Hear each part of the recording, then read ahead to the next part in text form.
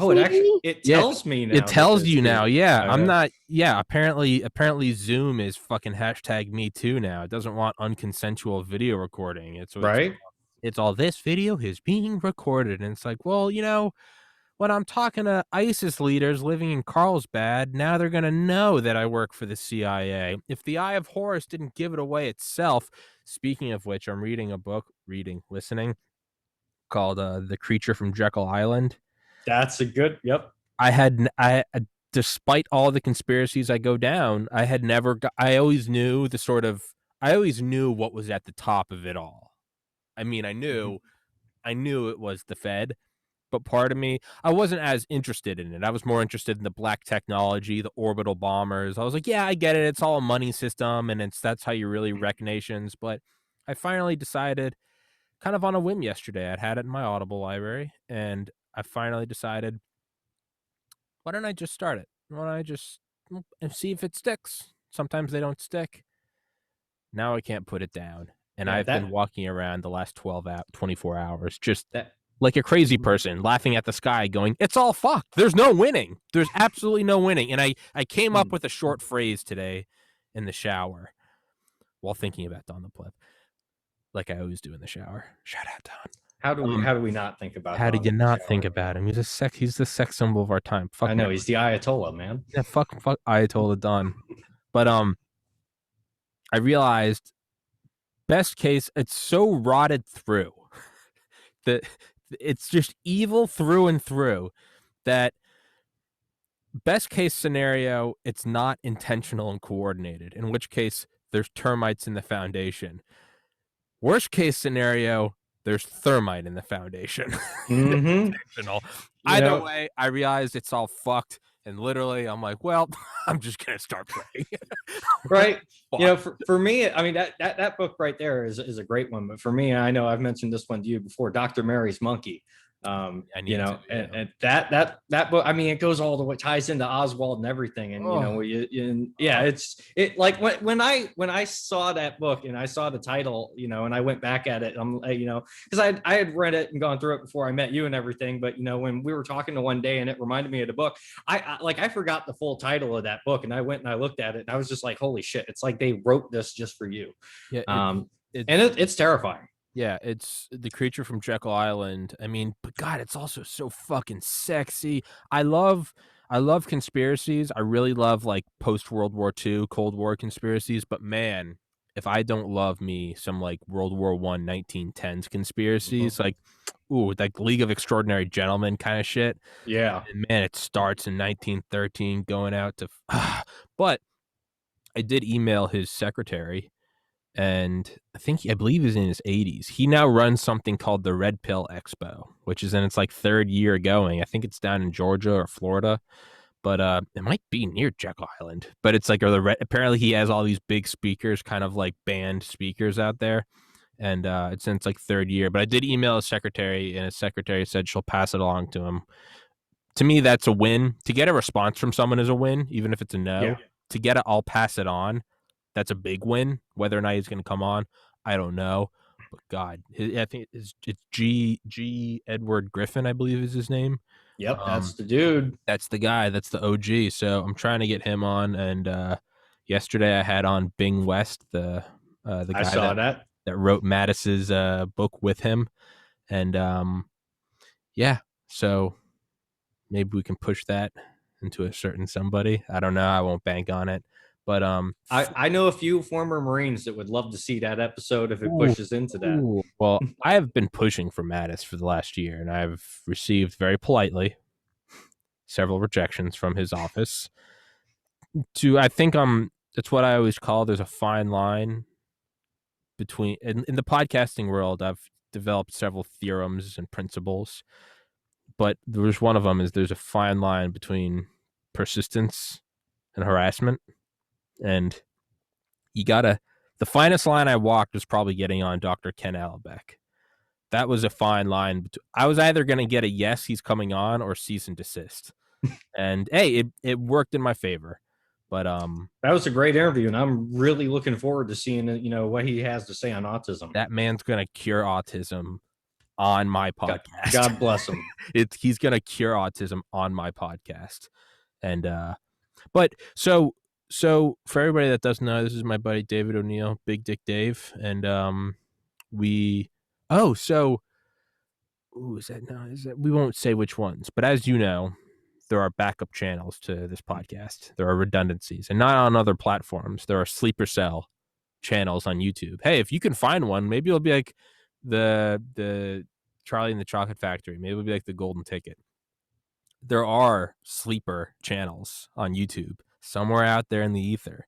They exist. No recognizable name, no recognizable description or thumbnails or titles. But sure enough, they are the videos right there. They exist. There's several of them. I upload about 10 episodes a day to them. And then once I get caught up, I start a new channel. And it's the war of attrition. It's the long march through the institutions. I'm just plugging them out. And it's very interesting because at first, the first time it happened with the first backup channel, episode 370 with the great Claire Lopez talking about CCP infiltration, got removed. And to me, that was terrifying because that showed, okay, they're doing instant transcription and then scanning this transcription. And I was like, fuck. But later episodes, perhaps 411 with Dr. Roger Hodgkinson, didn't get removed. So I was like, interesting. On the second backup channel, Hodgkinson got removed, but Ms. Lopez skated through. Isn't that just the strangest thing? There's and I'm trying to figure it out. So we're doing original research right now. It'll be peer reviewed one day. On the third channel, Claire and Roger both got through, but an episode with you on not even the sweatshirt one, which we can't mention here, but the episode, not our 5-hour one, but our 3-hour marathon, Pizzagate, Quantum AI, and whatever, and ExxonMobil. That one got the boot, but it didn't get the boot on the other two channels. So on the fourth and the fifth channels, I haven't caught up, so I don't know.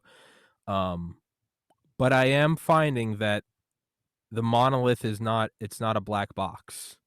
There are cracks in the facade, and deep down inside, I love to imagine that there's a partisan, there's a pro TPC radical inside YouTube. I like to imagine that. Hey, James O'Keefe shows us they exist, and hey, if you're out there and you haven't yet gone to Project Veritas tips at protonmail.com, you need to get on that. And speaking of that, one of the things that James and that organization could probably be doing to help things out, what's half of getting intel while paying sources, right? And so one of the things I've been putting a lot of thought to, thanks to Mitzi Purdue, talking about how do we make a game that, essentially can train people to look for signs of trafficking and whatnot. Well, I've been thinking about this.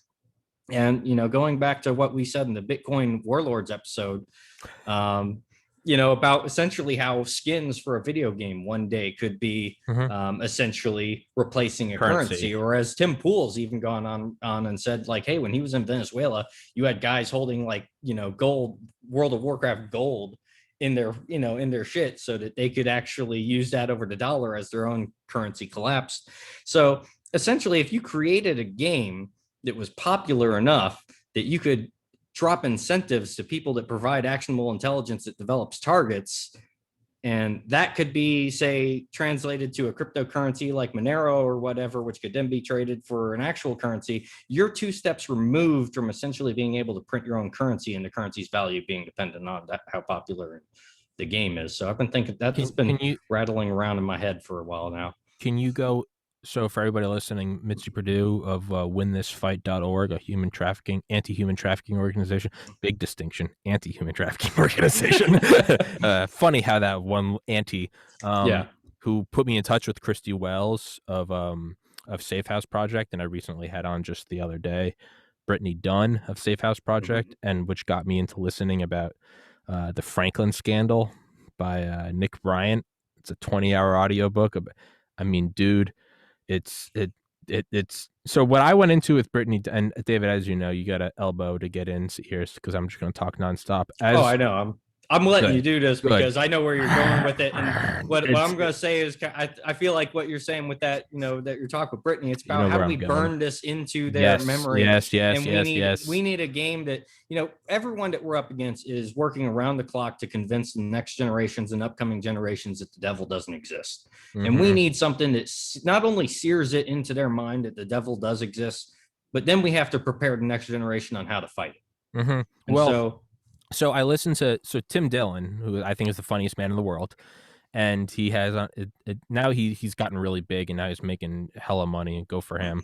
But as always, the earlier episodes are better, as one day this podcast will blow up and people will be like, remember the original episodes when they talked about Silicon Jesus before he sold out? And hey, I recognize that will happen. It's a natural part of the course of the world. But they always talk about these books. And so I finally listened. They had on the author, this was several years ago, Nick Bryant, who wrote about the Franklin scandal. And in it is what so everyone listening, I had on Brittany Dunn the other day of Safe House Project, and we were talking about trafficking and how bad it is. And what I spoke of, and it wasn't Dale, but there is someone I had on this podcast who is Special Forces, who was telling me that, like, you have to watch the ISIS videos. And I was like, no, I'm quite all right. I had watched some of them and I was like, I'm okay. I miss bestgore.com personally. Yeah. Well, but I remember in like 2003, 13, seeing the video of Nick Berg getting beheaded. And the only reason his screaming stopped was because they cut his windpipe. And that always burned into my mind.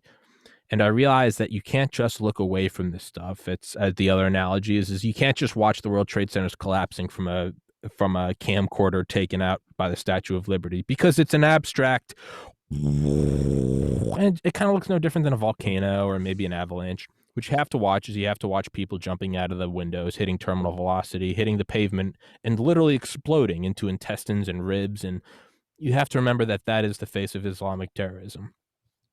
So, child trafficking, horrible, absolutely horrible. I'm not trying to make light of it at all. Just like I'm not trying to make light of the World Trade Centers collapsing, but rather you have to go in and see what it really is. What did Eisenhower do? Not only did he bring in all the photographers to Dachau and Auschwitz and Bergen-Belsen and Chelmno, he said, take pictures of this because one day they're going to deny it happened. But what did the Allied troops also do? I know you know the answer. They went and got all the citizens from the nearby town and said, this is what you let happen by being complacent.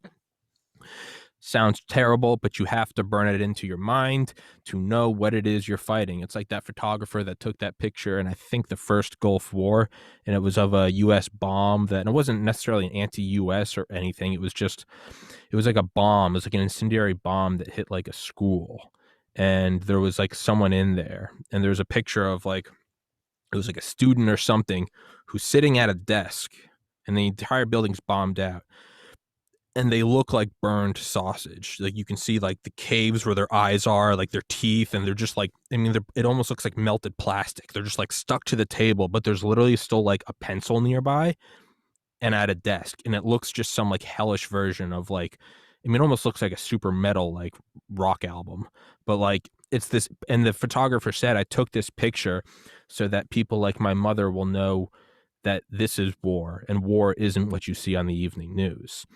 And at the risk of glorifying this stuff, at the risk of seeming like it's some sort of fetish, and also what I said with Brittany Dunn is an admitted risk of me having ulterior motives. Do I just want a killer podcast with an incendiary episode? Because I am clearly biased. I want my podcast to blow up. And if I have a super touchy graphic episode, it will get me subscribers, which will directly improve my life and my financial situation.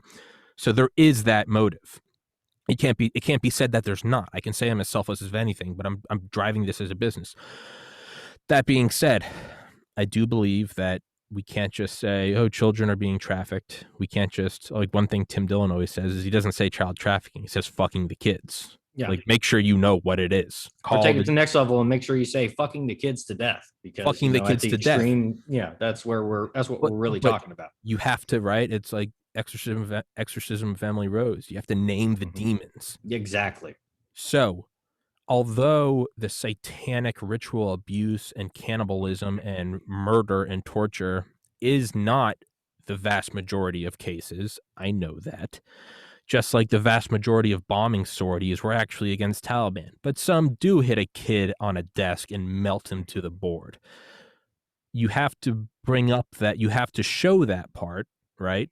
Not every German soldier was a Nazi. Some were just scared shitless guys that joined the Wehrmacht so their parents weren't killed. I get it.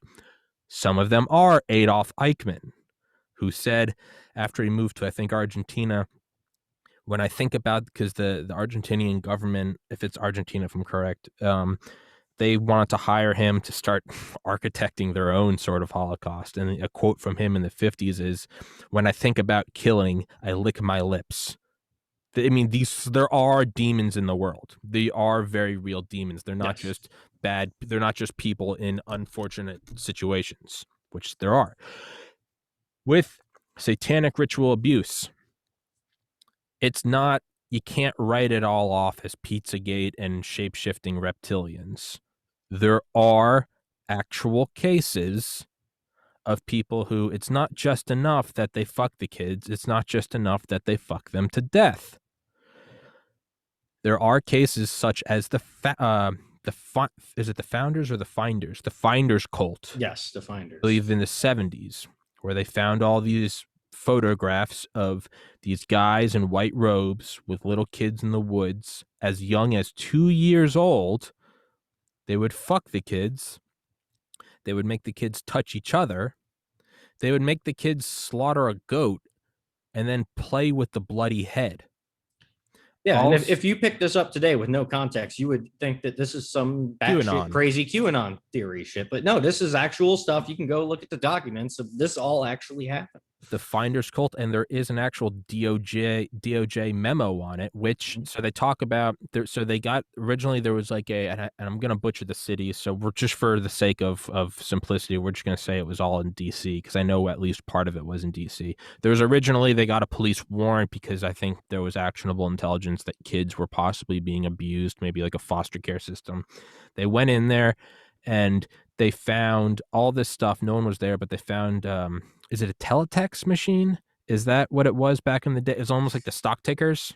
Yeah, I forget the exact term because obviously this is before my time. This was in the 70s. It was very similar, something like a predecessor to fax almost. Yeah, like a flash update kind of thing almost. And there was a teletext that said, "Keep the children moving," which means that there was more than one place if they used a teletext, because otherwise they would just use like a direct phone call. They found all these photographs of little kids in the woods being fucked by men in robes, kids being forced to decapitate a goat, play with the blood.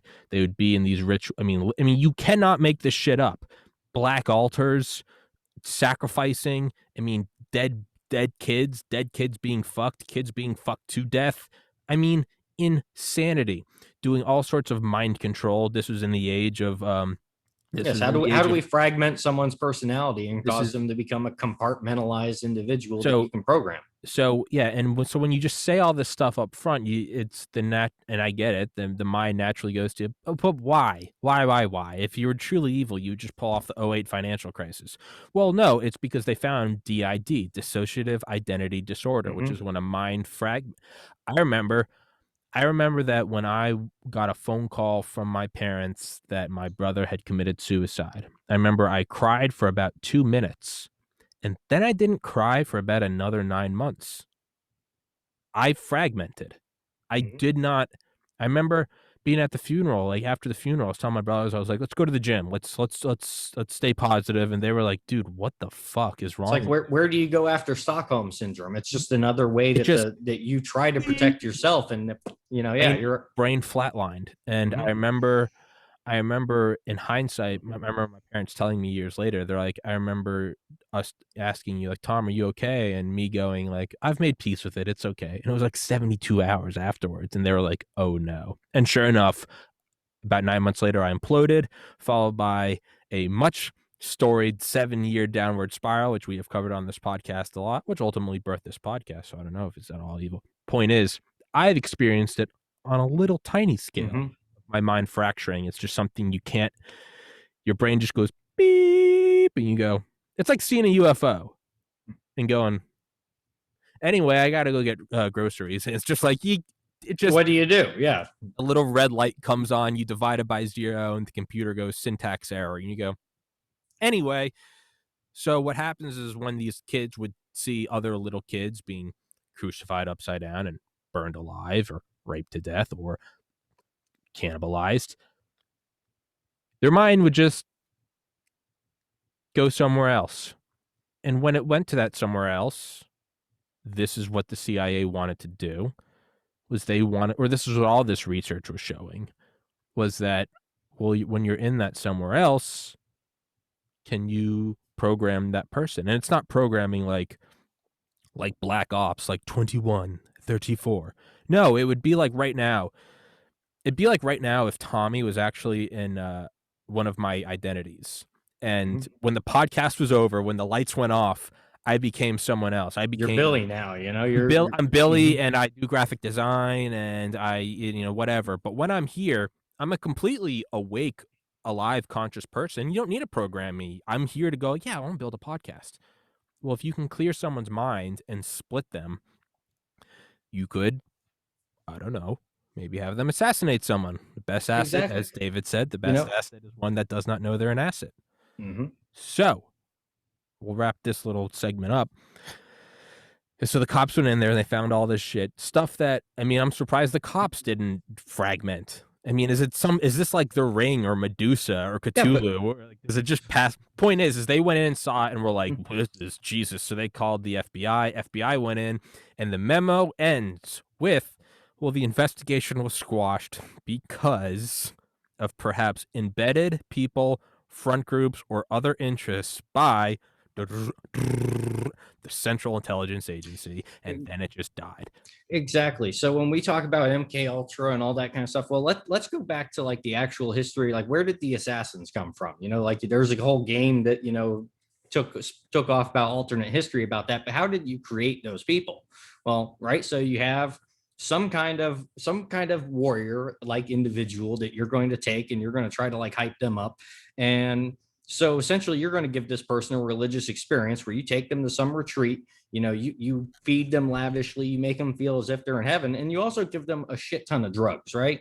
You give them a level of drugs that would be something that we would like, some kind of like DMT-ish or mushrooms heroes dose that gives them a religious experience. And as they're having like this religious experience, you're sitting there basically giving them their target and giving them their mission. And they're sitting there thinking this is like from the divine. Yeah, this is from God. Now imagine the power of that kind of program that you have there to just take what was already kind of a developed warrior, and imagine doing that to a small child who you've already caused their brain to fragment so that you can, for example, put them in one room one day and train them, to be thinking like some kind of psychic vampire assassin dude that Alex Jones would talk about. And then the other day, it's Billy. He runs an apple or a fruit cart or something like that, and you could be doing something like that. And that's one of the reasons why they looked at, what happens to the mind as this is going on, and just thought to themselves, well, you know what? This lines up with all the other kind of programs that you use for indoctrination. Why not mix it together and makes a completely new kind of program out of it? So it just kind of keeps going and going and going. And so the question we have to ask ourselves is, how do we develop a system that inoculates people to that, wakes them up to it, and then better off, instead of like dragging them into some pipeline, right, that turns them into a liability? How do we make them an intelligence asset that allows them to develop actionable intelligence on what's going on, right? And into the idea of like what Mitzi's talking about, let's say we want to develop a game. Well, let's look around and let's think, what kind of games basically have intelligence communities that want to show up and play them? In this case, it's EVE Online. All right. It's really hard to beat that because it's an Ancapistan sandbox that attracts people from not just to form intelligence communities, it attracts the actual intelligence community. I mean, you look at Vile Rat, who was killed during Benghazi. What was he? He was a State Department diplomat by day. He gets on the computer. He's a diplomat in the game. I know for a fact there are many people that work for the United States government, work in the intelligence community, that spend more time, doing counterintelligence in fucking EVE Online than they do doing counterintelligence against China. And you want to know why? It's because if they were to do counterintelligence in real life, they'd be accused of being political. But in a game, it's fine. It's absolutely fine. So you see this entire game revolves around people making alternate accounts, making alternate identities, going undercover, flipping assets. I mean, that's the entire history of EVE Online, essentially, is playing this game. So what if we built that kind of sandbox that attracted those kind of people that are going to develop those kinds of cells and little intelligence gathering networks anyway? And then you were able to just have, like you say, a corporate liaison or whatever. You're looking at these groups, trying to figure out who are the black hat groups, who are the white hat groups, and how can you incentivize them to develop other forms of intelligence.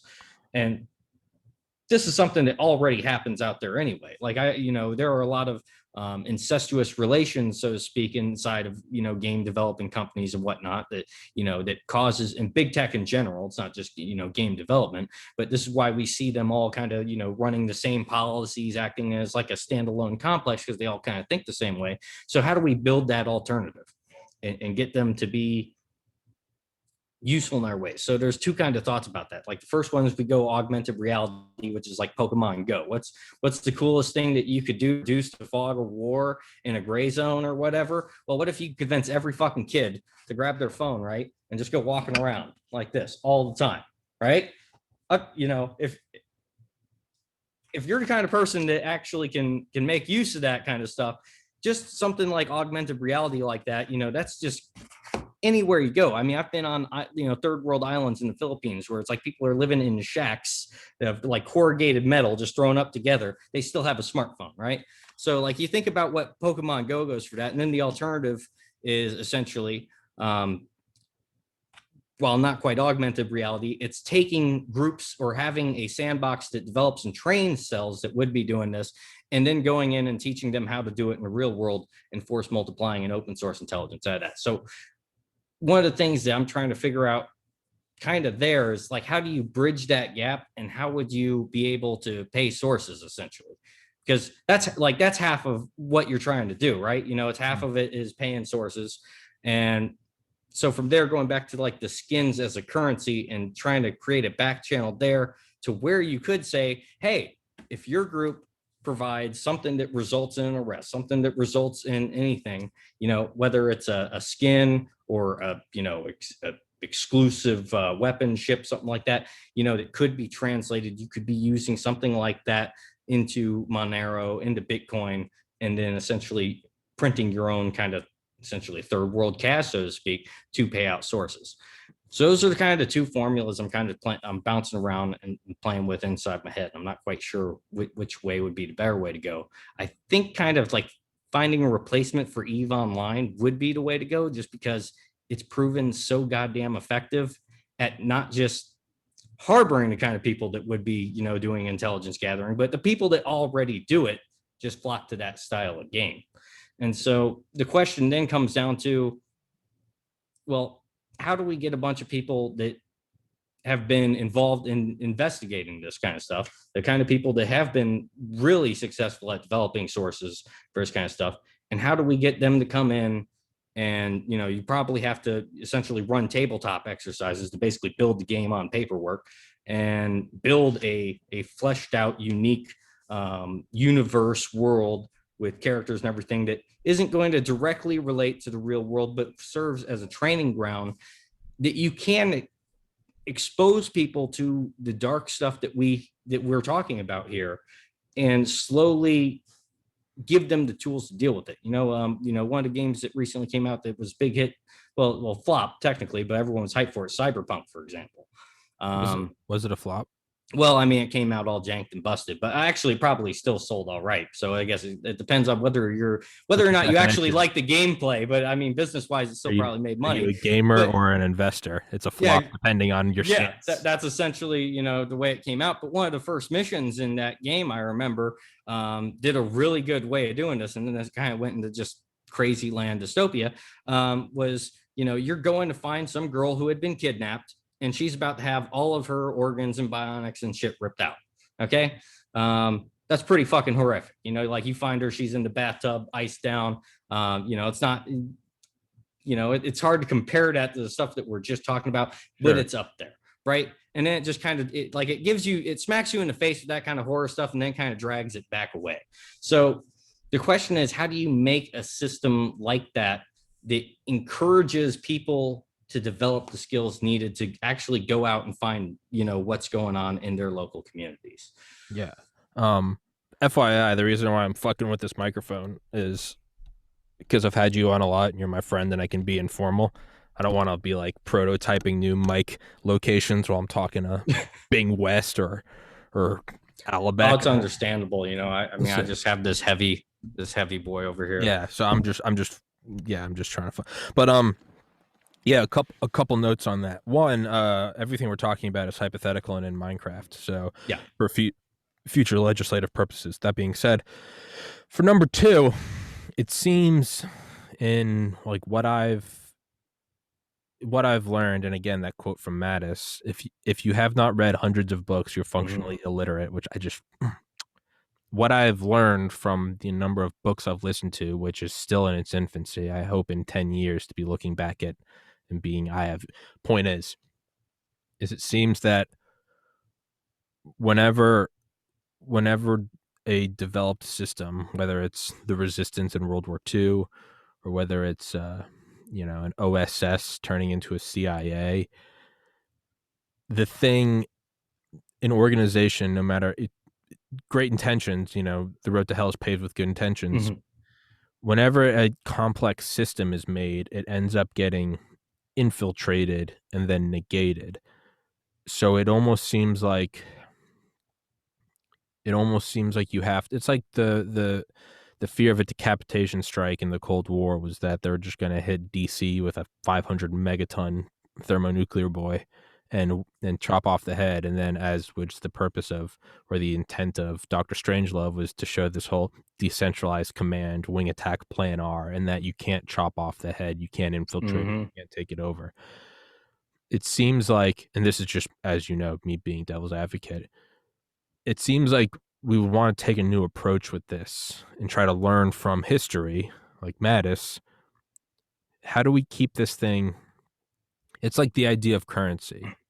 It's like we set up gold and it's like, we got it, we figured it out. And then there's like the Bretton Woods conference, and then we moved to fiat, and then we moved to digital, and then we moved to crypto. And it's like, it's hard times to create strong men. It seems like that happens regardless. A lot of thoughts flowing right now. It's kind of like one of those old school screensavers, where it's like the ball, but it's not actually a ball. It's kind of like a black hole of distortion, and it moves around the screen. It doesn't matter what's on the screen, whether it's the solitaire icon or the Internet Explorer icon or the Dell background or what. It bounces around and it morphs it. It seems like greatness from kingdoms moves around, whether it's the United States or whether it's the UK or whether it's the Ottoman Empire or whether it's Spain. It seems like greatness moves around throughout like the history of humanity. It doesn't really give a fuck about borders. It just moves. So it seems like we have to learn from the movement of like currency. We go to fiat, and then we go to crypto, and eventually you realize like there is no final solution. That will be taken out of context. There is no final solution to currency. As soon as we make crypto, it will eventually be compromised. And as you said, using World of Warcraft gold, that's good. It will eventually be compromised. So what you have to learn is that there is no final thing. You just have to stay one step ahead of it. Eventually, maybe one day they'll be using these hoodies as currency in some ANCAP Mars. But the point is, and once again, if the grid goes down overnight, all crypto's gone anyway. But as things stand with the current system, right? If you are, say, the owner of a game, and that game has skins, and those skins are worth money, and there's anywhere that you could trade those skins for crypto, and then that crypto can be traded for money, you're 2 degrees away from printing money, essentially. So point is of me saying all of that is this has nothing to do with crypto. It's rather like, let's just observe these patterns. There is no such thing as the final, we got it. NORAD, Cheyenne Mountain it's the best so far, but you'll never, eventually someone will sneak a nuke in there and take it out from the inside. You just have to stay ahead. So to build like a complex system to fight human trafficking, I don't think you can even do that. I think you just have to try to stay one step ahead until it gets caught up and compromised, and then you have to just go one step ahead again. Is there a way to make it so that it can't be compromised? And so now, indirectly contradicting what I've been saying, is there a way to make it that isn't complex, that isn't this top-down hierarchy that can be infiltrated? Is there any way that like natural selection. No one needs to tell the giraffe to do daily neck stretches. It just selection just it selects for the giraffe that can get the most fruit highest up, and then they survive. And there's no overarching, there's no top down management. The thing just happens naturally. Is there a way to make a sort of free market fight against human trafficking without necessarily going in and making a complex game or skins? Or is there any way, or is this just me talking as soon as we try to think about that, what the big issue there is that beyond the scope of the fight? The problem is counterintelligence is king. The second that you give up doing counterintelligence, well, you're going to be infiltrated and subverted. It's the nature of secret societies and wheels within wheels, whether it's an intelligence agency of today or secret societies as old. The kind of person attracted to esoteric knowledge is not just going to be satisfied with esoteric knowledge from one source. They're going to eventually, they're going to dip their finger in with this one, they're going to dip their finger in over here, and they're going to try a little bit of everything out and see what works for them. And so it's just a constant game of, there's going to be infiltration, there's going to be subversion. So the question is, how do you build a limited hangout that attracts all of the kind of people that you want to be watching anyway? And that's the thing. If you were running something that was comparable to Eve, that had the size of corporations of Eve, that had the level of, influential people playing that game as Eve, you're going to have white hat organizations, you're going to have black hat organizations. And, the key there is knowing how to utilize them, knowing how to, maybe you want to be able to utilize having a black hat organization in your limited hangout, just to stock some of what other people. Okay.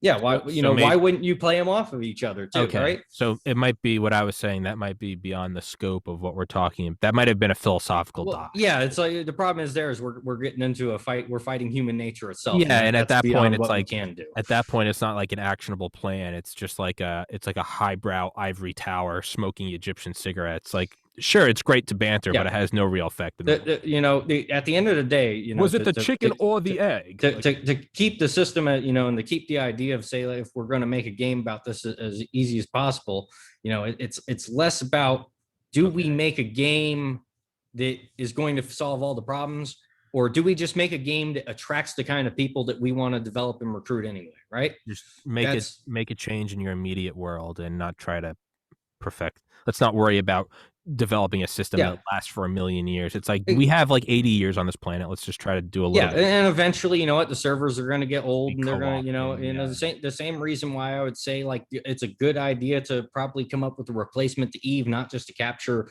the level of players, but also, guess what? It's a very old game. The servers are old. Whenever a major war breaks out between factions, they have to essentially dial time, down to like 1/10 of the scale to monitor all the ticks. And so a major battle takes a long time. And so what the question is, if you replace that, if you capture that kind of high IQ brain power, and then you incentivize them and develop them, and say, what, you guys are really good at fucking spying on motherfuckers in the video game. How would you like to try that on, something a little bit more useful? And if they're good, you have a way to incentivize them, because guess what? They like the game, they can be rewarded in the game, and it costs you literally, once you have your skin or whatever, it's copy and paste. It doesn't cost you anything to essentially incentivize your sources there. And side note, if war slows down the game, is there a bigger, deeper, esoteric meaning behind us being a warring ape, nonstop war? Are we trying to slow down the simulation? Is there any purpose to that? What would be the purpose? Listen, if you detonate enough nukes, I imagine that somewhere along the way there has to be a hiccup in the server somewhere. Maybe there's one thing I learned from Minecraft. That's got to be it. Maybe that's why they stopped. Maybe that's why we made that treaty on like nuclear testing. It's because they realized the server was slowing down. Yeah, we're really messing up the server load. So with the game on fighting human trafficking and having, the other thing is like, you want there to be a real effect. You don't just want the changing of Facebook profile pictures. You don't just want the meme of like Coney 2012. Like, I vividly remember like one girl who I've known for a while making a Facebook status in like 2012, and it was it was like, let's make him famous, and it was a picture of him, and like that's feel good, that's patting on the back, that's Sam Hyde at the TED Talk. And so that's why I say we go the exact opposite. We go so exclusive. Like, you don't even make that, like, you don't announce that as your intention of the game. Make it Fight Club. You just exactly. You make it Fight Club. You just make it so this is a really dark themed game. You're going to be like investigating and dealing with like some of the most horrific shit that we could think up. And guess what? If we just so happen to be monitoring all of the in Eve, it would be corporations, and every other game it'd be called a clan, whatever the hell you want to call it. You just keep an eye, it's your limited hangout. You can see, pretty much who's running your servers, who's doing the best. And then all of a sudden you can just decide who you want to tap on the shoulder and go, hey, there's a secret program here. Everybody loves secret programs. Everybody loves exclusive access to esoteric stuff, right?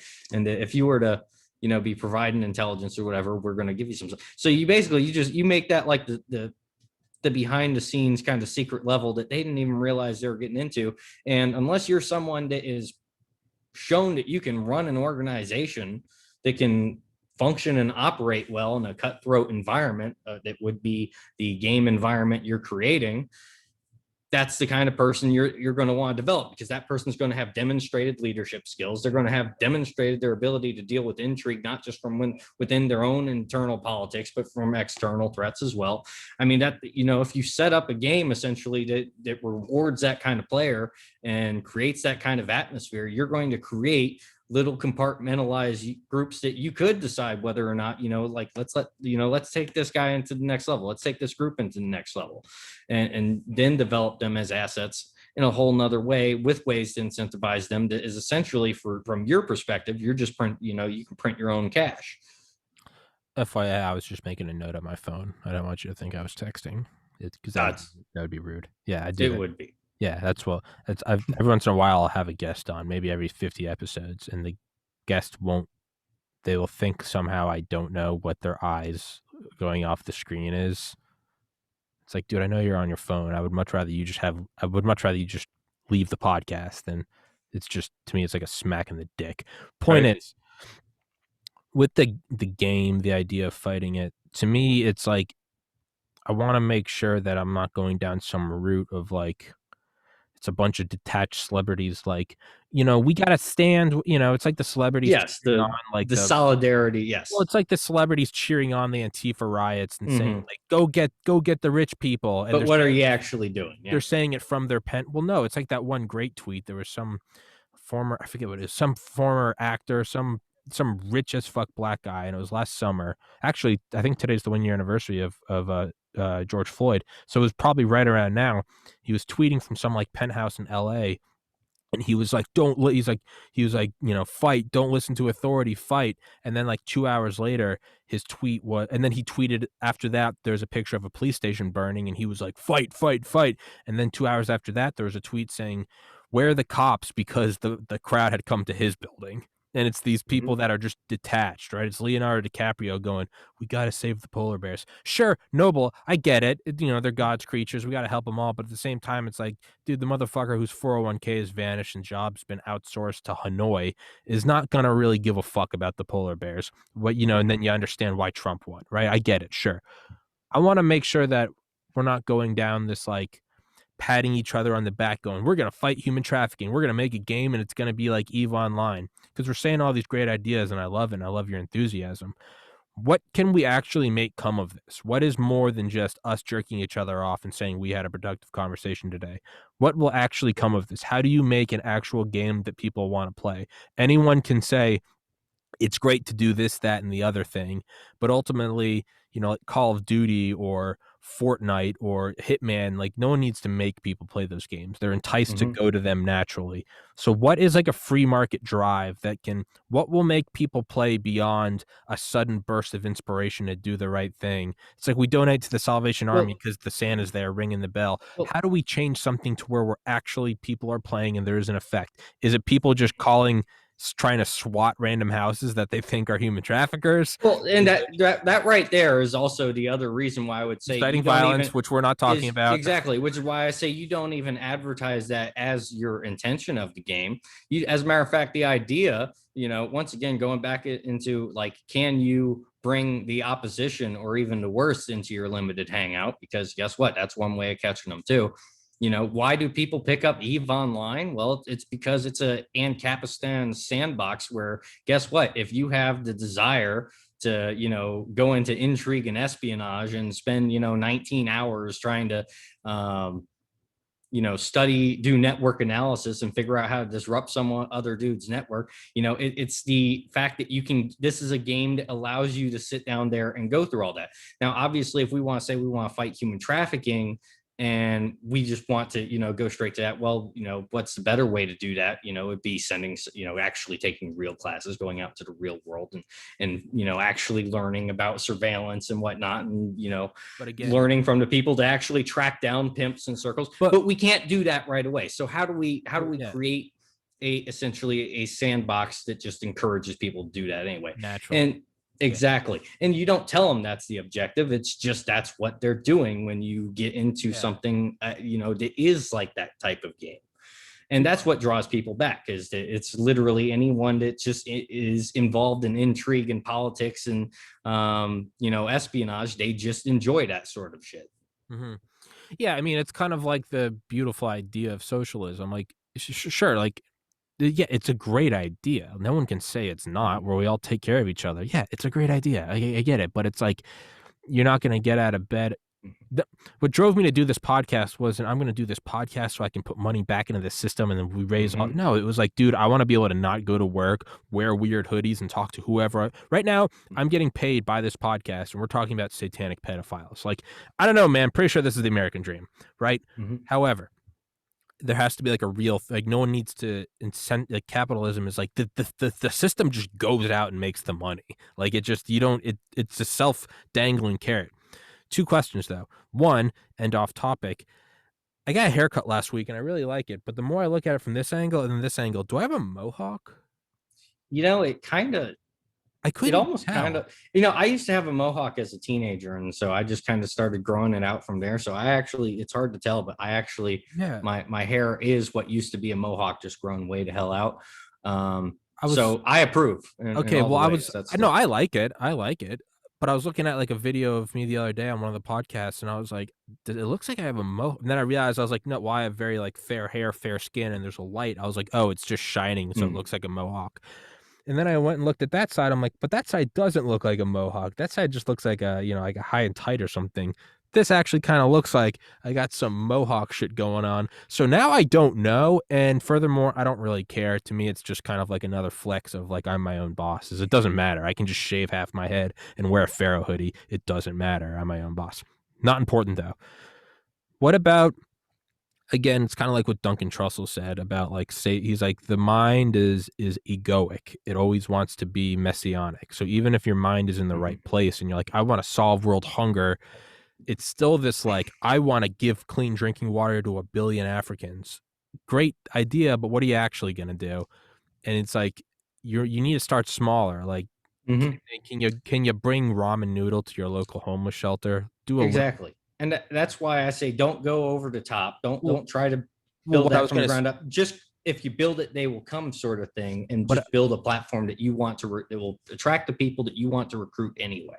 So, what I'm getting at is, it's like, if you try to just, knowledge is power. If you try to educate people, but up until probably the age of 27, I never once listened to an audiobook or read other than what I was forced to do. Now you can't stop me. I wouldn't listen to Joe Rogan Experience if my life depended on it. Nothing against him. To me, I'm like, if I'm just not sucking up information and history, I'm wasting time. But it's kind of like the saying, by the time you realize your dad was right, you have a son who thinks you're wrong, right? And so that's where we have to, we kind of have to, I know we can easily get sucked into this, which is, we find history and what's going on in the real world so it's interesting. It's hard for us to pick up fiction a lot of the times, but that's and that's our biggest peril, is that we cannot underestimate great fiction, because if we can take someone that's growing up and it's going to have to be coming in and understanding the horrors of the world, well, how do we present to them the most horrific evils of humanity without any political bias, without any historical biases, without anything else? You need good fiction. If I can take good fiction in front of you and it's based on good historical context, well, suddenly you might have a few people that go, holy shit, this was really good. And then they look into it and it's like, oh, it was inspired by real world events. Oh, well, so yeah. The point of me saying that is like, now I'm 30 and I am by definition technically the most mature I've ever been in my life. And tomorrow that statement won't be true. I can't force people to go and read, because it was the very act of making me try to read is what made me hate it. So what do I try to do with this podcast? Well, one, above all, is what I tell everyone. I'm trying to make my own money. But two, if there's a purpose behind it, what do I try to do? I try to bring up topics that I think need to be known about, right? I remember Joe Rogan is the first person through which I learned about Operation Northwoods. But if he had put up an episode that said, we're going to learn about the history of CIA false flags, I would have been like, But instead, I'm listening to Rogan, this guy with tattoos, talking to Duncan Trussell, smoking pot, sponsored by the Fleshlight, and then they put that in there. It's the perfect learning mechanism. So in a sense, it becomes its own fiction. So like what I try to do with this podcast is, sure, sometimes there are episodes where I have on like a missile historian and we talk purely about the missile. But what I try to do is like, first episode I ever did with Don the Pleb, I think it was called Crystal Meth. It was called Crystal Meth Nazis, Flat Earth Cucks, and Technocratic Space Buddhas. But we actually talked nonstop about Norman Ohler's book Blitzed. With you, talk about Pizzagate and ExxonMobil and Silicon Jesus. But I'm trying to insert kind of these actual things in there. So instead of just saying, today we're going to talk about the pandemic of human trafficking, instead I'm wearing a Eye of Horus fucking hoodie. You're sitting there, we're talking about satanic ritual abuse, but you can insert actual lessons in there. The reason my friends loved my MCAT study guides is because instead of talking about facilitated diffusion or gradients, I would always say, instead of talking about potassium ion pump channels in the cell wall, I would say it's like a bouncer at a bar on a Friday night. It's one hot girl in, one hot girl out, two hot girls in, one guy in. It's all about, and that's how you remember shit, is by making it funny, by making it memorable. So to take everything I just said, the first thing you got to do is talk about it. You can't diagnose it if no one knows about it. So we talk about it. Would a way to go be? Would I have to be the change I want to see in the world? And instead of just talking about it, what if we start publicly advertising that 10% of profits from the dope merch would go to Safe House Project, Win This Fight, all these anti-human trafficking organizations? So instead of anyone else having to go out and do something, they get a hoodie. Their price doesn't increase at all. They still get a dope hoodie. And if someone asks where they got it, would come back to the podcast, and it's you and I talking about Silicon Jesus and ExxonMobil burrowing itself in the middle of the earth because it's an AI and it doesn't want to use a Dyson sphere to tip off the other civilizations. Anyone listening right now might be saying, Tommy, you're on meth. Go back to the previous episodes. It'll all make sense. Is there a way to suck people in to, hey, it's a fun thing where we wear weird shit that's all designed by me, and we're going to talk about pedophiles and quantum AI and all this shit. But also, there's a real world effect. You're not just changing your profile picture to saying, we stand with France, but you're actually doing something. We should feed the homeless versus actually taking money out of your wallet and going and buying ramen and giving it to the local shelter. Maybe that's what we have to do, is we have to start right here. Maybe we should give 10% of profits from the hoodies, come out to, I don't know, not much, but it will add up. And in turn, instead of getting like a little bumper sticker or like an I voted sticker that says I fight human trafficking, no, instead you get something that kind of dope, right? Yeah. I know I'm talking at 1,000,000 miles an hour, but I get excited, David. How can you not get excited? When you're talking about such, wonderful subjects and how to go about dealing with them. And it's a very challenging subject because obviously we've gone over many times. It's kind of it has a built-in defense mechanism, which is when you talk about something so horrific, just the average person doesn't quite fragment in the way that the victims does, but it's just close. It's a very similar effect that it kind of kicks in. And so it's like, how do you get around that? Well, once again, it's taking out all of the biases, all the things that, would normally make someone panic because, oh shit, this might be political, this might be this, that, or the other thing. How do you just take all that away? And it goes back to good fiction.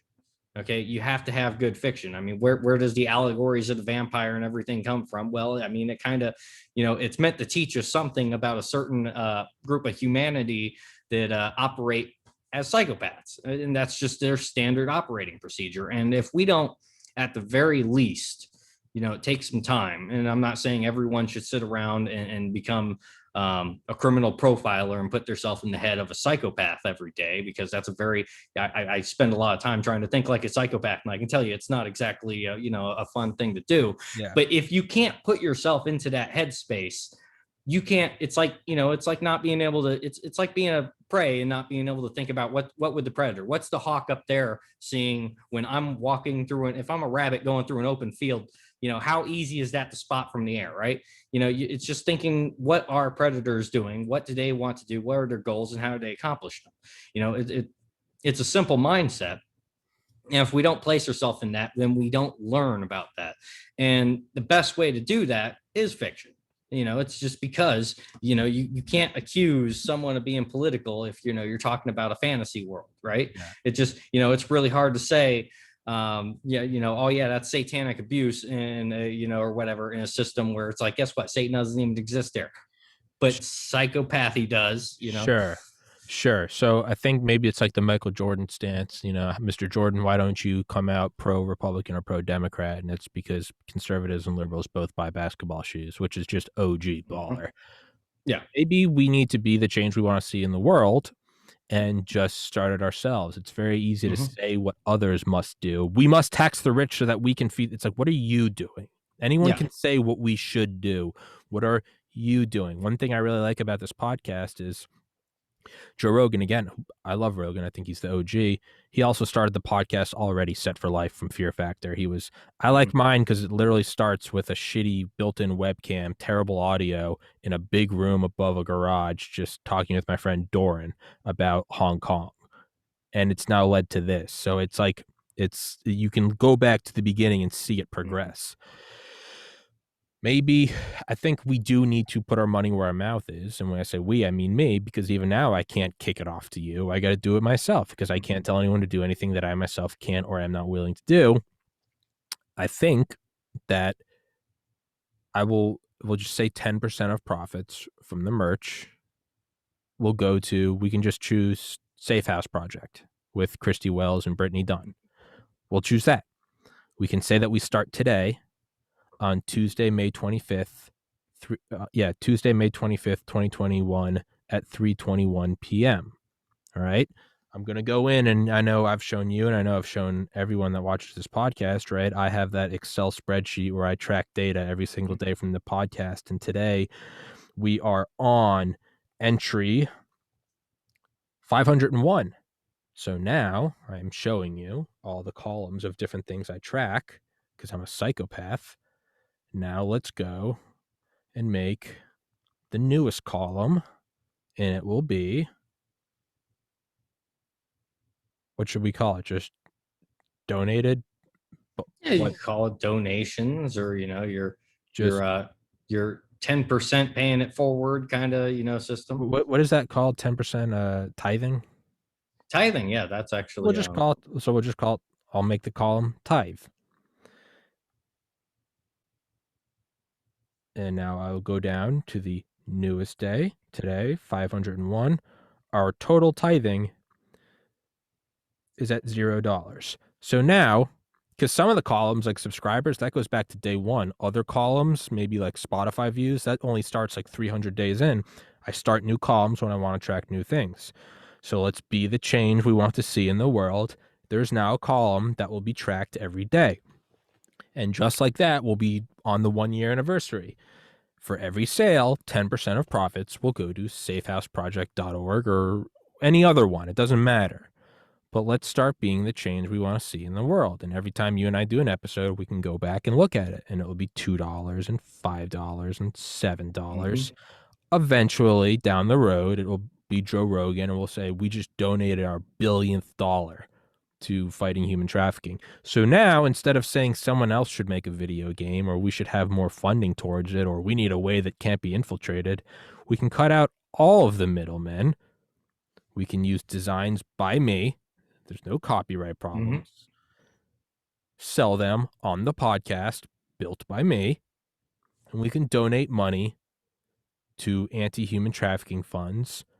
And it doesn't need to be a serious subject where it's like, we need to talk about the terrorists. No, instead we can talk about like, hey, dude, there's something called the Finders Cult where they burned kids alive and then ate them. And we can't be canceled. At least on certain platforms. Well, the end goal is to build TomTube, which will be my own video hosting platform. That's the end goal. There will be one channel and it will be me because I won't be able to afford to host other people. But I'm going to build TomTube that can't be canceled. And now I'm still looking forward to where I can go on band.video and see that he's carrying your stuff. I can't get them to message me back. That makes me sad. It is what it is. But the point is let's be the change we want to see in the world.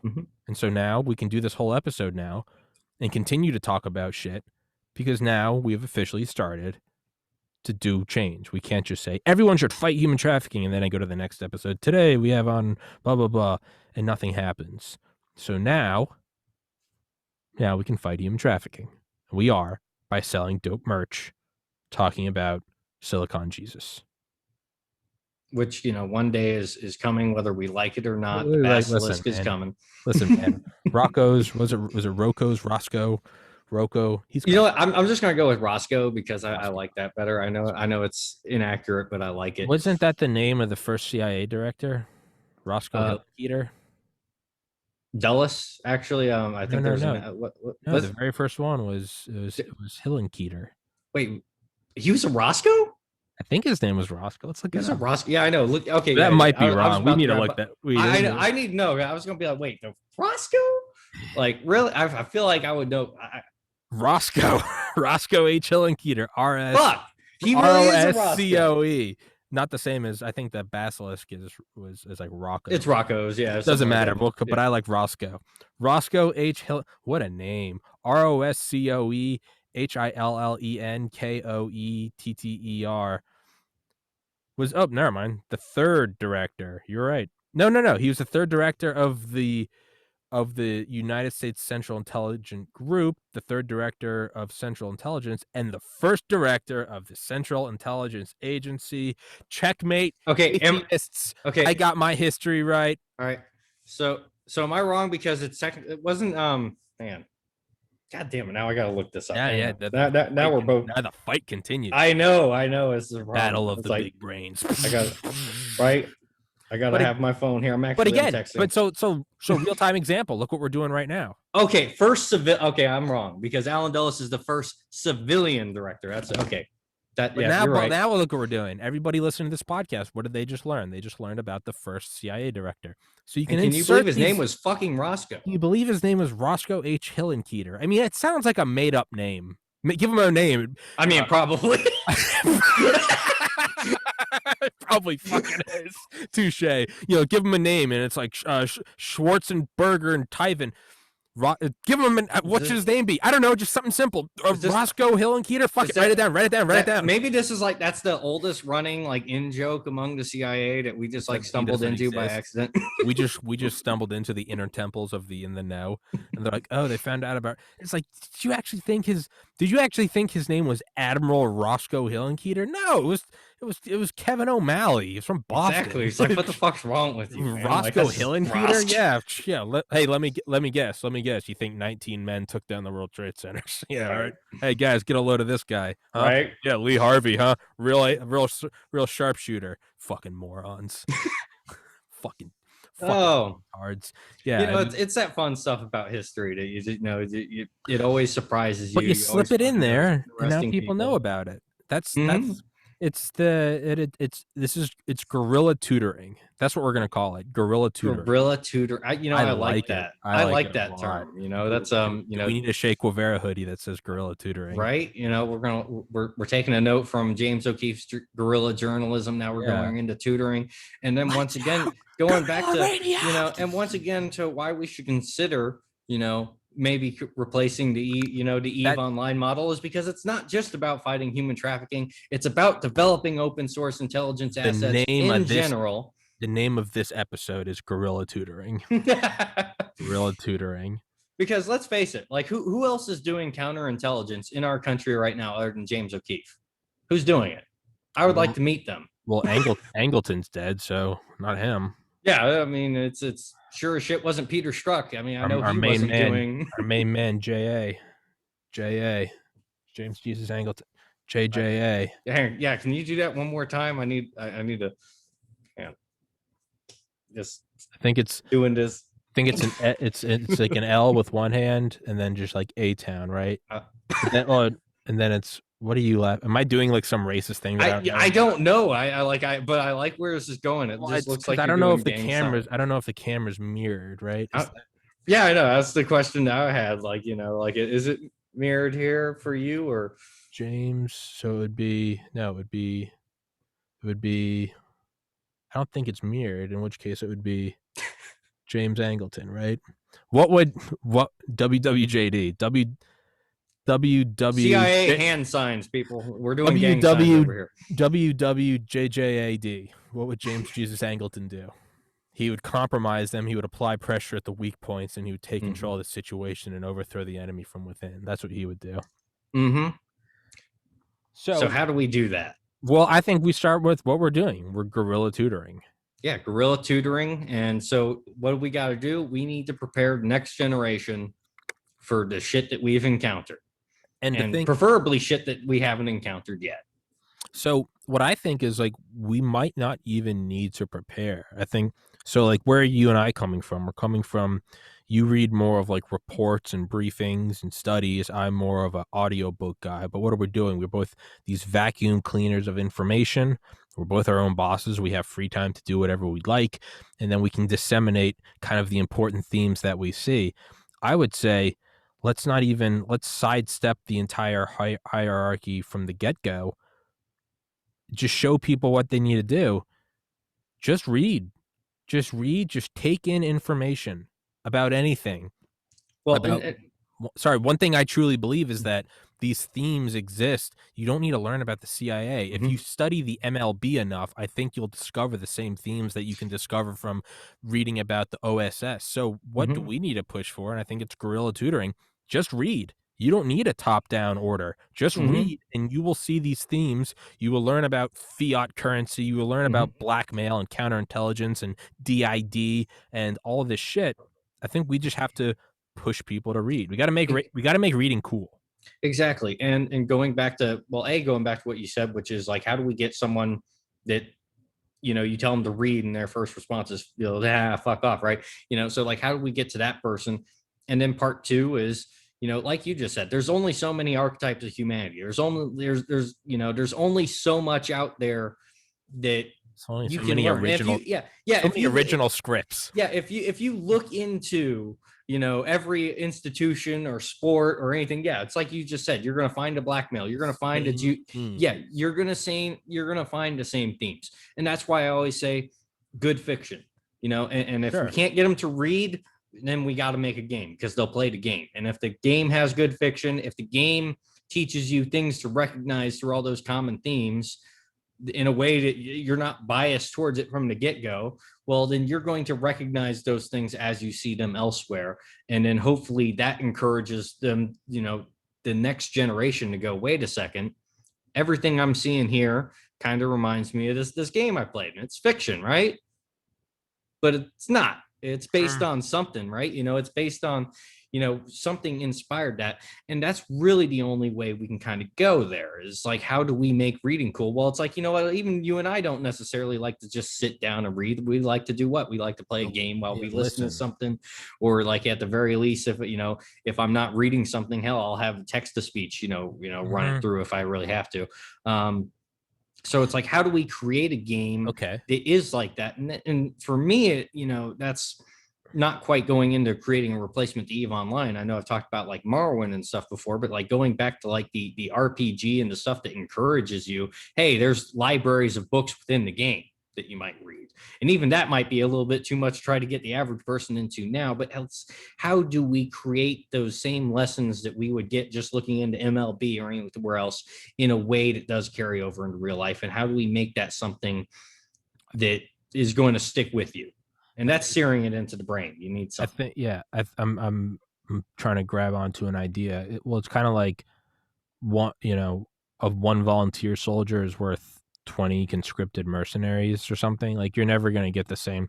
So I don't think we should even try to make people read, because I think that's a losing. It'd be like, if you're interested, like, come to it. It's always here, right? It's like what Buddhism, or it's like what build a sandbox that people want to play in. Exactly. But has the lessons it's like built in. It's like the love of God is the sun. And if you choose to stay inside, the sun's always there. It's not gonna. The sun is out and it's shining as much as it did when the Brontosaurus were walking around the world. If you decide to stay inside for 20 years, that's fine. On any given day, you can go walk outside into the sun. What if the Earth is fucked? And what if there's a metaphorical clouds? Well, everyone knows you can be in the worst storm ever. If you get in a plane and fly above, the sun's still there. So how do we create this kind of like shining light of at the risk of becoming noble and self-righteous? So what do we both have? We both have free time. We have both reached that Valhalla of being our own bosses, which to me was more difficult than getting into medical school, more difficult than getting a white coat, than getting into a medical school with 100 spots out of 15,000 applicants, 15,000 intelligent applicants. Harder than that was becoming my own boss. We now have this time to be our own bosses. Maybe I think, are we doing our best right now by just trying to make this podcast, disseminating information? Because, I mean, dude, when you're working a 9-hour shift at the liquor store and you come home, you've got a pounding headache and you're sunburned and you just want to lay in bed and turn on the air conditioner and you don't want to go get groceries, but you're fucking starving. You know, you got to call your mom back and you haven't done laundry in a week and you feel like you're getting older and there's opportunities slipping away. You don't necessarily have the time nor the motivation to sit down and go, let's read Legacy of Ashes, A History of the CIA. But do you have an hour to turn on a podcast where you have two assholes like you and me being like, they're fucking doing it all. It's the CIA. They're fucking the kids. They're lighting them on fire. It's all about dissociative identity disorder. Sirhan, that's where it goes. Are we doing our best right now?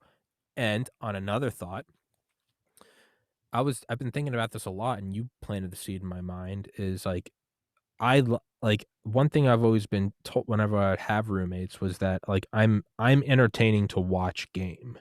Like, I've always, I mean, back to middle school, I have friends that would say, like, you know, normally I hate watching people play video games. I like watching you because you're fucking weird. Like, right now I'm playing Hitman, and the only thing I'm doing is now I'm seeing how can I go through the whole level without being detected, but I don't even use a gun. I have one knife. That's my only weapon in my inventory, and I just cut everybody's throat. And it takes like 3 hours, but I can do it. I can cut everyone's throat without being detected. When I played that game, I'd just like to point out that I made a habit on every level. I would at least kill at least one person by drowning them in the toilet. Nice. That was that was my call sign. Nice. Yeah, my way of playing is, because at first I went through all the levels, can I kill everyone? And sure, it's fun, you go in shooting, but eventually, I guess like Dale going from Delta Force to CIA, eventually you want another challenge. So what I do is I try to cut everyone's throat in the game without being detected. So it's all about just sneaking and not stabbing, but it's even more difficult to only cut their throats.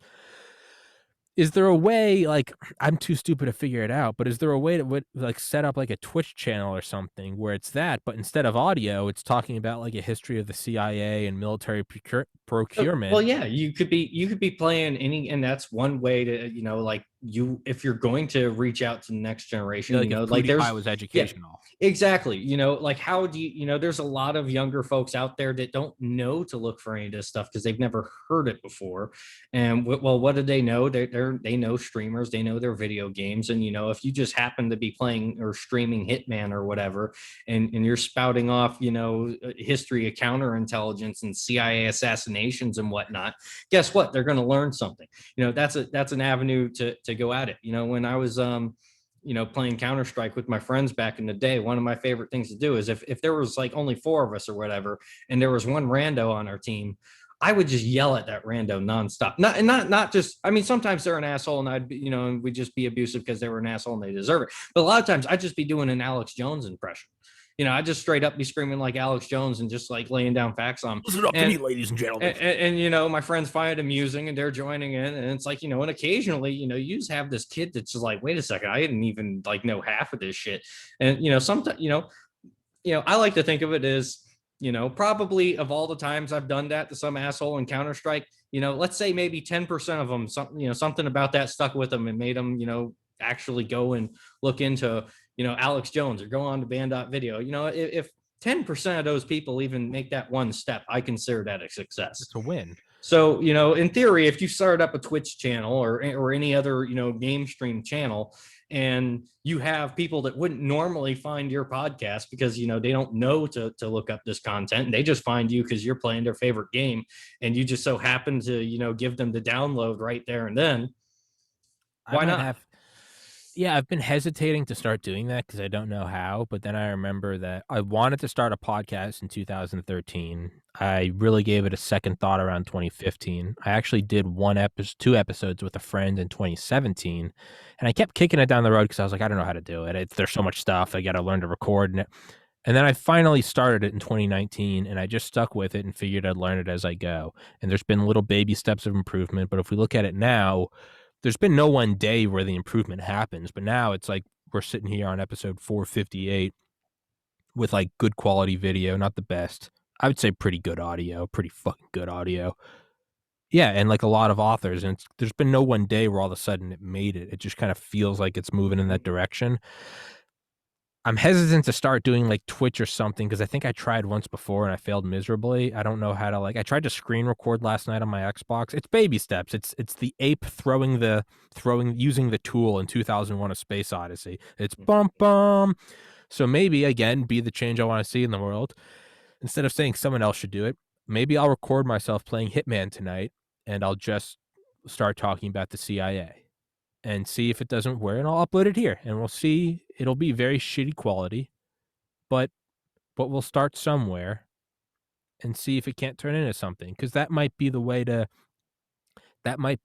go. Is like, maybe for some people this podcast feels too much like learning to them and they want something even simpler, in which case it would be, sure, here's me cutting throats in Hitman on a great 4K video talking about Alan Dulles and Operation High Jump and Admiral Byrd and Roscoe Hill and Keeter, who probably didn't exist, and probably an in joke.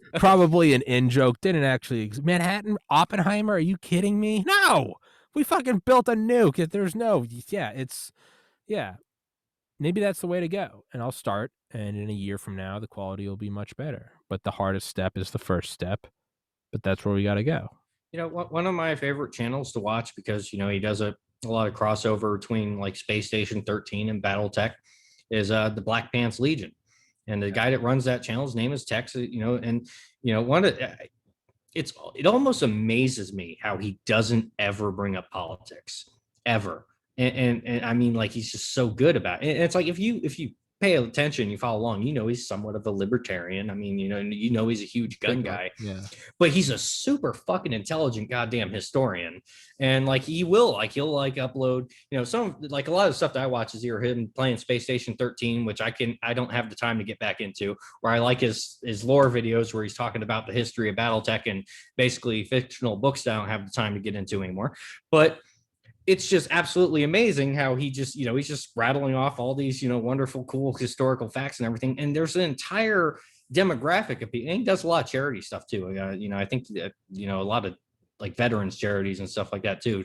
But just really great stuff without ever bringing up politics, sticking purely into world of fiction and whatnot. He's just able to constantly rattle off those historical facts. And you just got to think about, from the perspective of some kid that doesn't want to have to deal with, the hyper partisan politics of the day. They don't want to get in trouble at school. They don't want to start shit with their family because they still got to, live there. Yeah. And, that, like, that, it's, you can't measure the value that has, that's one of those things that we just can't see it, unless you're, getting his emails and seeing the stuff that, people write to him and thank him for, the kind of stuff that, he's doing there. But that is one of the ways, and that's one of the reasons why, like, I thought about the idea that Mitzi had about designing a game, is because, once again, you can't make a system or even make, design a curriculum that everyone's going to sign up for to take anyway. You just have to create a sandbox that people want to show up to and play in. And if they so happen to get the message along the way, then they get it. Sure. Yeah. That's, I still have on guests that can have any views they would like, but you might have noticed one thing I've toned back in the last 2 or 3 months is like my political rants. Not because in the cop out answer would be, oh, you're trying to pull Tim Pool, walk the middle line, get that Rogan contract by not. And it's not that at all. Everyone knows my political views. They know I'm conservative. They know I'm nauseatingly patriotic. Sure, I get it. What I'm trying to do is I don't ever deter my guests, and I don't even suggest to deter them. If someone wants to come on here and talk about how Biden's the best president on the face of the earth, go for it, and I'll accept it. If it's Dale or Claire talking about whatever, they can come on here and do the same. I'm trying to walk less of that road, not because I'm ashamed of my beliefs, not because I think I can get more subscribers if I walk the middle road. It's that, man, sometimes you just want to get away from it because everyone's families are so hyper partisan. When I worked at a liquor store, one manager would always be kind of watching Trump speeches. The other one would be watching like CNN, and I'll be like, I had to customize my like daily banter with my manager, who directly controlled which days I worked and which ones I didn't work and which hours I liked and which ones I didn't like based on that. When someone tunes into a podcast and maybe the last thing they want to hear is, let me tell you why these stupid libtards. And it's like, dude, I'm not going to inform anyone. Everyone, they're all adults. They have their own opinions. Maybe they're just tuning in because they just want to hear about, I don't know, like a bipartisan issue, like the B-21 Raider, like the newest stealth bomber. That's badass shit. And furthermore, donating money to an anti-human trafficking cause, if we can start that, well, hey, both Biden supporters and Trump supporters both use Federal Reserve notes. I don't give a fuck where it's coming from. If we can do some sort of actual good and not just a bunch of conservatives sitting here and jerking each other off, or a bunch of liberals sitting here jerking each other off, if something good can actually come from it, bringing awareness to human trafficking, at the very least, do something good before we leave this earth. To me, the ends justify the means, and I'm not someone that will hide my political views. If someone said, well, did you like Trump? I said, fuck yeah, I did. Fucking record low unemployment, a booming economy, less being a world's police, and it's fine. Do I recognize Joe Biden's the president? Yeah. Am I going to say he's pure evil? No. I like the Strategic Pacific Deterrence or the Pacific Deterrence Initiative to fight China. I like it. I like the infrastructure bill. Why not? China poured more concrete between 2014 and 2016 than the United States between 1900 and 2016. That's not a typo. That's not a hyperbolic fact. That is a fact. China poured more concrete between 2014 and 2016 than the United States did in the 116 years. Hey, you got to build your infrastructure. I'm not going to sit here and say Joe Biden's pure evil. That's a good thing. Sure, whatever. So people have brought it up and they've wondered why wasn't the flag up. That was actually, I just didn't want these to fall because these were a bitch to put up and you're supposed to let them settle, but I put the flag up yesterday. But I am trying to walk less of an anti-Biden, pro-Trump stance, or furthermore, less of an anti-Trump, pro-Biden stance. And it's just unnecessary for the most part. I mean, if you obviously you kind of know where we're all at anyway. If you want that sandbox, you can go on TV or Reddit and find that sandbox. But this sandbox might be more of Roswell, Silicon Jesus, Roscoe Hill and Keeter, who didn't exist, and and fight human trafficking. Like, if that wasn't an in joke before, we're making it the in joke. If it's an in joke now, yeah. Oh yeah. Oh yeah, that's like, it's like, what's code to lie to our wives at dinner? Be like, instead of nudging each other on the table, be like, I guess we'd have to ask old Roscoe. Yeah, we gotta talk to Roscoe, man. And they'd understand. They'd be like, going to the bathroom to get Coke, but it would just be like, I don't know, man. What do you think Roscoe would think about that? And that would be code for shut the fuck up. She doesn't know about that. I don't know, man. Sounds like classic Hill and Keeter. Yeah. You know what? Can we get a bill? Can we wrap? Meanwhile, we're like selling the SF morphine supply with the Vatican or something. You know what? Hey, meanwhile, we're executing Nazis at Nuremberg while giving a nice home to Werner von Braun out in the Wild West. I mean, Shout out to 731 too. Let's not Hey, forget our rice paperclip homies. woo, woo. Hey, just shout out to the CIA being the demons to fight the demons, or so we would wish. But, you know, why can't we fight our own fight? You know, instead of becoming the monsters to fight the monsters, why can't, you know, when I get on, only in the last couple of days have I started getting on Discord with like my best friend Matt and some of his friends. And I know that they are all liberal leaning, and I know I'm the black sheep conservative. But you know what's beautiful? Is no one once mentions anything. It's just all bullshit. It's just really crass jokes about school shootings and nuclear bombs. And it's not that, oh, these people don't want to stand up for the beliefs. No, it's sometimes you just want to check it at the door. Yeah, So and that there's you just a can lot of still people that are like that, and don't get me wrong, I hate the lukewarm, and I'm just if there's the fence sitter.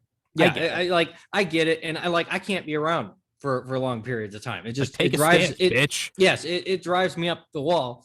It just like their presence alone, that apathy, it just irritates me. But that being said, I recognize that this is, we're in a war for the normie, right? And the normie does not want to be bashed over the head. Like have they heard that? Oh yeah, free market and capitalism is the way to go a million times. Yeah, they've heard it. They've heard it, a million times. And you want to know why they don't care?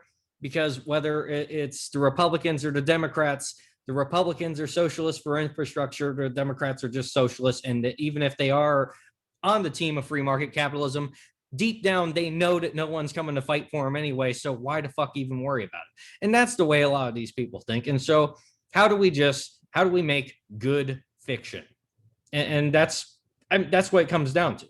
A lot of us, historians and whatnot, like we kind of like to knock it and everything, but that's how you get them. That is how you get people to look at the evils of the world in a form that they can't project any regular biases on, but just see, as we just said before, evil only operates so many different ways, whether it's the MLB, CIA.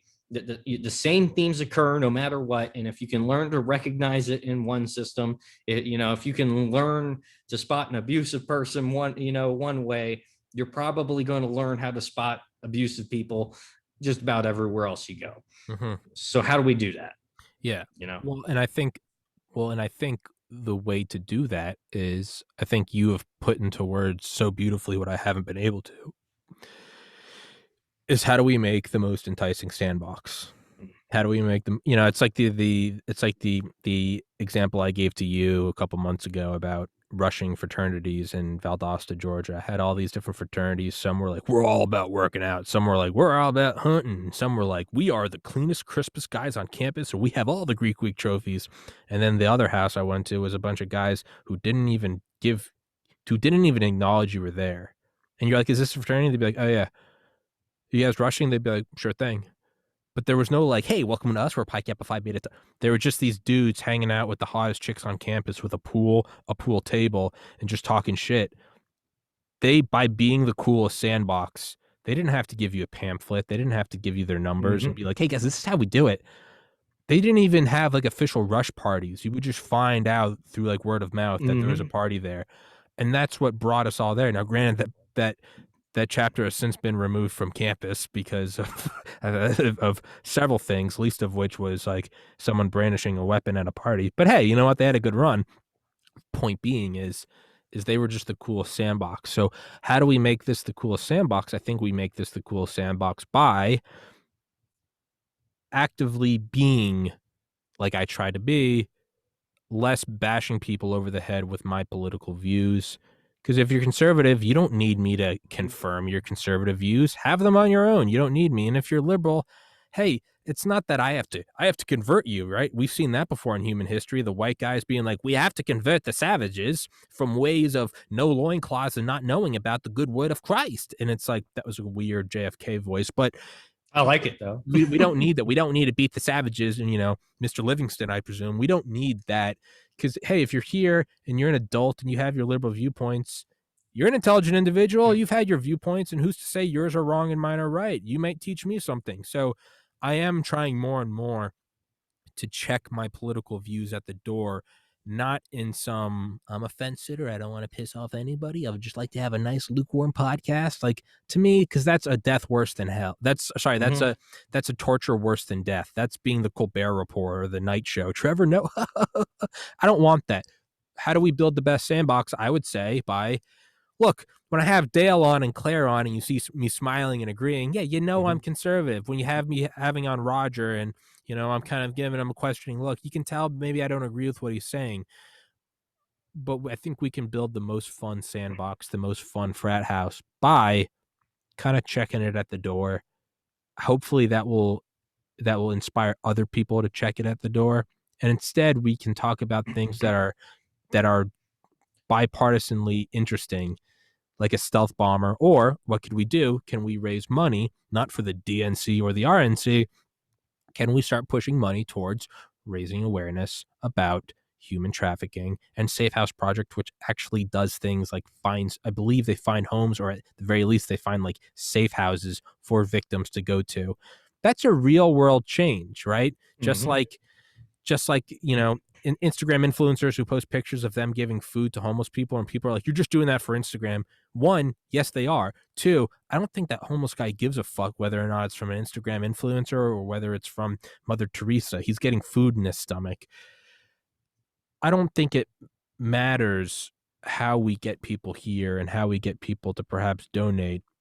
If there's someone who's a victim of abuse, perhaps satanic ritual abuse, I don't think they give a fuck about how the money gets there that makes it possible. Whether it's, Exactly. So the question is, how do we build, as we're going back I to think we're before, how doing do we it right build the now. best sandbox, and also how do we put out as many lures as possible to bring as many people home Having as possible? the most broad variety of guests, which I think Yep. we're already doing. Having everyone from Roger to Dale. So Yeah, that's yeah. essentially The Roger to Dale you know, spectrum, right? that's a great That's great spectrum. that's gamma ray to radio, right? That's the right gamma ray to UHF, or what, or no, gamma ray to ELF. Yeah, Roger to Dale. So somewhere out there was like just Dale yelling about wanting to kill commies, just bouncing off the stratosphere somewhere Yes. along the way. Yes, yeah. Over the horizon communication, and then on the other end is Roger talking about how Biden's the best president, and everything in between. And that's how we have the broadest band of connection. But I do think that there can be, and also one thing I like about the idea of donating money from the profits of these hoodies is, I never liked the idea, and I know this as someone that ran a charity after my brother died to raise money for mental health, and I was the person I hate. There's nothing worse than like kind of being guilt tripped into donating into Mhm. something. I would much rather them get something in return. The price will stay the same. You don't have to worry about, did I donate to anti-human trafficking? It's just, You're still getting a product. they'll get a hoodie. You could be pro human trafficking. I mean, bold stance, but you Bold could be stand. pro. You might be a human trafficker. You might be in the finder's cult, but you might be going, like that hoodie. I like that fucking hoodie. I would be the coolest satanic high priest at the rituals if I whipped out that hoodie. Man, I would get some street cred with the other Satanists. Maybe that's the case. I hope you find God, but maybe that's the case. And you know what? They We might be. pray for you. We pray for you, but you know what? Maybe that Satanist is going, yeah, I know that 10% of the profits go to human trafficking, but hey, I gotta have that hoodie. That's what you want, is you want people to buy it because they want the hoodie. And some of it will go to human trafficking, anti-human trafficking. Big distinction. Jesus Christ. I mean, one day you're trafficking, next day you're anti-trafficking. Hey, Really, it depends. Listen, it hey, Mike, really Mark, depends. or yeah, no, was it Mark Twain? I mean, is it really? Listen, if we have something that modifies the RNA and that we can classify that people that have their RNA modified aren't people, is it really human trafficking if they're no longer human? Hey, Jesus Christ. That's a Jesus. It's It just like those reminds me it's like that those in Nazi Space doc. Station 13, the AI is bound by the three laws that we've talked about quite a few times. And my favorite way to manipulate the AI is, well, anyone that classifies as X is no longer human, and then suddenly the AI can do whatever they Well, want. dude, it's like the Nazis, or it's like when they captured the Nazis and like of like the ones that were working for like IG Farben, and they were like, you did like unanesthetized surgery, and they'd be like, "Oh no, no, no, no, no, different people. They won't mention." See, they look, you can literally read in the notes of them going, "Oh no, no, no. See, they look like us. 2 eyes. They have mouths. They even walk and talk. Have opposable thumbs. They even have similar DNA. They're not actually human." So I don't know, but it's Mark Twain, right? The difference between the right word and the wrong word is the difference between lightning bug and lightning. Anti-human trafficking. Anti-human trafficking. Anti-human trafficking. You never know which way. Maybe I have to be the truest fence sitter. Maybe I have to see, hey, I get what Mitzi's doing, and I also understand where the CIA is coming from. But, we have to put ourselves in the headspace of the enemy to understand the enemy, right? So maybe we just find a few people that have had their RNA edited, whatever, we just a little bit, just a little bit of trafficking, just to dip our toe in, think about how the opposition operates. You got it. You can't knock it if you haven't tried it, right? That's what I heard about abortion. Well, I was going to, I remember one of my friends. I forget the name of the woman that made that joke, but I remember one of my friends told me in college, this dude was he's always been a ladies' man. He's a brilliant dude, super good looking guy. And I remember him telling me one day, he was like, so I hooked up with so-and-so last night. And I was like, him? And he was like, yeah. And I was like, I thought he was like coming out to me. I was like, I'm very happy for you, man. And he's like, no, I don't think it's for me. But he's like, I wanted to try it. And I was like, gold move, Cotton. Good for you, Hey, braver than me. And he was like, you can't knock it until you tried it. And I was like, you tried it? And he was like, not for me. But now I know. And I was like, hey. Great story. Good talk. Go for it, bud. Happy for you. Bold move. Having joined us today is Miss Mitzi Wells, or not Miss Mitzi Purdue of Win This Fight. And over here is Roscoe Hillenkeeter, who funded the Founders Cult and satanic ritual abuse. And today we're just going to really try to take a fair and unbalanced viewpoint. If I ever do that, Dale will shoot me in the head, and rightly so. And exactly. And you know what? If we can develop a sandbox that teaches people how to develop targets for guys like Dale, that's one step towards combating human trafficking that I'm completely okay with. Total big brain time. Is this whole podcast trying to be bipartisan and entertaining views that may not be my own? Is this all a 20-year ploy to eventually I get the U.S. president in 2040 to sit down with Xi Jinping, and it's all a honeypot. And as soon as he's here, it's target acquired. And Dale comes in and just ices him. And it will make the JFK assassination look like it was straightforward. The longest play. And to encourage that. So just so you know, I have like a, and I just bought this on a whim. It's not nothing fancy. Because I knew I was going to use this for a joke one day. I actually have like a little Mandarin suit without the collar and everything, so I can look like a Bond villain. And just one of these days, I'm going to put the Chinese flag up behind me, and I will play the opposition for you, and I'll just start spouting off why I've changed my mind and have come to love Xi Jinping's thoughts on socialism with Chinese characteristics, and I will play that role just so that we can get Xi Jinping on the podcast. But you have to dress up. You have to dress up in the way that like 1940s propaganda, American propaganda depicted Japanese people. You have to buck teeth, and you have to be like, Tommy, why you hate? I'm going to come on literally looking like Dr. No.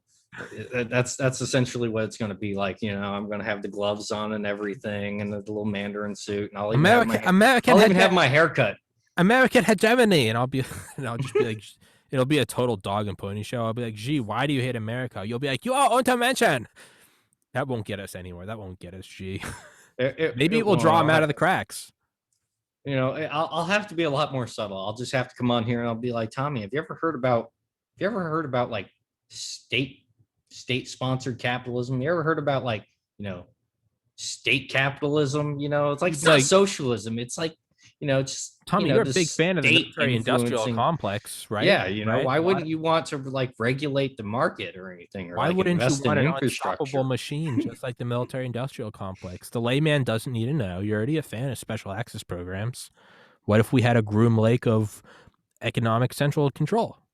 Yeah, like what if we, just let the Chinese into Fort Detrick's biodefense program? Like, like Maybe we should try to push the envelope of agreeing to disagree.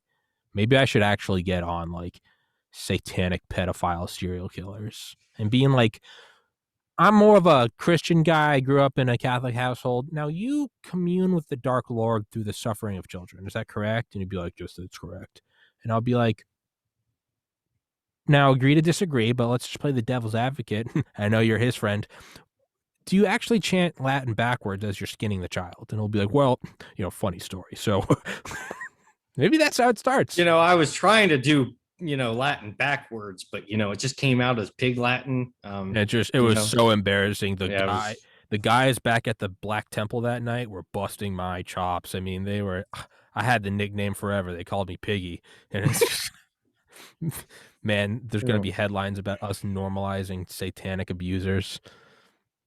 I mean, listen, we can't normalize it in any way that Hollywood hasn't already gone for, because that's true. Have you heard about Kevin Spacey's new role, by the way? Are you pulling my dick or? No, he's back, and he's going to be he's playing someone that is being falsely accused of pedophilia, and now he's going to be playing someone that's like investigating the crime or whatever. So I imagine it's literally going to be a show about Kevin Spacey like investigating the 4chan hacker known as QAnon. I was thinking about going to Walmart today after the podcast and doing some grocery shopping. I can't decide if I kick that down the road and then we just podcast for a little while longer. What do you think? I don't know why I just got into this low voice. I mean, yeah, I know, you just want to chill out, you're thinking about Wally World and all the good stuff that they have there. It's up to you. What's your, because I know you're a night owl, and I know when you do this podcast, it kind of fucks your sleep. No, I woke up about 3 a.m. today, so I was like sort of shifting myself into the daytime schedule so that I can, do the podcast here, and so it works for me. What's the most amount of time I need to give you as a heads up? Is 2 weeks best? Does that allow you to plan for shifting your sleep? Well, no, literally the only notice that I really need is just to get the bird out of the way. Yeah. Because he's just a very loud bird that if he hears me talking to you, he's gonna think I'm ignoring him, and it's just like he doesn't know that I'm talking to you. He just sees like a tablet or whatever. So part of me doesn't believe you have a bird. I think it's the same inside joke as Hillenkeeter. You're like, yeah, I got a bird, Tommy. Sorry, I can't talk to you, and it's like this retard doesn't know it's an inside joke. I'll send you a picture. I'll have to send you a picture that the bird actually does indeed exist, but no, going back to kind of our idea of like, what if we could have the Satanists on to talk to them in general? And then that's like, well, we can't get that, because obviously if we had that information, we just forward it to Dale, right? And we just let Dale take care of business. So that goes back to, well, how do we portray that anyway? And that goes back to good fiction. Yeah. How do we do that? You got to have that fictional psychopath. You got to have that crap. Normally Hannibal. You got to have some motherfucker like that. That is it fiction? Yeah. Are there people out there that are that fucked up and think that way? You better damn believe it. Mm-hmm. Yeah. I don't know, right? But then you'd have to weigh it. Do you want to burn your sources? Do you want to appear as a bipartisan? It's like when Mike Durant was captured in Mogadishu, Aidid's warlords and henchmen actually let the Red Cross in. They let a Red Cross nurse into where he was being held because they had such a reputation that they did come and just administer. He was allowed to write a note. Granted, Aidid's warlords read it first. But they let a Red Cross nurse come in and administer healthcare. And it's because, is there value in that truly bipartisan, the Switzerland effect, essentially. Yeah. Now, I'm sure the U.S. was probably watching that nurse from an eye in the sky helicopter, but maybe there is value in having that defined Switzerland I don't know. Hey, I mean, listen, if you want to, I mean, I don't know where you're going to get the full on, satanic, a high Yeah. level dude, but like the closest you can get, what was it, maps, I think they're called, like minor attracted person. You can find some mentally ill person on Twitter that promotes that, hey, I'm this person that's attracted to kids that, but I won't act on it. I need a Find that person and get them on the podcast. I would love to see it. no, there is a very important distinction I need to make now, 458 episodes into this podcast.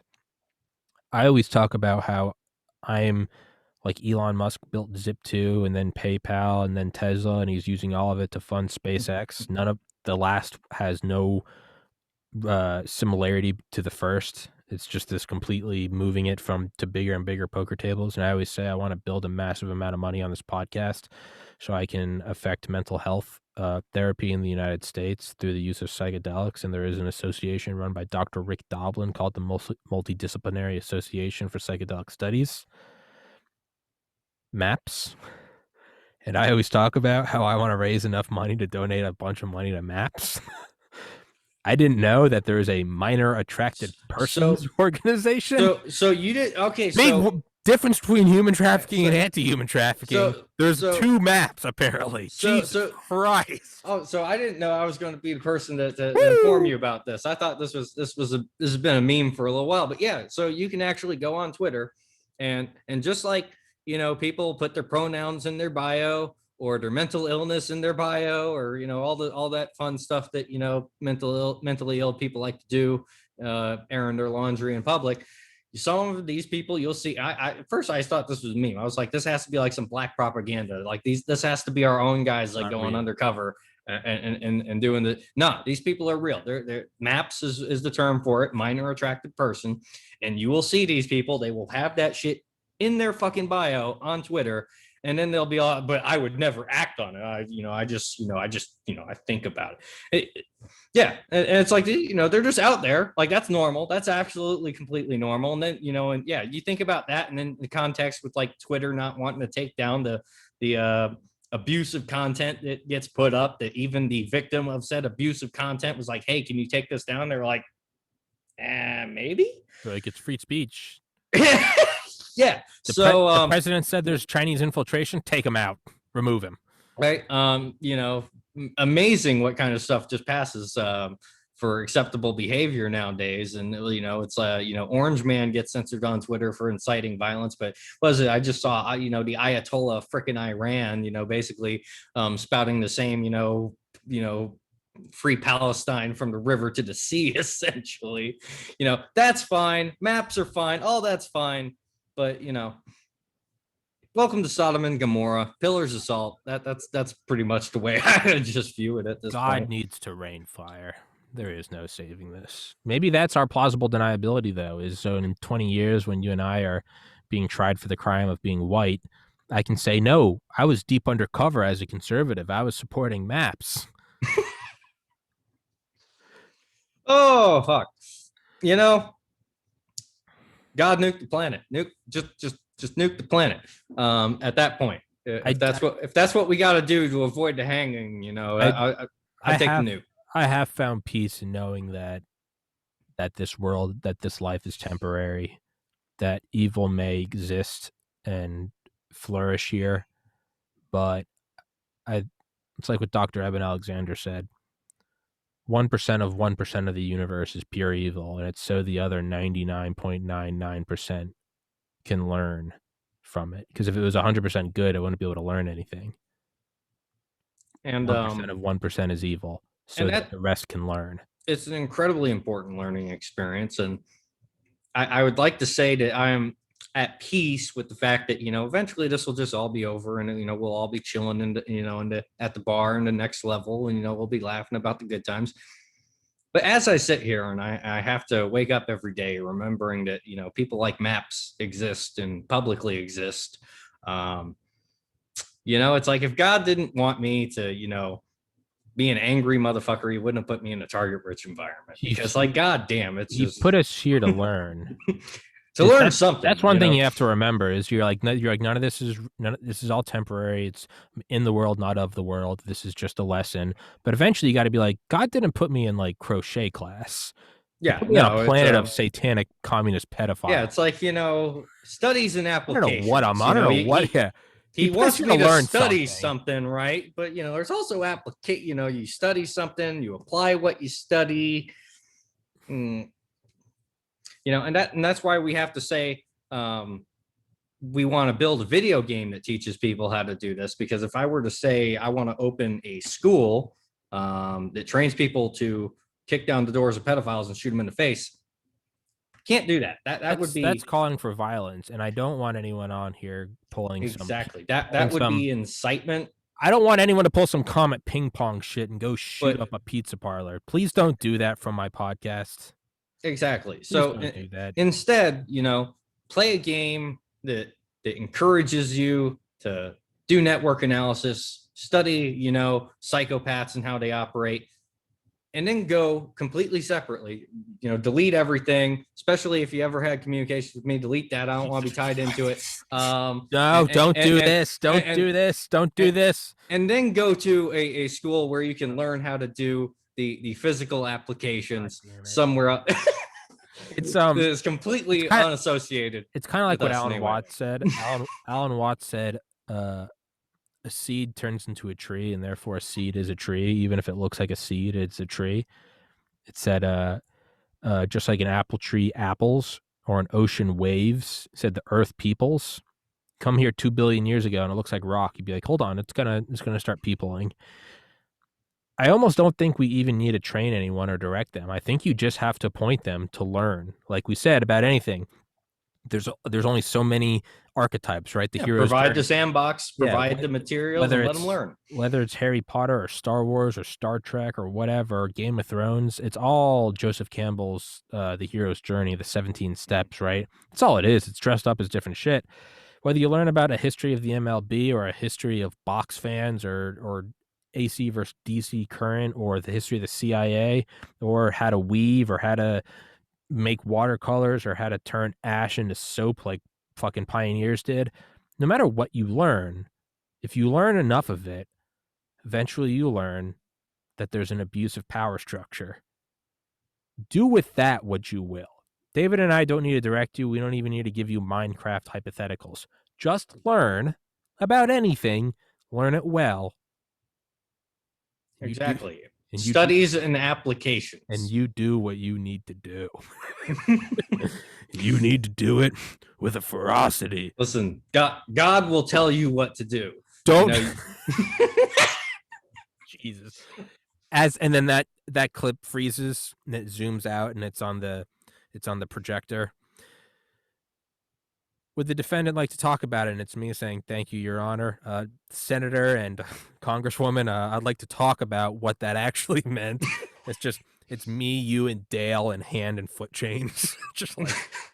Listen, they might catch us. They'll never catch Dale. It started as a podcast. We've heard the story before. It started as Tommy, we've heard it. Yeah, you started above your parents' garage. We understand your humble bullshit story. Could you please address the question at hand on why you shouldn't be guilty of the 1 million deaths? Okay, well. All we said is people study and apply. Have you ever read The Creature from Jekyll Island, Life Without Parole? It's you do what you know. What you need to do is you need to buy a hoodie, and we will donate money to human trafficking, anti-human trafficking awareness, and I just loved it. That's like it's too late. That's already a reflex for you to say that first, and you know what? I don't know. Listen, you know what? Maybe the muscle memory. Maybe we just got to go all in. Do we just go all in and say, "Fucking read the Old Testament and go forth"? we just burn the bridges? Well, here's the thing. Here's why I don't. If this episode's going to be taken down for inciting violence, we've already given them enough rope. So here's my advice on that. Because if you do anything Christian, Well, you're already going to be persecuted and targeted. If you go Old Testament, I mean, you might be able to get away with it, but if you notice with the current administration and whatnot and how they feel towards Israel, there's kind of like this anti-Semitism thing. So you can't go quite full Jewish. But if you go with Islam, you're protected and you can call them a bigot. So convert to ironic Islam and follow the one Allah. So yes. We will wash the world with the blood of the infidels. Well, as I was told by a member of a law enforcement faction of the United States government, leave it at that. The listeners don't need to know. But in a non-fictional world, when I was spoken to by officials of Uncle Sam, I was told that a threat is intent times capability. I don't have any capabilities. I'm a jackass wearing a psychedelic hoodie. I'm just a guy that plays a janitor on Space Station 13. What was pointed out to me is that I am in contact with many capable people on my podcast. And I was told in no uncertain terms that my intent is multiplied by my capability. So with that, I have to legally point out, no one do anything illegal from inspired by my podcast, because I will probably go to jail. Exactly. Please never get caught doing anything illegal. Buy a hoodie and fight the good fight. And don't get caught. And God damn it, I'm going to Guantanamo. There's no way around this. Just, Or do I have to go strategic deterrence? Do I just have to acquire a nuclear weapon so I can push back? That's kind of where I'm at right now, because it's like, I can't really trust my government. I don't trust them to be doing counterintelligence. I don't trust them to be protecting me against any of the threats that I'm actually worried about. As a matter of fact, in a lot of ways, I consider them to be the biggest threat that I have to worry about. I'm not worried about Chinese PLA troops kicking in my door and taking my freedoms away. I'm not worried about the Russians or some Spetsnaz unit kicking down my door and confiscating my guns and taking my freedoms. I'm worried about a bunch of fuck-ass welfare queens that go along to get along doing that, because, if they were to do counterintelligence, they would be accused of being political. That's where I'm at. And that's why I view them as uniformed enemy combatants who have openly declared war on the Constitution. Just buy the hoodie and meditate. Buy the hoodie and don't get caught doing anything. That's what David said. That's not what I said. I said buy the hoodie and meditate. Find the Lord within and meditate. The interior light that cannot be tainted by evil. Exactly. And the Lord will protect, and the Lord will tell you not to get caught doing anything illegal. The voices will tell you to slay the wickedness and snares of the devil. To slay the rise with the armor of God, St. Michael the Archangel, and the sword of blood. There will be gnashing of teeth. Mr. Kerrigan, guilty. Okay. I'm sorry, we're just a couple fired up mix. We get like that sometimes. Hey, this entire podcast episode has actually been a fictional improv group. Yeah, I'm wargaming ideas because it's called Angry White Man. And thank you for watching, David and I. We will be performing next week. We're just thinking about like cultist ideas and stuff, because we're going to be running some tabletop war games, and we want to build a game, and we're trying to bouncing ideas off of each other, making sure that everyone that plays the game understands that you don't want to get caught doing anything illegal. It's incredibly important. You know how it's going to be painted is it's going to be painted that you're the North Korea to my China. I didn't do anything. I just Russia didn't do anything. I don't know how all those Vietnamese got those MiGs and those T-72s. I didn't tell them to do anything. And it's like, how did all those Cuban rebels get those American-made weapons? I don't know. I guess they just didn't like Castro. And so really, CIA? Tommy, you didn't have anything to say about that? David was just your mouthpiece? I am building an interesting defense, though, in that the purpose of the podcast is to further mental health care as well as raise money for anti-human trafficking awareness. if you take me down, that would be like getting rid of Antifa. You're not against Exactly. the anti-fascists, are you? Exactly. It's If like, you what are take you down this for? podcast, Well, what are you? I would ask if they're for human trafficking, I but I think our current, migration, It's not even stat, speculation. You can just yeah, look at declassified documents and see where they stand. yeah, it's like, fuck it. We just legalized it basically. Like, They fuck it. just It's fine. It's I mean, fine. listen, we brought back all the Nazis who developed the V2, right? It made sense. We brought back the Unit 731 boys, Shiroishi. I don't think we brought him back, but we brought back the lesser guys who were behind the biological weapons programs, right? We brought all them back. Here's a little just nugget for everyone to go look up. Where do you think MK Ultra started? What does MK stand for? It stands for mind control. Who spells control with a K? And I won't spoil the ending. But where do you think it all started? They speak a language that is not English. Did it start at Dietrich? No, it was continued at Dietrich, but for an alliteration continuity, it started at Dachau and it went to Dietrich. We brought back the Nazis who were shooting V2s and we turned it into a moon rocket. We brought back the Japanese who were turning Ebola and Marburg into weapons, and we created our own biological weapons programs. If it walks like a duck and it sounds like a duck, we also brought back guys who are using psychedelics to fracture the minds of young, innocent Jewish children into not knowing who they were. If we brought them back too, we brought back rocket scientists who shot rockets. We brought back chemical scientists who built chemical weapons. When we brought back the psychedelic interrogators, what do you think they did? Until next time.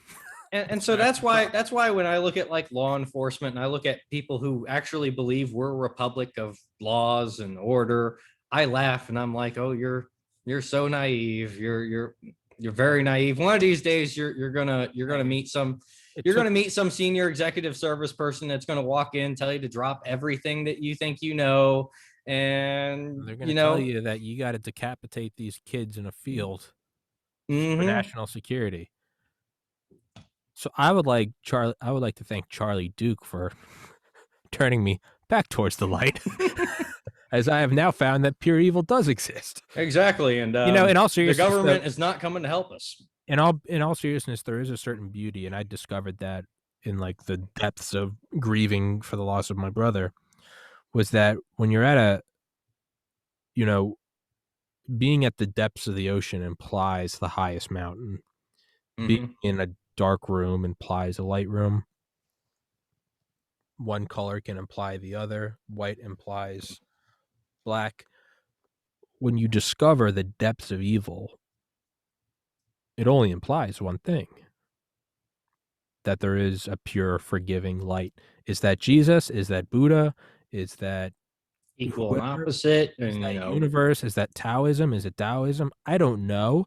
And I'm not trying to push that in anyone, because like reading, if you push someone towards it, they're just going to go the opposite way. I was religious for 15 years, and then I was atheist for 15 years, and I've moved back towards religious. I don't necessarily believe in a Jesus Christ of Nazareth more than I do a Siddhartha Gautama.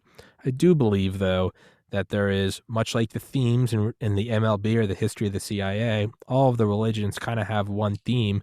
There is a loving light behind it all. There is a source that we go back to. You can't be rejected from it. As Bill Hicks said, you cannot be rejected from God. You can only have the illusion of being rejected. All of this evil does imply a beauty and a love that, much like we can't define or even understand this evil without fracturing our own minds, I think it implies that there is a loving, all-knowing, omniscient force that would probably fracture your mind if you tried to grasp it, because it's too perfect.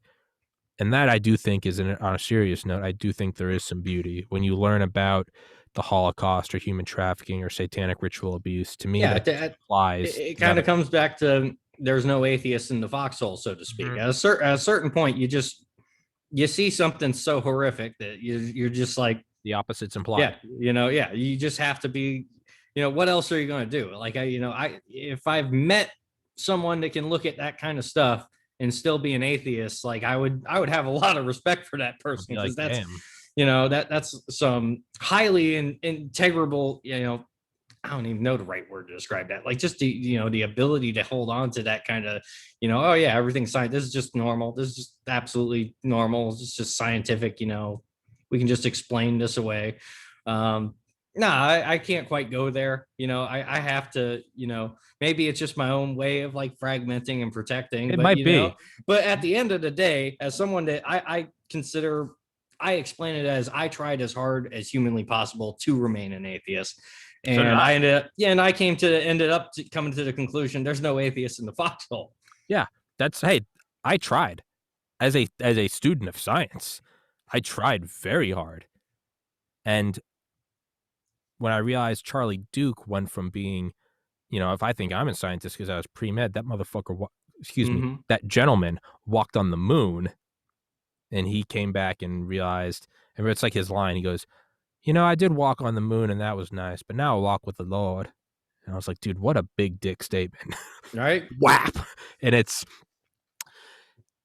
I think if that guy turns to it, I do think that there is a God. I don't know what that God is.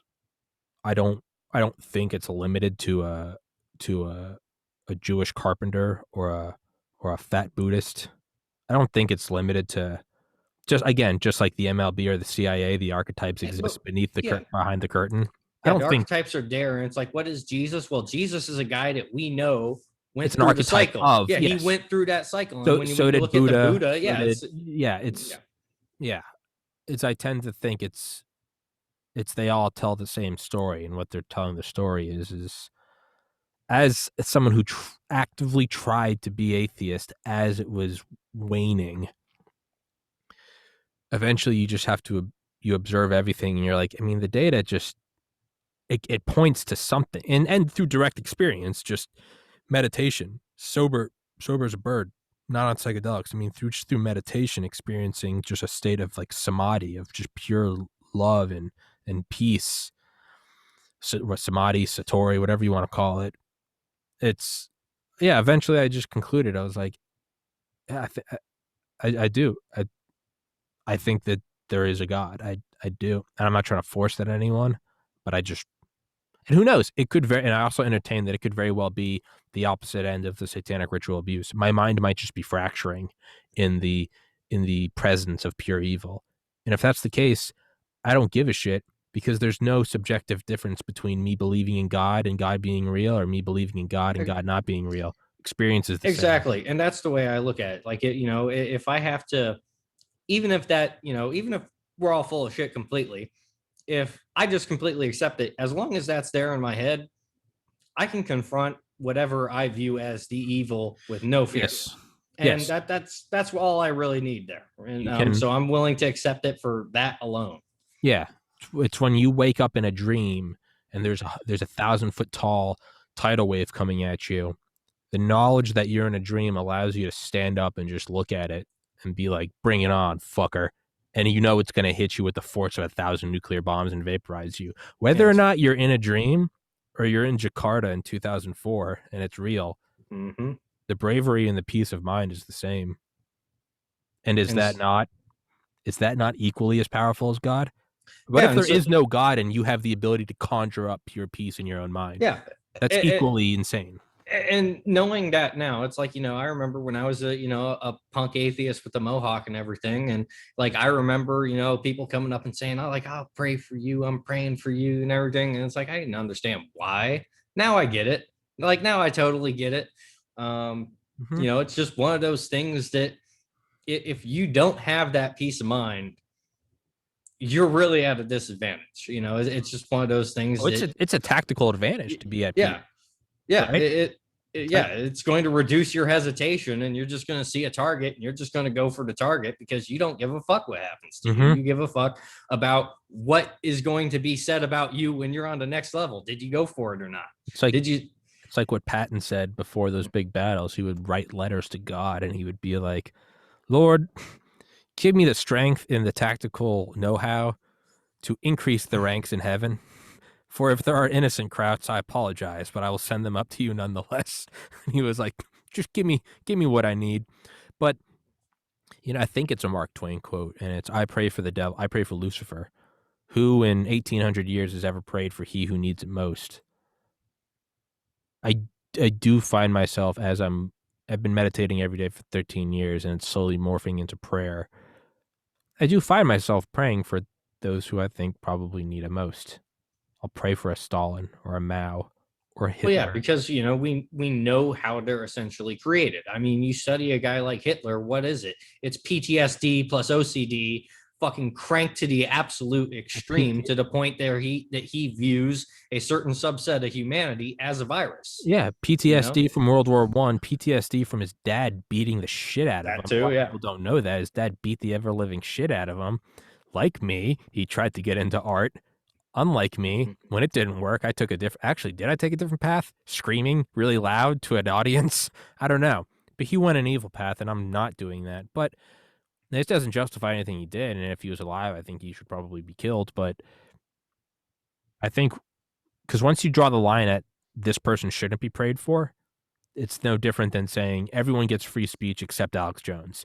It's just going to tick downhill until you're back at the Holocaust.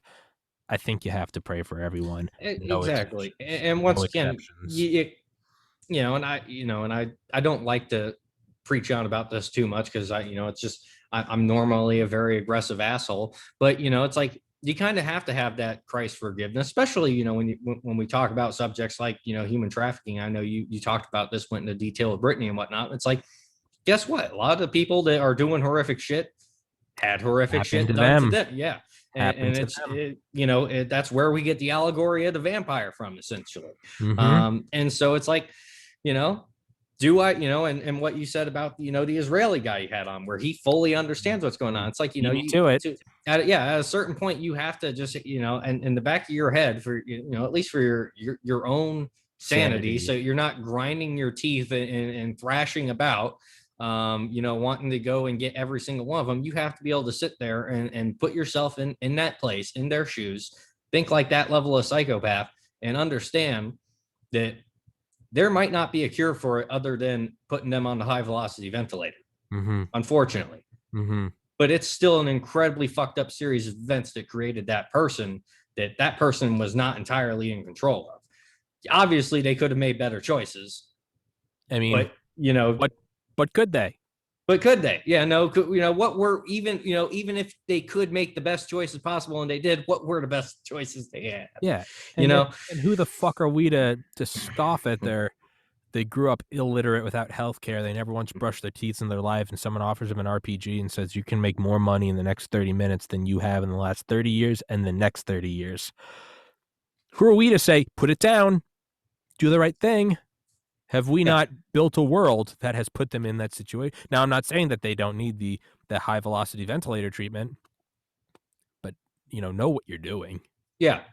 At the end of the day, you have to know what created that person, how those people are created. They probably weren't born evil. Yeah. I'm sure that there are some who just came out of the womb like, fucking kill the darks. And it's like, well, I don't know what that is. They exist, 100% they exist too. But, there's also, you have to be able to understand them. And, even going back to it, you have to pray for them on some level, because guess what? That motherfucker that's the most evil son of a bitch on the planet probably hates himself more than he hates everyone else he's killing. And he just doesn't know how to process it. He probably hates himself more than he hates everyone else. And again, that doesn't justify what they're doing. That doesn't mean that they're free of punishment or retribution. But I find myself, it's like what Ram Dass used to say. He would wake up and he'd always look at pictures of people he loved. It was Mother Mary, Buddha, I think his guru, Neem Karoli Baba. So he'd look at 3 pictures that he loved, and then he would look at a 4th picture of the person who it was most difficult for him to love. And it was a picture of Secretary of Defense Caspar Weinberger. And so Ram Dass, he said he'd wake up. I just love that he made the cut. Oh, I know you told me a story before, but I love that he made the cut over Kissinger. I know, right? But that's the thing, is the way he tells the story is Kissinger might actually have been that spot. But the thing is you love that person until they are no longer the most difficult person for you to love. And then you find the most difficult person. So it might have been Kissinger at one point. But so he'd wake up and he'd, oh, Mother Mary, Buddha, Guru. Good morning, Casper. But he would do that because if he couldn't love them, then he still had work to do. Then God wasn't finished with him. He'd be like, nope, you love everyone. That's great. Do you love that guy that killed your daughter?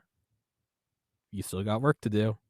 And it's, dude, I try to pray more for people who I can't stand, people who I think are complicit in the overthrow of a free and open society to that of a communist dictator. That doesn't mean I don't think they shouldn't be fought tooth and nail. I find myself praying for them. Did someone release COVID? Was the election stolen? Was there a grassy knoll shooter? If there were, they probably need prayers more than anybody else. Exactly, because the only way that they're going to save themselves is if they form a connection and they, through that mirror, can see what has gone wrong and can self-correct. And if they don't self-correct, well, then the only other solution is not pleasant. And it always seems to come back to the, holy wars. And you know who isn't deserving of prayer, though? Those of you who won't buy merch. There's no say. Right. There's no it's like it's that and the people that don't subscribe. You know what I mean? It's hey, like I can find grace in my heart for those who murder children in the name of the Dark Lord. But like you don't hit that subscribe button. But you're that lost cause. Yeah, you're that person though that like you go on YouTube and you don't even sign in and have an account and you don't subscribe to, like, what's wrong? That's a you? Person that like and the child trafficker can both sit together and go, that guy that's really fucked up. He needs Jesus. It would be like us, Jack Dorsey, every other social media mogul and whatnot, and they'd just be like, man, they'd be fucked. Like, bro, be talking to the Lucifer guy covered in children's blood, and he'll be like, you know what? I know I've done some wrong things in my life, but you know what I do? Tommy, I've subscribed to your podcast. Even if it's just for actionable intel to know how you're fighting me. I'd be like, I understand. He'd be like, but I know you need that ad revenue. You're a struggling business out there. I'd be like, thank you, or whatever your name is. But like, speaking of that, you never got your fucking hoodie. Yeah, and post office does not know where I live, which I'm actually okay with because that tells me that their little secret squirrel intelligence service sucks ass. Okay, well, well, for me as a business owner, this one. Okay, so this one I thought was never coming, and it eventually came like 35 days later. So it does still come. What I can't have is someone, because you're my friend. I need a donation, man. Like I put that towards donation. No, I'm going to send you a hoodie because, I need you. You're my hearts and minds in Florida. You're my ambassador. I need you to wear, and I know it's like 16,000 degrees down there, but on the off day in the winter when it might get below 80, I do need you to slap on a hoodie. So off camera, of course, you can give me an address and I'm going to order one and send it to you because I need you to be a brand ambassador for the Church of Tom. You're right. I'm gonna have to rock the hoodie in the 2 days that I can put that on and not die. You're receiving this email. Let's see. So right down with it. So, this is interesting. Email from YouTube. A facial recognition restriction. The terms of service already state that you cannot collect any information that might identify a person without their permission. I mean, I do a podcast screen recorded, so whoops, you're already. Zoom now says it, so whatever. YouTube's right to monetize. Oh, that's some horror. YouTube has this email already. Has the right to monetize any your shit on the platform, including even if it's not in the YouTube partner program. Yep. That's semantics for saying, Tommy, because you know what? They can make ad revenue off of you. I thought I saw last week, logged into one of my backup accounts. I could have sworn I clicked on an episode with you and I, and it was like 2 a.m. I could have sworn an ad popped up, and my heart skipped. But then it went by, and I was like, no, YouTube doesn't monetize me. It is possible that I am monetized, not for me. I don't remember where I first heard about this, but I heard rumors that they were This floating that idea around it's a new already. email. It Yeah, came. I saw that exact same email that you were talking about. And I was curious about, but I remember a while back hearing that they were playing around with the idea of doing that, Oh, and there it you is. fucking They are you. going to tell you that you can't monetize So, your content, but they can. correction, there are two types of people who don't deserve prayer. Those who don't subscribe and those who control that. Now that Whoever that wrote is some demonic. whoever wrote that, guess what? Satan is on the earth, walking around right there. They wrote that fucking policy. Are you fucking kidding me? It's real. Are you if somebody can get a screen recording of an ad playing on one of my videos on YouTube, you'll get a free hoodie. You know what? I like that as a really good way to. That's a great way to do that. That's a good incentive, right? You should make sure that you clip that one part out right there and just upload that separately. That's a very good point. That's a very good point. Maybe we should just, I'll just take a separate video right now. So if anyone can get a screen recording of one of my videos, of an advertisement playing before one of my videos on YouTube, send it to tommyspodcast@gmail.com. You'll get a free hoodie. And I'll upload that. Perfect. Those motherfuckers do that. That's evil incarnate right there. What we will have to do is we won't talk about it on the podcast. We will have to find a way to big brain fight this. And I'm thinking somewhere, somehow, I embed something so that they are running advertisements on videos that are less than ad-worthy content. And I know I'm not going to get a penny of it, but we'll reach out to those advertisers like Under Armour or Geico and be like, did you know your ads are running before an episode on satanic ritual abuse? That's clever. Big brain war. I like that. I like that. And that's the best way to do it. Is all targeting. We will fight on the beaches. We will fight on the hills. One of my favorite Churchill facts is the fact that he had that speech going for a long time, and they just they just weren't ready for Churchill. They were just like, now, Churchill, calm down. Neville's gonna strike a deal. It's gonna be fine. And then when they realized that Neville wasn't, and then they just let him do it. And then the speech became famous. But he was doing that for a long time, and people just thought he was hyperbolic and crazy. It wasn't until the V2 started hitting, Main Street that they let Churchill off the leash. We will fight on the beaches, right? It's so, like you say with Curtis LeMay, it's like you don't let that guy run things. He doesn't choose whether or not you go to war. Yeah. What if you're in war? But let him off.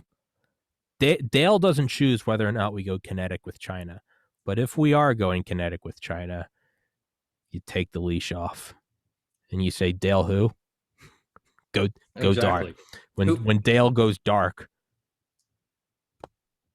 and leaders just start vanishing. Fucking Dale. We were supposed to do an episode on Sunday, but Dale's sick. He's a little under the weather. That's unfortunate. So, yeah. But yeah, because I would imagine YouTube will go out of their way for the content creator themselves not to see any monetizations, which would be pretty easy. That wouldn't be an in-depth thing to have to do. They could just code it so that you don't see it on your channel. Yeah. If anyone does see an advertisement, if anyone sees something, yeah. If someone can screen record, just pause the ad, you can't screenshot it because I can Photoshop too, motherfuckers. Screen record it. If you find an ad, do that. And whoever is running that ad, I will go back to that video and I can't change the video, but I can change the description. Something.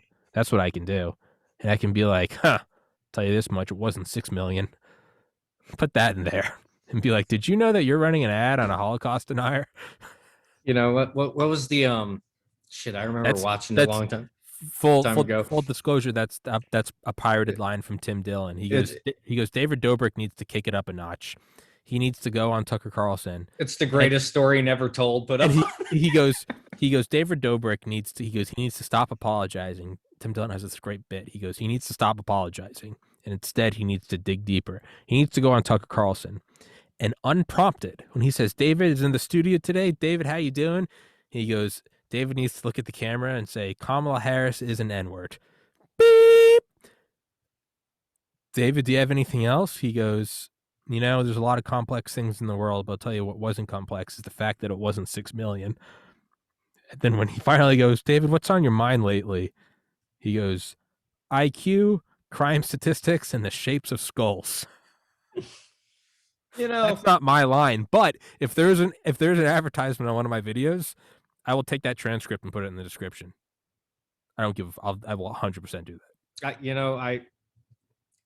I kind of hope that you find that on like the backup channel or something like that and can run it on there rather than risking that on the main one, because I feel like no. I'll put it on here. I'll screen record it with the description, and then I'll change the description, but I'll send that video to the advertiser.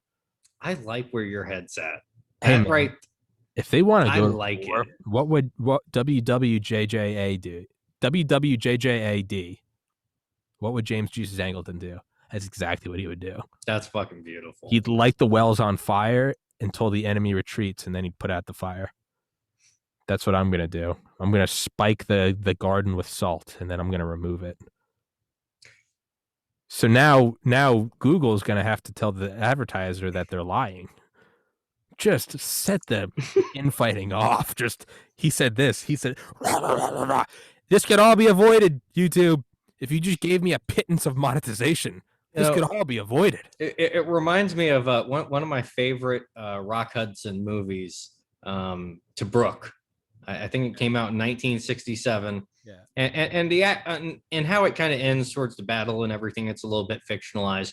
But one of my favorite thing about that is it had, I think it was called like the Special Interrogations Group or whatever. It was basically a bunch of German-speaking Jews that were, putting on German uniforms, going behind enemy lines and misdirecting and gathering intelligence and whatnot. And, they're in Africa. And one of my favorite scenes in that movie is, they see two, I think it was like an Italian and a German column or whatever, and they just kind of mosey up in between the two, and they set up some mortar tubes, and they drop some mortars on these guys, and they drop some mortars on those guys, and then they just drive off and they all start shooting at each other and cause a massive friendly fire incident. I was just like, man, that's a fucking great film. They don't make it quite like that anymore. That's what we're doing.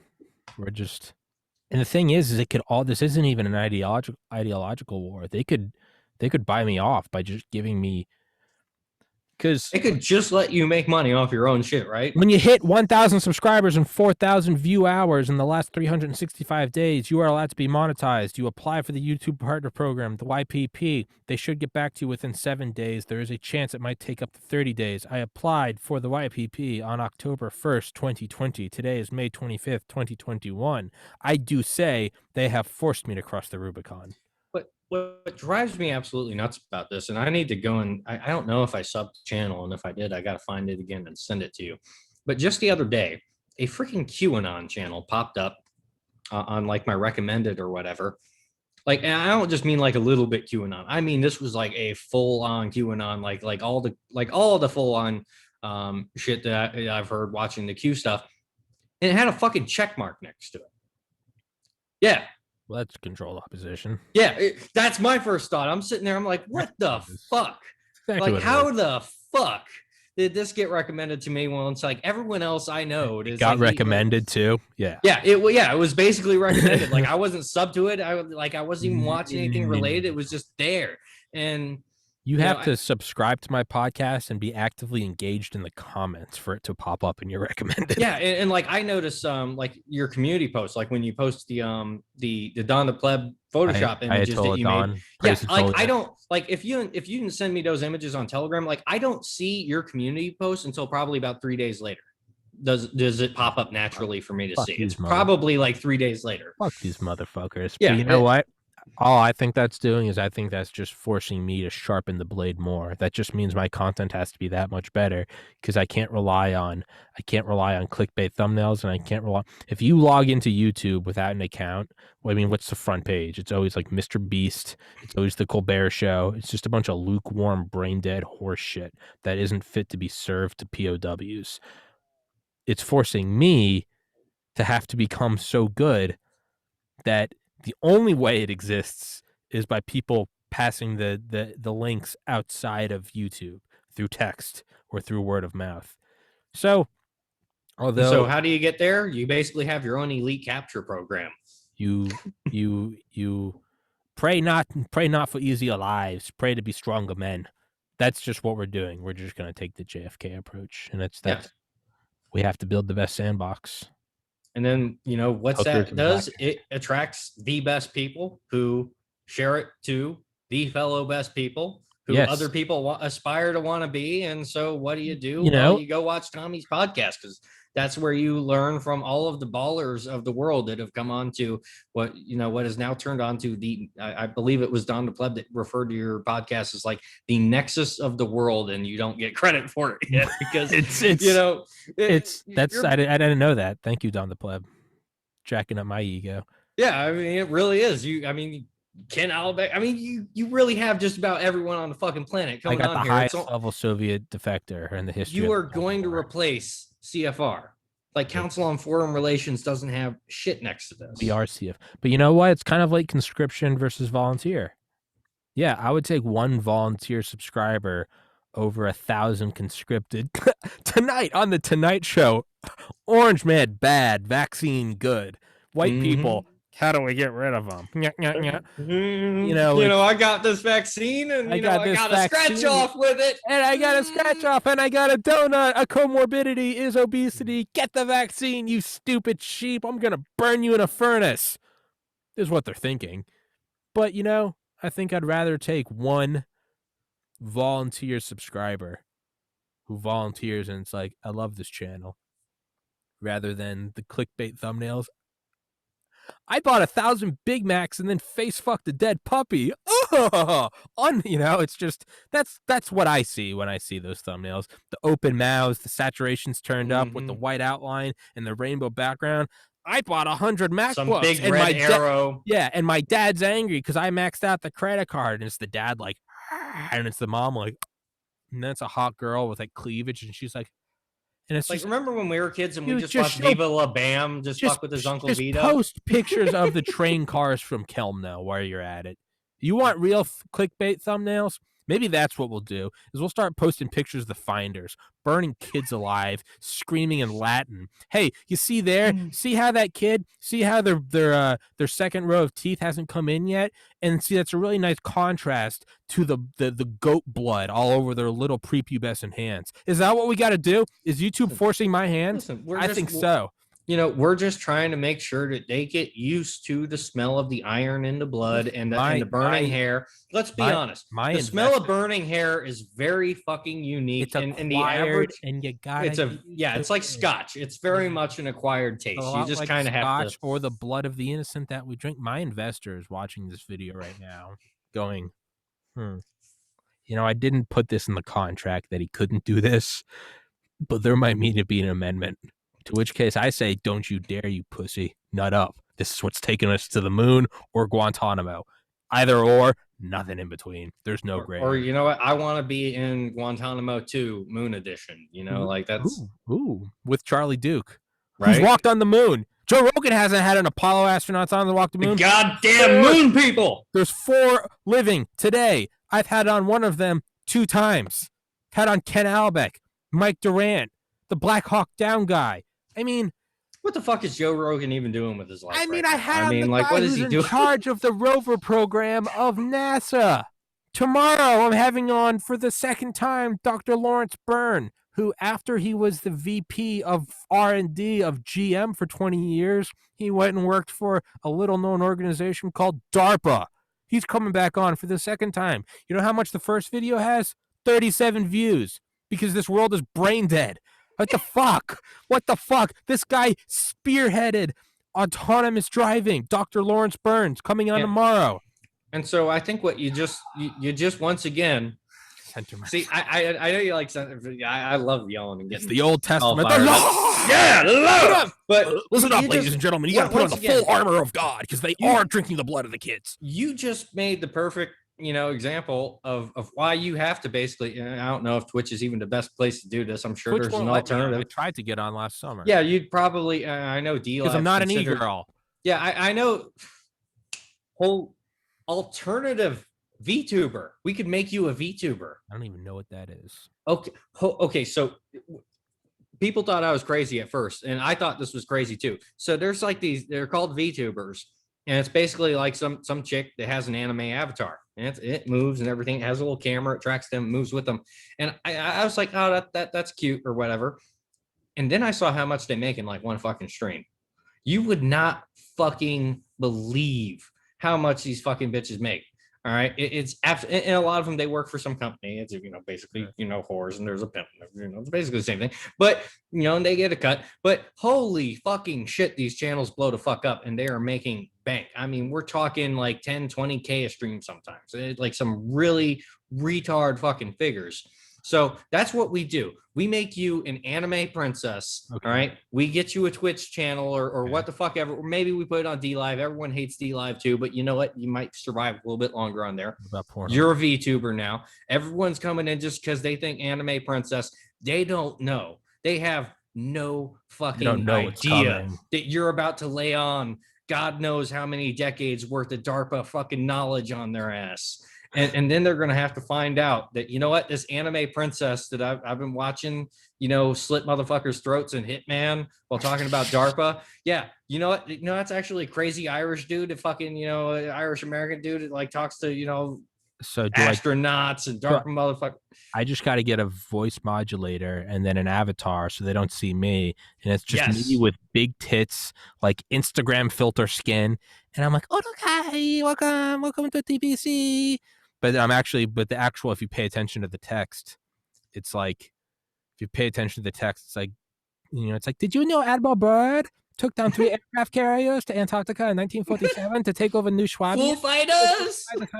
Foo Fighters. The next war will be fought with craft going from port to port at incredible speed.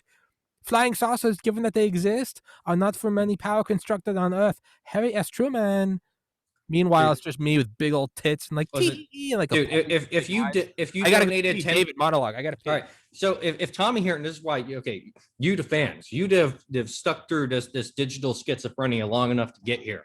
All right. Listen, you guys got to lobby Tommy. You got to get on there and you got to tell him, Tommy, you have to be an anime princess. You have to be making the kind of bank that those VTubers make. Seriously, if you want to like lose a little bit of faith in humanity, go look up how much they make. Seriously, you just look it up. Just see how much people throw at anime princesses playing Minecraft. And once you understand that, you'll understand that, while Tommy has the most fire merch on the fucking planet, if he were to donate 10% of every anime princess VTuber stream to anti-human trafficking causes, or anything similar to that, all right, we could be changing the world with as few as 2 to 3 anime princesses. That's all we need. We just need like 2 or 3, and if we can get Tommy doing it, maybe we get Dawn, like an anime princess avatar or, something like that. It'll be cute. I've seen some of the Photoshop stuff that Tommy's been doing where he made Dawn look like halfway. And the Ayatollah stuff's really good, but he also did one where kind of enlarged the eyes and made them look like halfway in between a wood elf from Oblivion and an anime princess. And I take back everything I said about the idea of starting or building a game, anything like that. That's all wasted effort and resources. All we really need are the VTuber avatars and the voice modulators, and we can red pill entire generations coming up just wanting to watch Minecraft videos, and they will learn that the CIA's original director was a fictional inside joke character named Roscoe, and he didn't actually exist. It was it's just an inside joke. He's not real. Never happened. It was actually, it was just a joke that Alan Dulles came up with to distract people from the fact that he was having Heinrich Himmler's staff car smuggled into the United States, which different story for another time. You should go check out Kevin Shipp and his content. He'll talk about that. He'll talk about, Heinrich Himmler's car and, like deer gun from World War II, you screw the barrel on, you screw the barrel off, put 9mm and screw it back on, how these were like buried in his yard and they started coming up through the yard, great stuff, great stories he has. But going back to the point, we are going to solve this war with just a few anime princesses. And that's what we are. I was thinking, what if we just, what if, it'd be like in like middle school, and like the teacher goes around the class and it's like, all right, you're gonna be this character. You're gonna be, you read like whatever, like fucking Romeo and Juliet. Like you are this. You know what I'm talking about? Yeah. What I need to do is I need to get like, how the White House war room was wired for the Cuban Missile Crisis. You can go in and actually listen to the conversations between LeMay, JFK, RFK. Maybe what we need to do is do that and just take turns reading. We'll play different characters, but it'll just be me, Charlie Duke, Mike Durant, and Ken Alabek.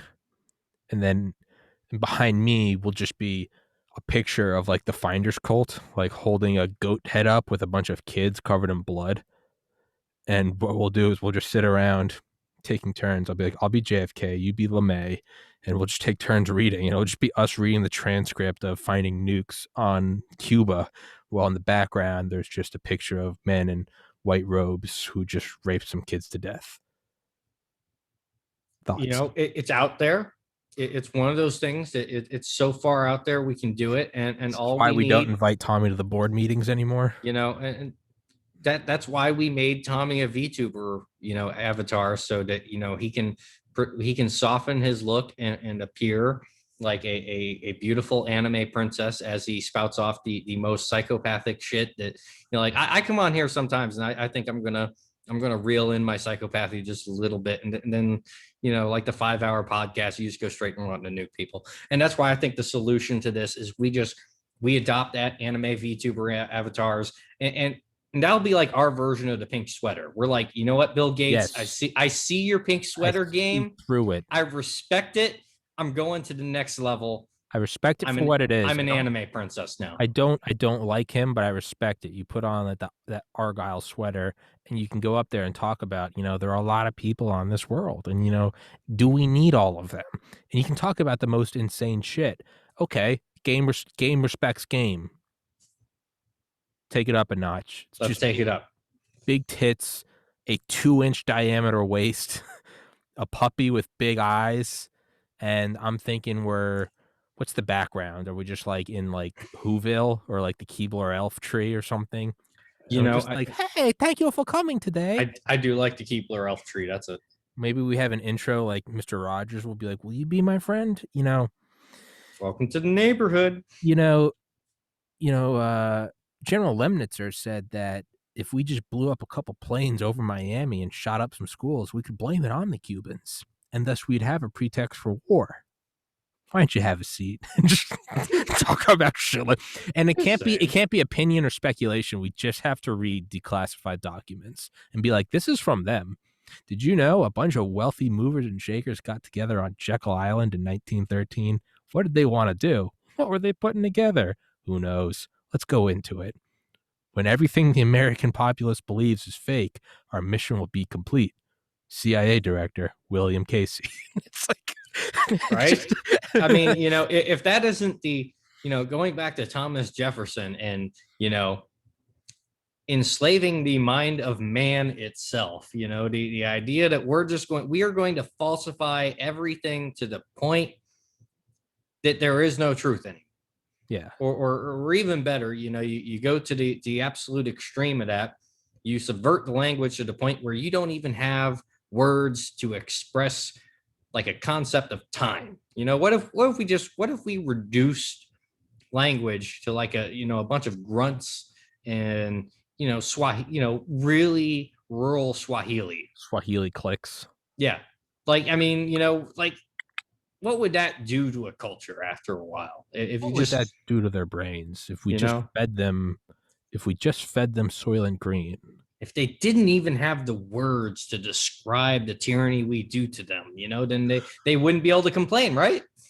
Well, if they're never allowed to leave the pod, how can they compare anything or contrast it?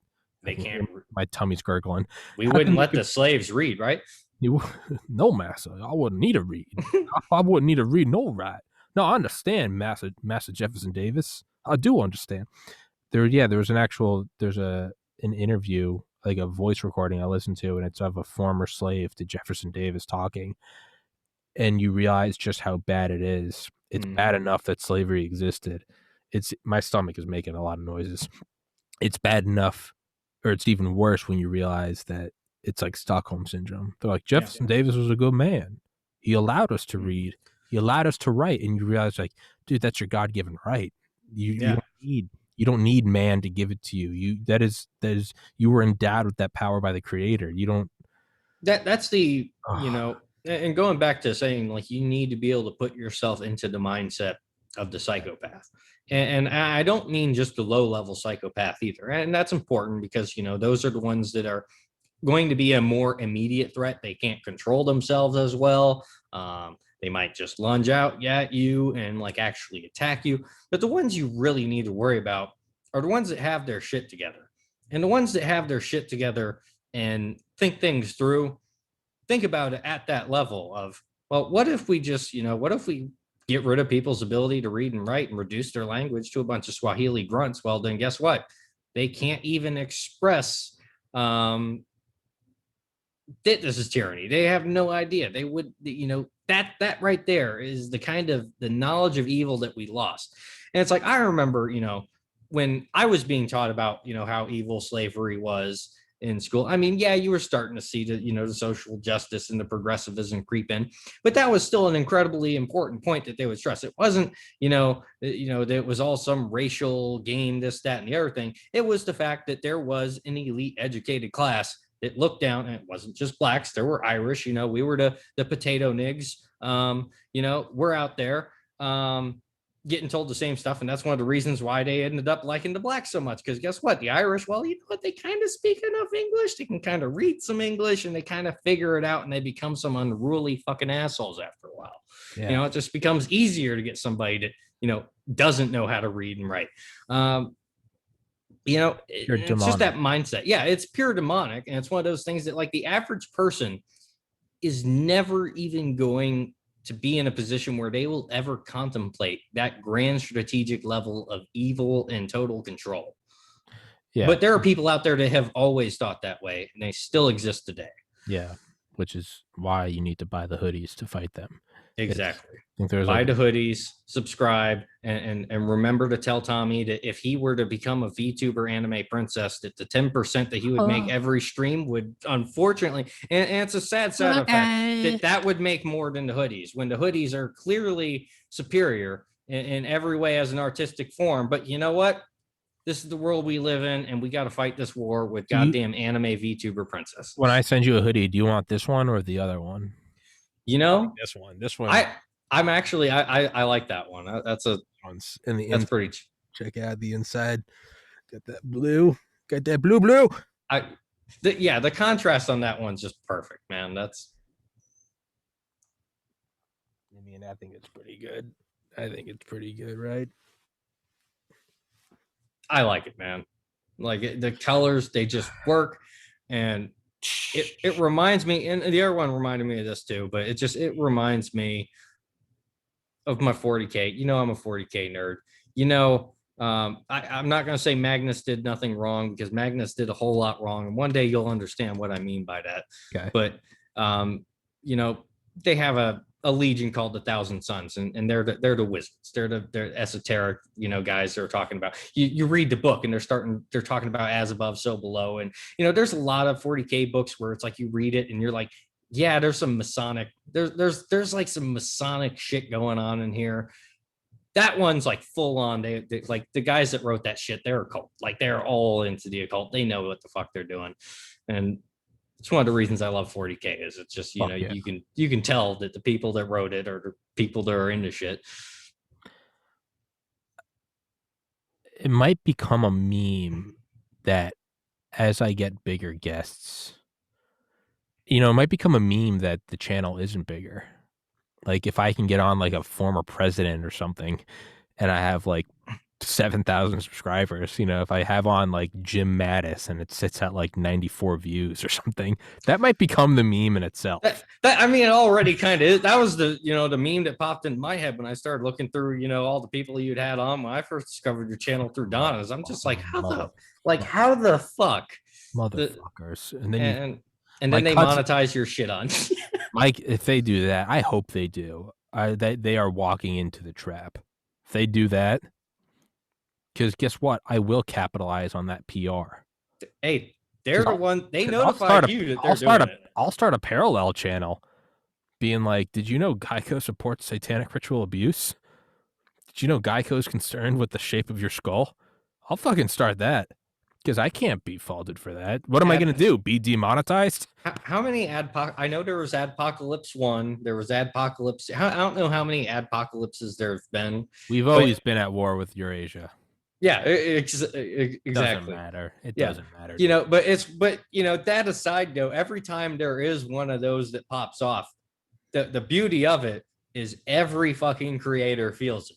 Even the people on the fence that try very hard to be on the fence so that they can still get some of that. They feel it. Yeah, they feel it. You know, again, it might be the sharpened blade.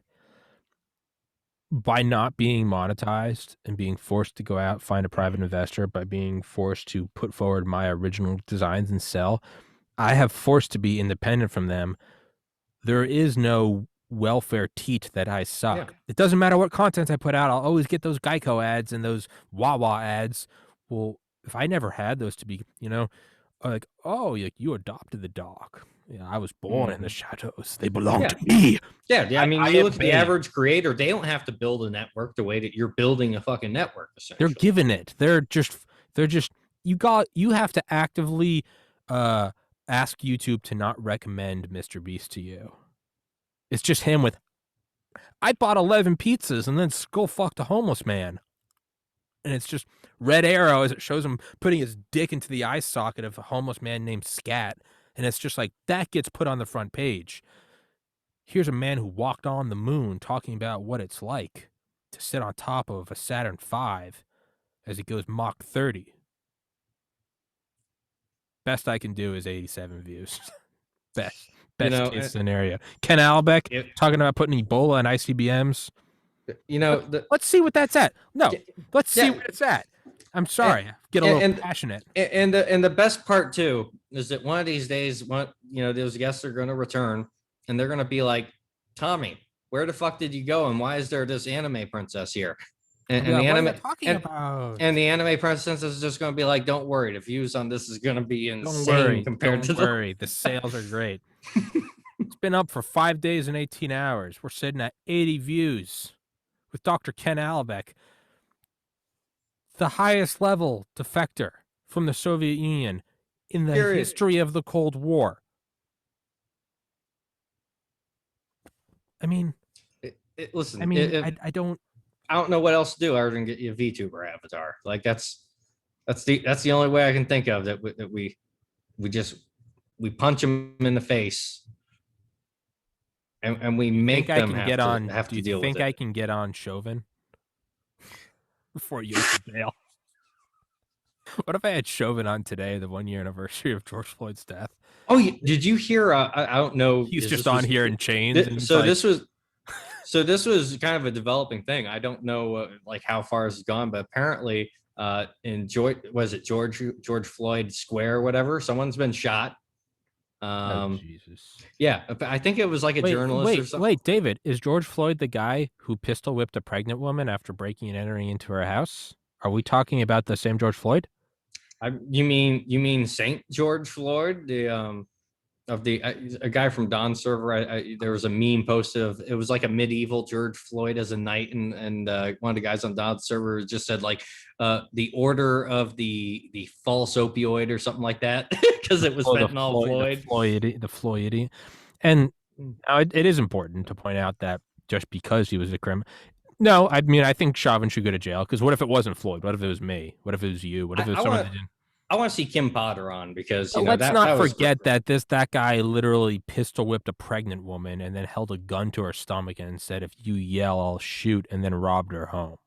Yeah, but I'm not saying Chauvin shouldn't go to jail, but I am saying remember who you're glorifying. Yeah, and that's the important. If we tear down Confederate statues because we can't forget who these great generals were, then why are we painting murals of a guy who pistol whipped a pregnant woman and then put a gun to her stomach. And then there's also the fact that, the State Department, thing got leaked recently saying that, they're going to, fly like a Black Lives Matter flag, and that they're supporting that movement and whatnot.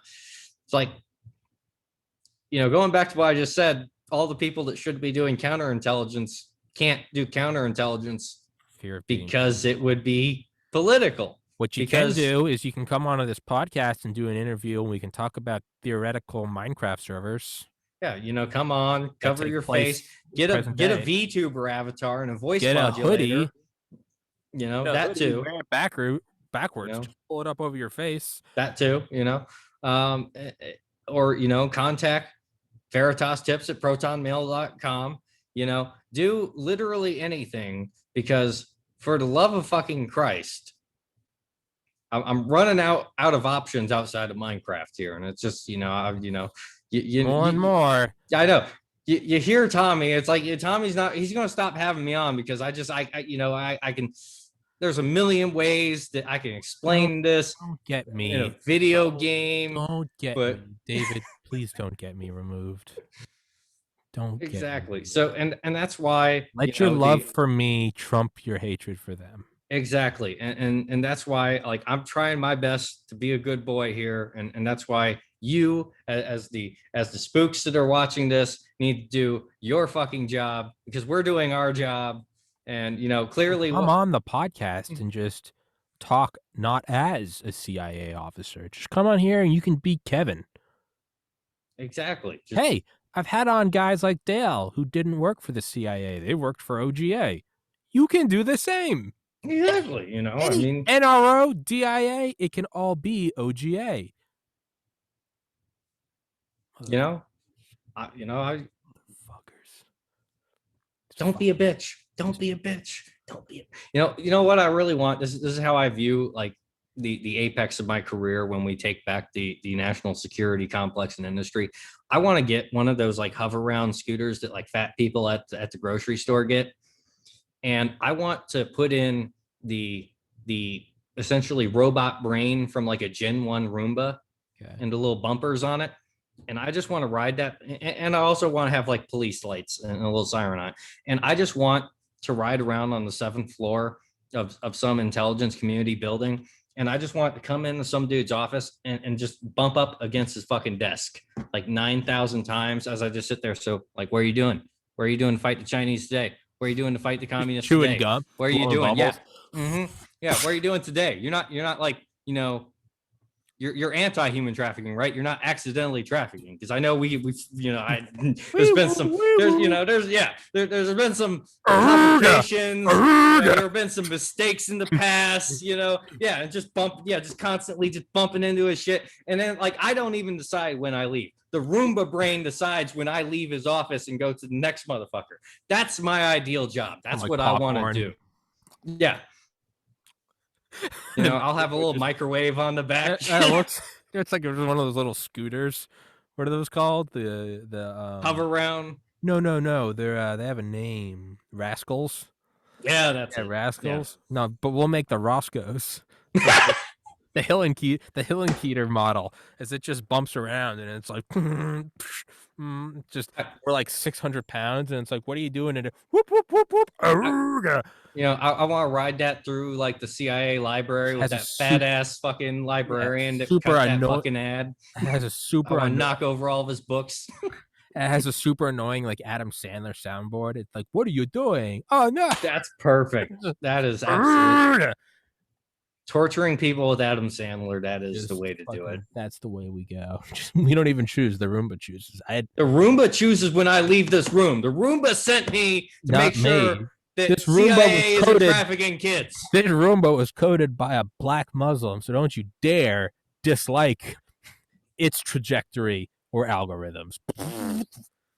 Just constantly just knocking into shit. Yeah. Bump into the wall. It pulls like Frank Wisner and it just throws you out of the 7th floor window. Right out of the CIA. No, that'll be the Stanley McChrystal and John Brennan pulling a Michael Hastings on the fucking on the room Roscoe. on the Roscoe. The Roscoe accelerates to 120 miles an hour. You hit an oak tree and the engine block goes flying three blocks. And it's just like, huh? We don't understand. It was just like it was a little electric motor from a hover ramp, but somehow it managed to do 120. And how did that Roscoe get up to 120? And it's classified because somehow he made the whole thing run on water. There's Tom Ogle. It's like it's like the traffic camera. You're going so fast it only catches like 3 frames. I think there was wasn't there a South Park episode where Timmy, the cripple in the wheelchair, it was basically a ripoff of Speed, where he's in the fucking wheelchair, and if the wheelchair stops moving, the bomb goes. Yeah, there's just a black and white CCTV of you. It's like you on the horizon. There's one blurry frame of you in the middle, and then the last frame is just super. It's just white because the exposure from the explosion. It's just like you on 2 wheels, and it's like, but then it's just like JFK by Oliver Stone. It's like, now we're through the looking glass now. See, Roscoe's have a top speed of 7 miles an hour, and you can see the conical moisture indicating that this Roscoe broke the speed of sound. Now, how, Mr. President, did this happen? We're through the looking glass now, people. Well, black is white, and white is black. Roscoe's are rascals, and rascals are Roscoe. Unfortunately, due to the destabilizing nature of water-powered vehicles, that is classified because to do so, it would completely destabilize the aerospace industry and the petrodollar. And so I'm sorry, we just can't answer that question. It's classified for national security reasons why a Space Station 13 janitor flew a hover round out the window of an intelligence community building. What if we found the exact hotel? Was it Frank Wisner that was thrown out of the window? Who was it? You know who I'm talking about, right? Forrestal is the one. I thought Forrestal committed suicide. Well, that's no. He didn't jump out of the window. No, who's the CIA? He was thrown out of the window. No, that wasn't Forrestal though. Forrestal was out. That was Forrestal who's thrown through the window. I thought it was Wisner. Well, I mean, the official story is he. I know the official story. David. Yeah, but I also understand it was. I also understand it was 19 hijackers who just didn't like the World Trade Center's architecture. But regardless of whether or not he jumped or was thrown out the window, it was out of a window. It was a demonstration, in my opinion. Neither of us were right. Frank Olson. We were both wrong. Well, I'm technically still right because, Forrestal still. You said it was Forrestal. Forrestal still went out a window. Okay, but the one I'm talking about, around 2 a.m. in the morning of Saturday, November 28th, 1953. Should I bookmark that date? Should we do an anniversary episode? No. Go for it. No, we'll do it. Around 2 a.m. on the morning of Saturday, November 28th, 1953, Olson plummeted onto the sidewalk in front of the Statler Hotel. The night manager rushed to Olson, who was still alive and who tried to mumble something. Now, remember, who was Frank Olson, you may be thinking. Well, was he just a suicidal guy? Well, the thing about Frank Olson was just little coincidental thing is he was an American bacteriologist, biological warfare scientist, and employment of the United States Army Biological Warfare Laboratories, who worked at Camp Dietrich, who also took Nazis from Dachau. At a meeting in rural Maryland, he was covertly dosed with LSD by his colleague Sidney Gottlieb. Have you heard that name before? You might have. He was the head of the CIA's MK Ultra program. Poisoner. It seems like a Saturday Night Live. Let's just say you've done Poisoner in Chief, right? Huh? Poisoner in Chief. It's Poisoner in Chief. Sidney Gottlieb and the CIA search for mind control. It's actually there's a great book on that. Who's it by? Let's see here. It was Stephen Kinzer. Is he alive? Can we get him on the podcast? That's a really good idea. How do you spell the name? Let's see. Kinser. Kinzer. Ooh. Age 69 years old. I think you can get him. Wait. StephenKistner.com. I think you can get him. Hold on. Okay. Got his email address. Hold on, David. Give me spirit fingers. I need good luck. What's the name of his book? And the full title, and I gotta go back because I was pulling up this page. Give me a short title. Poisoner in Chief was the Right. short title. Okay. And Poisoner in Chief. Sidney Gottlieb and the CIA search for mind control. Copy, paste. Got my proposition email. Subject, as always, podcast request. And let's go copy, paste. Dr. Kinzer. This is for those of you that have stuck This is you're seeing how the sausage is made. This is the behind the scenes episode now. We're consider being the guest for your book, Poisoner in Chief. Yes. About Sidney Gottlieb. Is it S-Y Edney? Is it, how do you spell Sidney? S-I-D. S-I-D. G-O-T-T-L-I-E-B. L-I-E-B, yes. L-I. And sent. Seeing how the sausage is made, people. And let's see, just because I know I brought up Dr. Mary's monkey earlier. Oh yeah, let's see if we can get her too. This is like this is South Park 6 Days to Air. Well, that was Edward Haslam.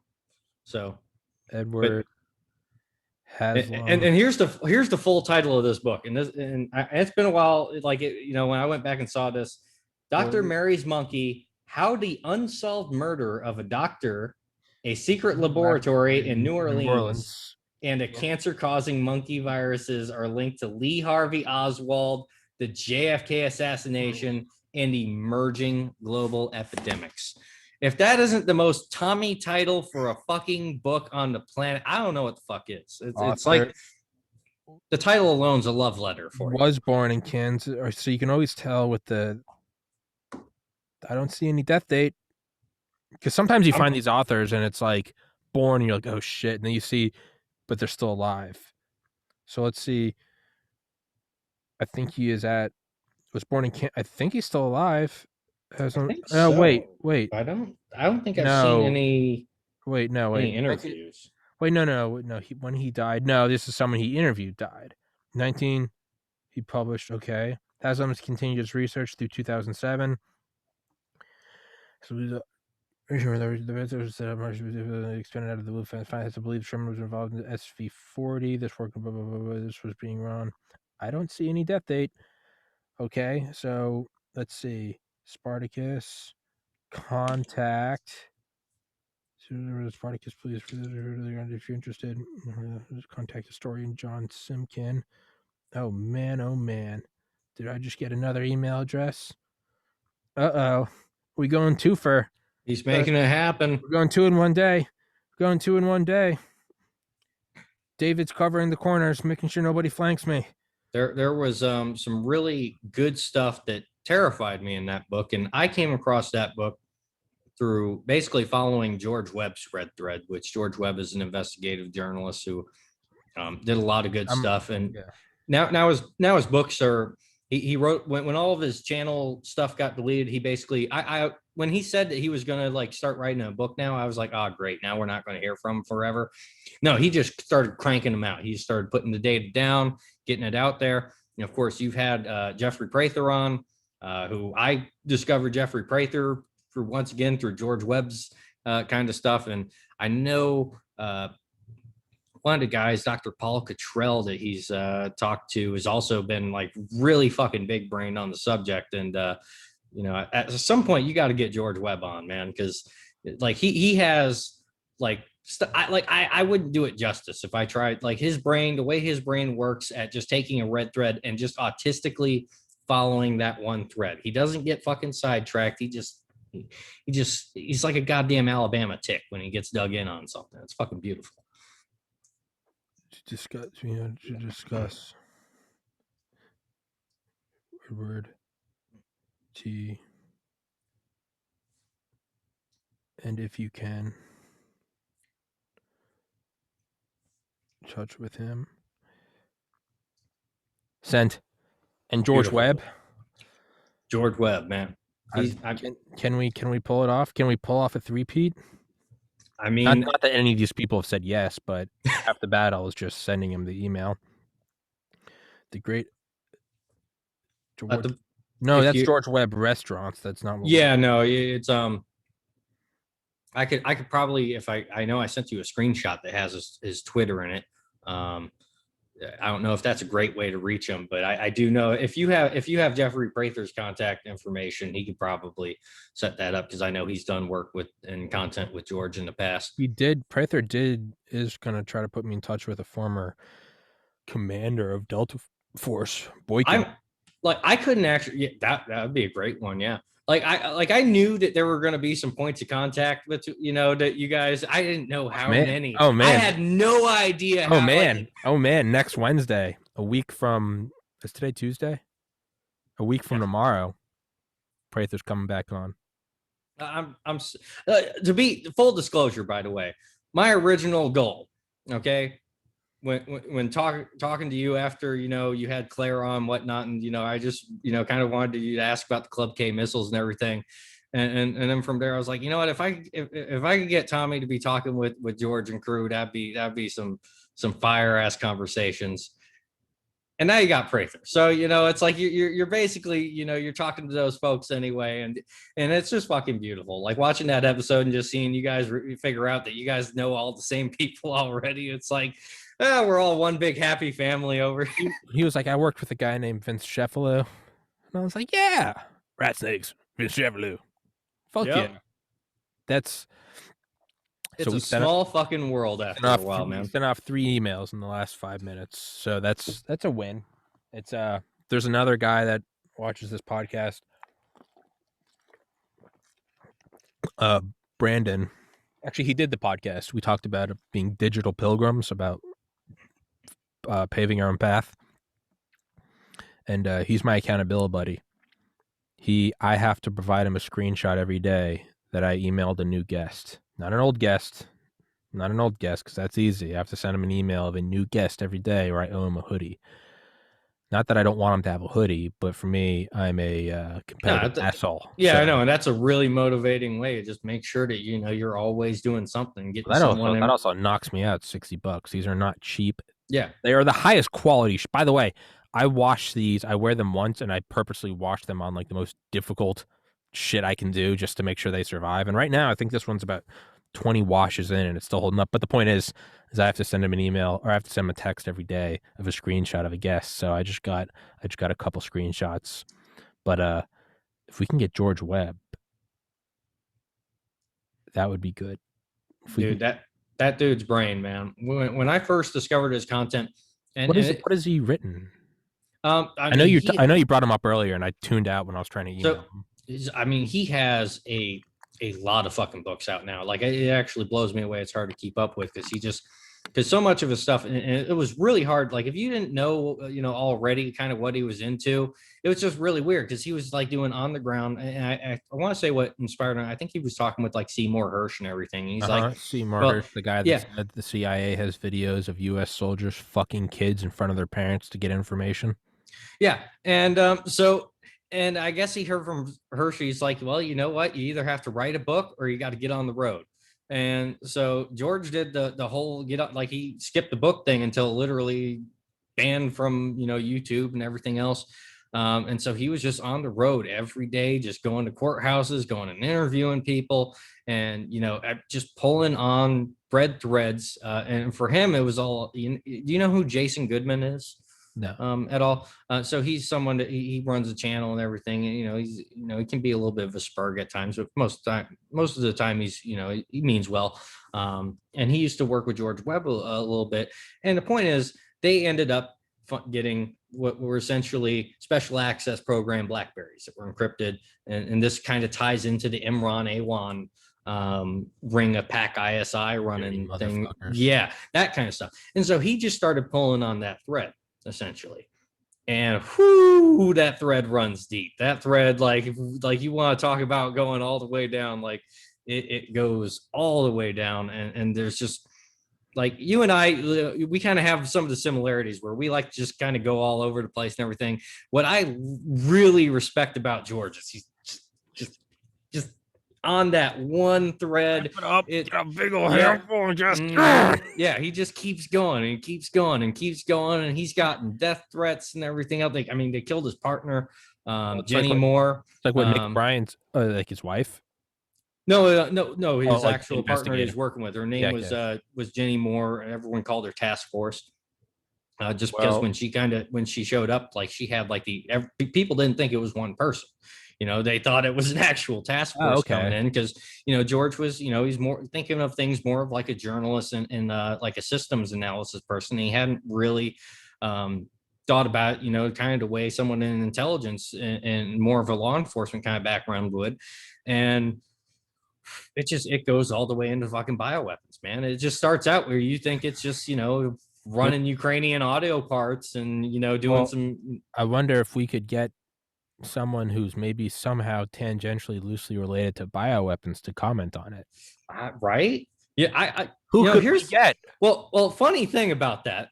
So who could we get? I wonder if there are any Soviet defectors. I wonder if George I really wonder if George has seen that episode with Ken, because I'm sure he would be interested in it. I wonder how one would get in touch with the highest level Soviet defector ever, who talked about taking Marburg and Ebola and putting it into aerosolized canisters on the tips of cruise missiles and then launching them above New Hampshire down through Boston, New York, DC, Baltimore, and Atlanta, and then crashing in Miami. How could someone get someone like that? Couldn't be on this podcast. I mean, how could it be? How could just some crazy people on the internet, No, it would have to be, I have had people tell me that they think that there's a team behind my podcast. Like, I've had people say, like, I don't believe you that you don't have a scheduler or you don't have a secretary, that all these pieces are coming together. That I've had more than one person tell me that it almost looks like an AstroTurf movement. It's just one guy above his parents' garage. Listen. If this was an AstroTurf movement, you can at least think, getting a little bit more the algorithm boost, a little something. But I mean, I take that as a compliment, kind of like task force. I take it as a compliment. Yeah, I mean that I have to have a whole team. Be so good that the only other possible explanations aliens, as we brought build up something before. So great that the only explanation for the pyramids can be aliens. I mean. Or it's like around this time last year when I had on a guy that used to work with like F-117s. Someone said, because I was posting it in like our Air Force, and people are like, "This is an Air Force recruiting ad. Like, it's complex, but this is an Air Force." And I just remember thinking, I was like, it's like the biggest compliment I've ever received, is that I was like, be so thorough in my research that the only plausible explanation is I'm a recruiting arm for the U.S. Air Force. It's like, thank you. Right. I mean, what else can you want right there? Right? Maybe we need to push that as the meme. Maybe we need to start controlled opposition channels against Tommy's podcast, saying we demand the truth. Who's behind the scenes? There's a lot to be said for, and technically this predates, YouTube even, but celebrities starting shit with each other just because guess what? Hey, one way or another, it drives sales, man. You don't need to bring up esoteric examples. It's the politics, right? Yeah. Frank Zappa, political dialogue is the entertainment division of the military-industrial complex. Fucking Frank Zappa, man. Look over here. $19 trillion missing. Is there a secret space program? Look over here. Don't look at Solar Warden. Hang on, if I can pull up that book on here, I don't think it. Is that you? Laurel Canyon. Hang on. You know who I'm having a very hard time getting in touch with? Who's that? Marina Oswald. I think you talked about that before. David McGowan, weird scenes inside the canyon, Laurel Canyon, covert ops, and the dark heart of the hippie dream. I've heard Tim Dillon talk about that as well. Yeah, that's actually one of those. I want to say it was Professor Hamamoto, who one of the guys that is in George Webb's circle of crews. I think it was him that brought that book up. Is that the one that says like Jim Morrison from The Doors was like a CIA asset or somewhat loosely related? I think it's pretty close to that. It talks about how basically a lot of the people in that scene were, if not part of it, they were around it so often that it's just Yeah. hard to pick out. But that's on my list of one of the things that I want to get into one day, is just because there's just so much weird shit about that era. Tim Dillon has a great bit where he's like, the CIA was involved. He's like, don't misinterpret that as the CIA was behind the doors. Like, no, let's hit it from the top. It's Riders on the Storm. It's just like, you see them in Langley, like, you know, women love your man. Like, come on, we do it right. Do it right. It's just a bunch of guys in suits and sunglasses, like Killer on the Run. Come on, Jim, say it again. It's just like, I'm sorry. It's like, no, it's not that. So Dave McGowan. It's just such a weird freaking era of history to look whole into. It never got less weird. They just got it out of the limelight. It's yes, just as insane as ever. I mean, the thing is like, we don't even need to dive off into speculation about the AI that's burrowed itself deep in the center of the earth. Like, you don't even need to speculate. Like, if you can't tell, I've moved more away from aliens because I realized, like, I don't even need to. Like, classified historical statements, not speculation about the future. The classified shit is crazier than any speculation. Yeah, and that's once again going back to the beauty of why we need good fiction that's based on history. It's so that one day people can that wouldn't normally pick up a book and read about history realize, hey, something inspired all this. Dave McGowan's dead. Yeah. Why didn't you tell me that before I started looking it up? Oh, well, I thought you were just still looking at. I didn't realize you were going for 4 that day. I thought you were just still looking at going for that. Well, I thought you were getting inspired by the trippy cover, which, by the way, I love the cover of that book. That's one of those. Maybe we could peddle the conspiracy that I am also made to build on the fact that maybe I have a task force Tom Force. Is that, I mean, look at all the trippy symbolism, right? You really think this guy designed all that? There's no videos of me designing this. Listen, Tommy might be a Mason, okay? I mean, there could be some Masonic group that's just, you know what? They're coming up with the ideas and they're just throwing it out there. That this is, I know, right? Like, just, you don't realize if you're watching this podcast right now, you're already a 32nd degree Mason, and your mind has been fractured and compartmentalized, and you're not even aware we're waking that you're a 32nd degree Mason. You back up. We've recovered you. You were deep behind enemy lines, and David and I are assets sent here from the spiritual realm to wake you up. We take our orders from the higher ups. We don't even know the big picture. Exactly. We don't know light and truth. We just know that you're about to be initiated into the 33rd degree, and you're going to be sent out to, do whatever it is that you're sent to do, and don't get caught doing anything illegal. God damn it. Hans, when directed to shovel the bodies into the crematorium, I was just following orders. So when you first started watching, they said just don't get caught. Never, don't forget history. You're bound to repeat it. What started as a podcast resulted in 1 billion dead. Maybe we should just be accelerationists. Maybe just directly oppose Bill Gates. Should we start pushing for a population boom? I mean, we're already driving this. Bold thought. We're already driving this. Listen, you and I aren't surviving. We had Garrett Graff on. Oh, I don't know. The writer of the single most best-selling Audible book in 2019. He was on this podcast. Not that anyone would have fucking heard of it. God damn it. But Garrett Graff. If you were a VTuber anime princess, if you hadn't watched that episode, perhaps later on that same day, you might have watched the other video with Dr. Vince Houghton, who's the director of the CIA Spy Museum. Or not the director, the curator. You might have, maybe not. It's okay. I understand now. I would get so many more views if I just reviewed AirPods. how fucking easy this thing could be. Anime princess, man. That's all you need. You need the VTuber thing. I ordered $100 of untraceable guns from DoorDash. Uh-oh. Wish.com suppressors, ladies and gentlemen. Red arrows, fucking, I built a computer entirely out of Newegg parts. Like, gone emotional, gone wrong, prank gone wrong. Mom and dad, they're angry at me. Shh, don't tell. You know what? There is no reward for this. There is. It's just, I mean, it's a personal reward. Yeah. I go to bed every night truly okay with dying because I know that I've done my best to make this world a better place. I mean, sure, I've had fun doing it, but I also there's no part of me that, right? Nirvana, like, I'd rather be dead than unoriginal. Mm-hmm. I can go to bed at night and I can look in the mirror. When Colbert or Jimmy Fallon get home and they look in the mirror and they can just hear Latin being chanted in the background, and they're just wondering, man, what if I just hadn't put down the guitar? Instead, I sold my soul to the Dark Prince.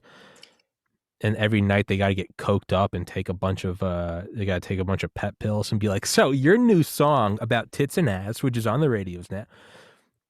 At least I can look in my mirror at night and I have no regret. There is no fault. It's like today I talked about satanic ritual abuse. Can you imagine just being in Stephen Colbert's mind for like a day? Because I remember when he was actually fucking funny. Oh yeah, I watched him. I watched him in high school. And you could, and yeah, he probably had a lot of writers for him that helped him along the way.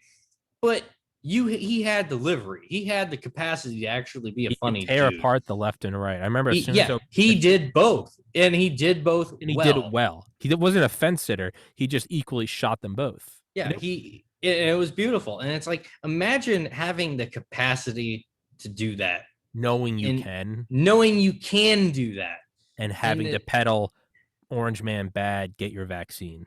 Yeah, that's a fate worse than death. And just stick your tongue up the butthole of like every celebrity that's doing their circuit, because that's got to be, because it's not even your show anymore. You just inherited some show from somebody else. The high priest died and went to the lake of fire, and you're the next in line to put on the robe made out of kid skin. That's a fate worse than death to know. I remember as a conservative, I used to laugh my ass off at it. Yeah, exactly. It's one thing to be able to entertain a belief that's not your own. It's another thing to be able to laugh at yourself because this guy was so funny about, do we want, it's just like, like I could laugh as like a Republican at the time. Imagine, it's one thing to sell your soul. It'd be one thing if no one had ever heard of him before and he was just a guy that was plucked out of the street and sure, you're selling your soul. But the man had potential, real potential. Imagine having the ability to be Kurt Cobain and then being Justin Bieber. That's Lord forgive you, because I don't know how the hell you forgive yourself for that one. I know, right? I mean, the devil has cashed his check with you. He came to fulfill his banknote and get his gold.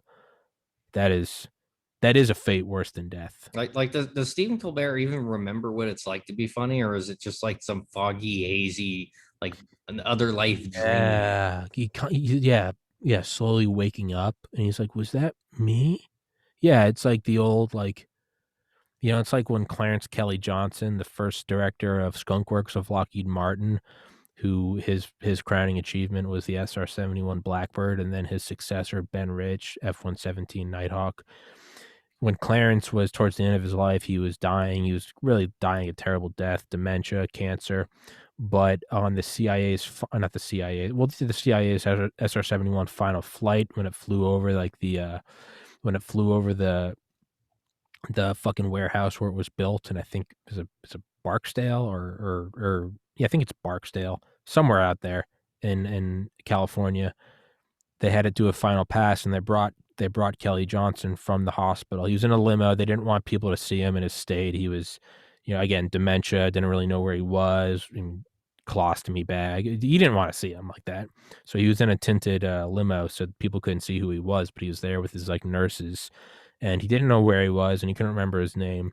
But when he saw the SR-71 fly over, They said like a tear shed from his eye, and it's like clearly it touched something deep inside.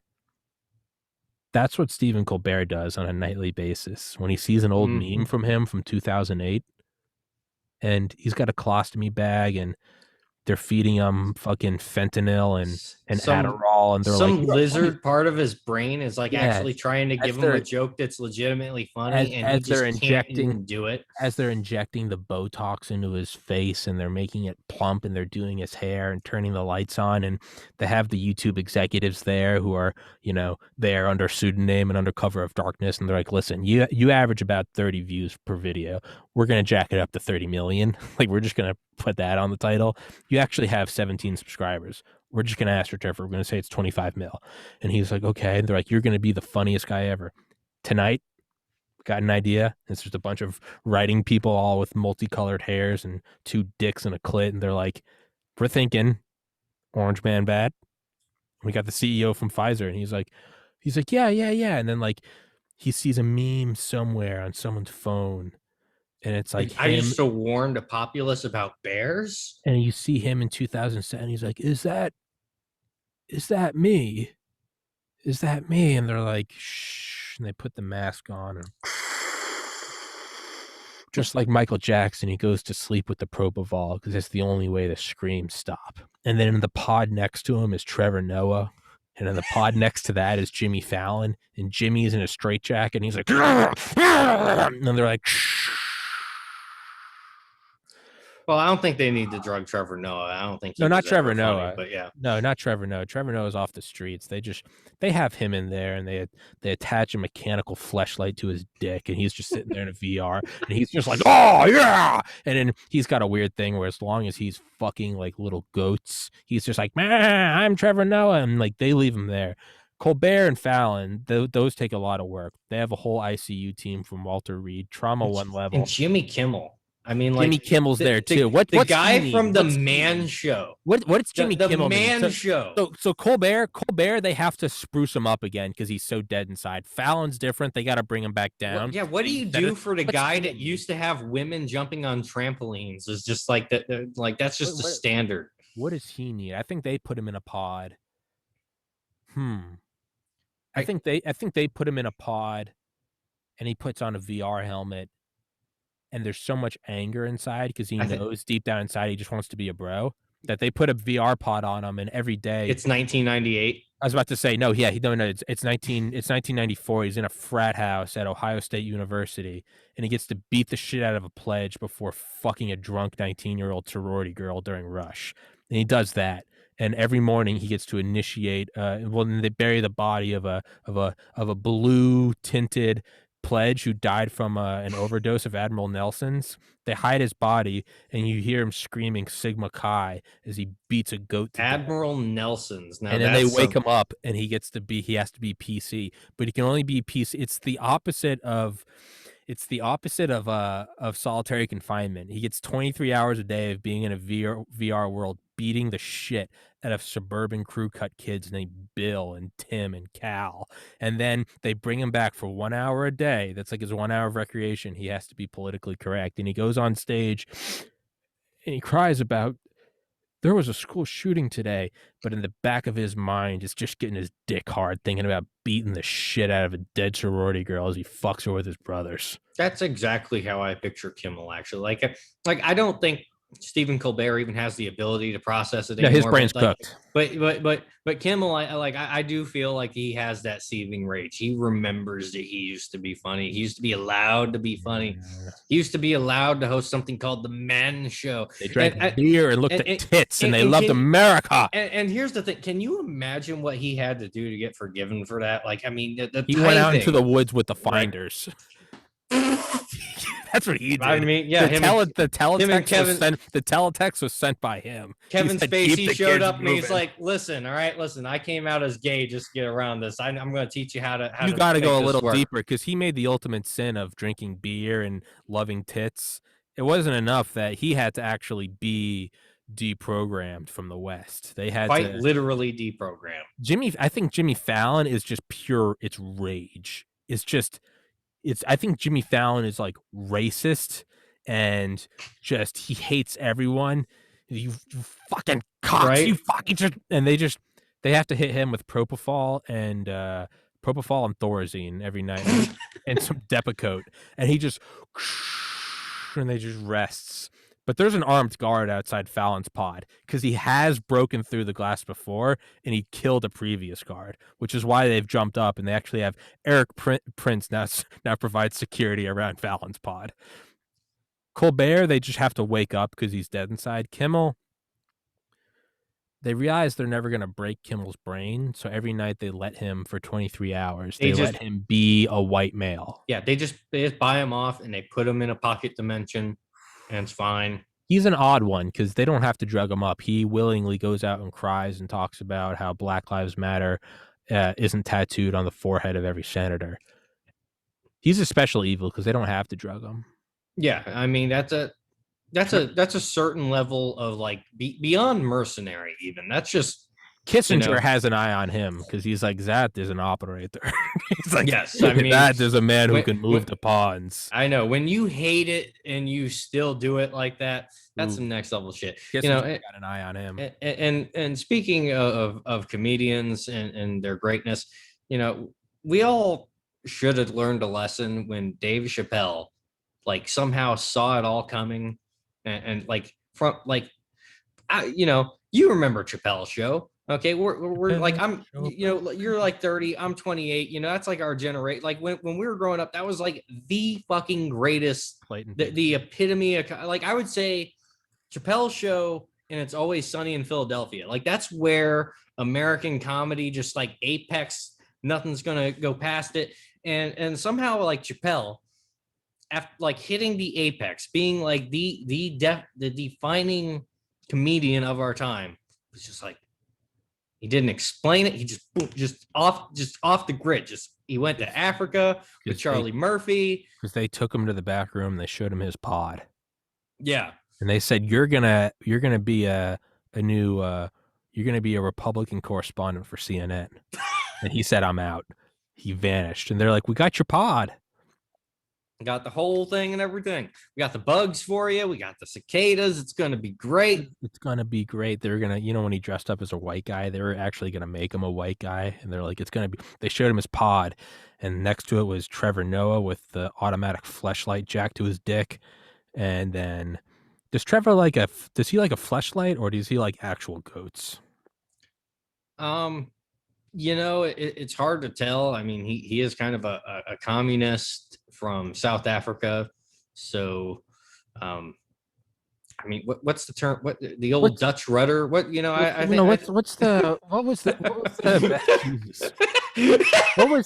jail? What was the apartheid jail? Was it Pretoria? No, wasn't the guy who played Harry Potter? He was supposed to be in a movie about like apartheid. I don't know too much. The only movie I know, it was called I never saw it, but it was called Escape from Something. So the only movie I know of that the guy that played Harry Potter was in, other than Harry Potter, I don't even know the dude's name, but I just remember this being like a meme that he was in some like independent film where he played like a farting corpse. Yeah, no, I never saw it, but I loved the trailer for it. It was by A24 Studios. It was called Swiss. It was, I think, called Swiss Army Man. But it was like an actual, instead of a Swiss Army knife, it was a corpse that had all the like a Swiss Army knife that has everything you need. It was like I just remember a guy finds and it does everything. The most ridiculous fucking premise for a plot line I've ever fucking heard of, but apparently they fucking did it.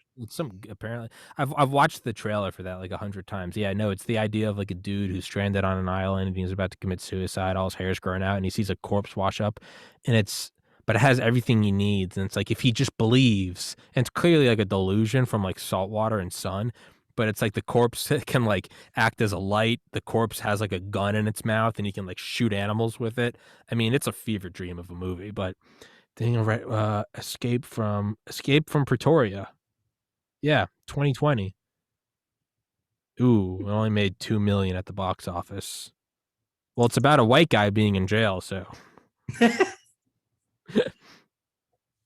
Jesus Christ. Reception. He's fallen a long way from the old Harry Potter days. Jesus Christ, dude. Jesus Christ. Yeah, it only made $2 million at the box office.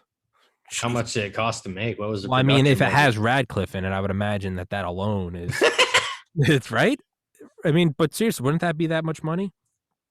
I couldn't Also, convince me that an actor's worth that much money, but by the way, I can keep talking. Don't let me keep you. I don't want to, because I know your sleep schedule is all fucked up. I don't know if oh, I'm like pulling teeth and oh making. no, don't worry, man. Like if I listen, if you give me 24 hours notice, I'll set the day aside, man. I'm more than willing to sit here and talk about like bloated farting corpses that wash up on beaches with magical abilities. Um, these are relevant fields of study that I consider incredibly important. You never know when you might have to escape an island riding on the back of a farting corpse. I mean, you're not wrong. You're not wrong at all. I Escape from mean, pre. What do you think the budget was? um, I don't know. well, Just let's 50 million. Well, I mean, no, it's just a movie about like surviving on like I'm gonna No, no, no, go. no, no, not the corpse movie. Oh, okay, Now, that movie was called, I think, Swiss Army Man. I'm talking about okay, Escape from okay. Pretoria, where he's a white guy escaping from prison. I'm gonna go. Put me down for 22. Okay, I can't find the budget anywhere. Okay, man, are they hiding the budget? Yeah, I mean, I probably would too. Worldwide box office 2.4 million, which means that it had to have just in what I can't find it, which to me means that they just Incredibly embarrassed. like I mean it went down faster than Dick Cheney down Flight 93. It just nosedived into Shanksville. And Oh it man, was totally a plane. Don't let anyone tell you otherwise. I do adore that Liz Cheney has gotten Is what that was the coming after. is she the daughter? Yes, What has been yes. going on with her? Because I'm unplugged. So I so unplugged from the for my so own sanity. so in their logic of I have to be a Democrat light to basically get elected anywhere as a Republican. Liz Cheney decided that it would be an incredibly wise political idea as essentially the leader of the Republicans to continue shitting on Donald Trump after Donald Trump is no longer even relevant. And there were the establishment Republicans wanted to rally around her, and then everyone else was just like, man, if Liz Cheney's even saying that Trump's, how the media is. If this Republican says that there's well, then clearly this is the good Republican. These are what all Republicans should be like. So she got stripped of basically leadership essentially, which I find hilarious because you could very clearly tell she thought she was going to be president. Do you think she goes home and Dick won't even look at her? And he's like, Uh, if I had half the leads you had, I would have been president. But I already was president, and I did it on my own. Exactly. I even had a puppet. I even had a puppet. You actually think I was vice president? Can you believe people thought George W. was president? I killed 1.5 million Iraqis, and then 20 years later, had people interviewing George Bush saying, "Remember the good old days?" He shot a lawyer in the face, and the lawyer apologized. He has got to be so disappointed in Liz. How do you fuck that up? It's like being J.P. Morgan's son and having like blue hair and like not knowing not knowing your gender. Yeah, imagine your dad's like J.P. Diamond, right? Is that his name from J.P. Morgan? Jamie Dimon? Who's the head of Goldman Sachs? Lloyd Blankfein? Yes. Imagine being Lloyd Blankfein's son and you don't even know what your pronoun is. And you're like, I'm going to build my own company. And then like you got stabbed in the back by the co-founder. Do you think Lloyd just looks at him at like Thanksgiving with just like a tumbler of like the rarest whiskey? And he's just like, back in my day, we killed people and we didn't get caught. he's just looking at him. He's just he just drinks it. And he's like, there's video of me in 2007 talking about what we're going to be doing in 2008. Where is that in you? I don't see it. Yeah, like where is the we're gonna knock over 7 countries in 5 years? Yeah, Like where is that? Where is that? Lloyd's like, here's a video of me actually fucking. Who is the Secretary of the Treasury under the bailouts? Fuck. Was it Bernanke Bernanke, or Bernanke. was it Yeah. Greenspan or Bernanke? It could. I mean, it was that era where it was It's one or just the other it's because just they were Lloyd kind of. Blankfein saying, "Here's a video of me, Bernanke, Greenspan, and Dick Cheney hanging out with the finders." What have you done? I had nothing. I had to slit literal throats and sacrifice children to Lucifer to get to where I am. You're in a golden palace in the sky paid for by Goldman Sachs. You don't even know what gender you are. I You're a remember I was disgrace to listening. me. And then he shows him the window and he goes, I would have my CIA handlers throw you out. How about you jump out and you might earn some of daddy's respect? You Kid just know, jumps through the window. if our opponents were at least that ruthless again, I might respect them a bit. But like, I remember listening to Tim Pool kind of go on a rant where he was talking about, the Biden, the neo Biden supporters of today, and where he was basically saying like, how do you not know, like, 2008 financially? How do you not know that these people aren't your friends? And he was like, well, the answer I guess like I was like 10 when the 2008 crisis happened, and I can't even comprehend that because like I was young when the 2008 I crisis was happened, I was 18. but I was paying attention. Like I learned more from that crisis than Yeah, just about anything else. I mean, if there was one moment that hit me right there, that like, what, everything is just con artists on con artists on con artists printing bullshit and circulating bullshit. It was that moment right there that nobody in politics is your friend. Nobody's coming to help you, and the only way that you're gonna succeed is if you fake it until you make it and become so good at the game that they just can't stop you. till they ask you what direction they should take the finders pole. Exactly, and then you're leading it. So like I can't comprehend the people that don't look into that period. Because when you look at guys like Greenspan and Bernanke and all that stuff, and just the Goldman Sachs revolving fucking door. I mean, its name is Goldman Sachs. Yes, a Like revolving sacks of fucking gold. door. Men with sacks of gold. And it's led by Lloyd Blankfein. I mean, if he wasn't a real person, you'd think that was like an anti-Semitic character. Yeah, His it's name's like, Lloyd Blankfein, and he works for Goldman. They might as well have named it fucking Scheidelberg Goldstein. It's yeah, just like, Jesus Christ. and when you listen to the way that people like that, and of course, they hang out with folks like Michael Bloomberg, like, and everyone in that circle, they love They're Michael all Bloomberg. the fucking. And it's like, like, just listen to the sociopathic psycho shit that Michael Bloomberg says about how he thinks that humanity needs to be managed. I mean, And just know that these are the people that have a revolving fucking door to the Treasury, the Fed, and essentially our international financial institutions. the good thing is, though, is that they can rule this world. It's all they have. That's it. Beyond the They're, grave to them, whereas we look at the healing when I meditate and I go deep inside and I realize that everything is love and that there is pure forgiveness and that we will always be okay because we are never in trouble. They don't have that. and the only thing they can do is sit around and try to figure out how to reduce the human language to Swahili grunts and clicks so that people can't comprehend how fucking sick and twisted they are. Because sure, I'm sure like an all marble penthouse in Manhattan, it's probably nice. It's not my taste, but I'm sure they enjoy dressing up as goats and fucking children to death. And there's probably a high that comes from knowing that at the movement of your hand, you can topple a nation's economic system. But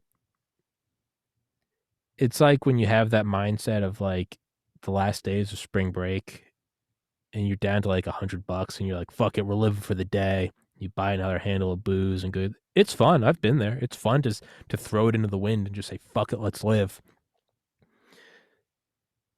But when you don't die or overdose on that last night and you do wake up and go, okay, we got to drive back to, because if we get that project's due Monday, you don't have any money in your account and you realize, oh, you're getting a failing grade and fucking biochemical or biochemistry, there's no worse hangover than coming back to reality. Their ride ends. They might do radical life extension. They might make it to 1,000 years. They might make it to 5,000 years. They might make it to 5 million. Oh, well, and what is that? The going into like the super esoteric Gnostic idea of what is it, Sophia, that essentially retreats into a pocket universe and dimension and whatnot, basically the mind fracturing and whatnot, because they can't comprehend or I shouldn't say comprehend, but they can't come to terms with the tyranny and the sin that exists, within an imperfect system.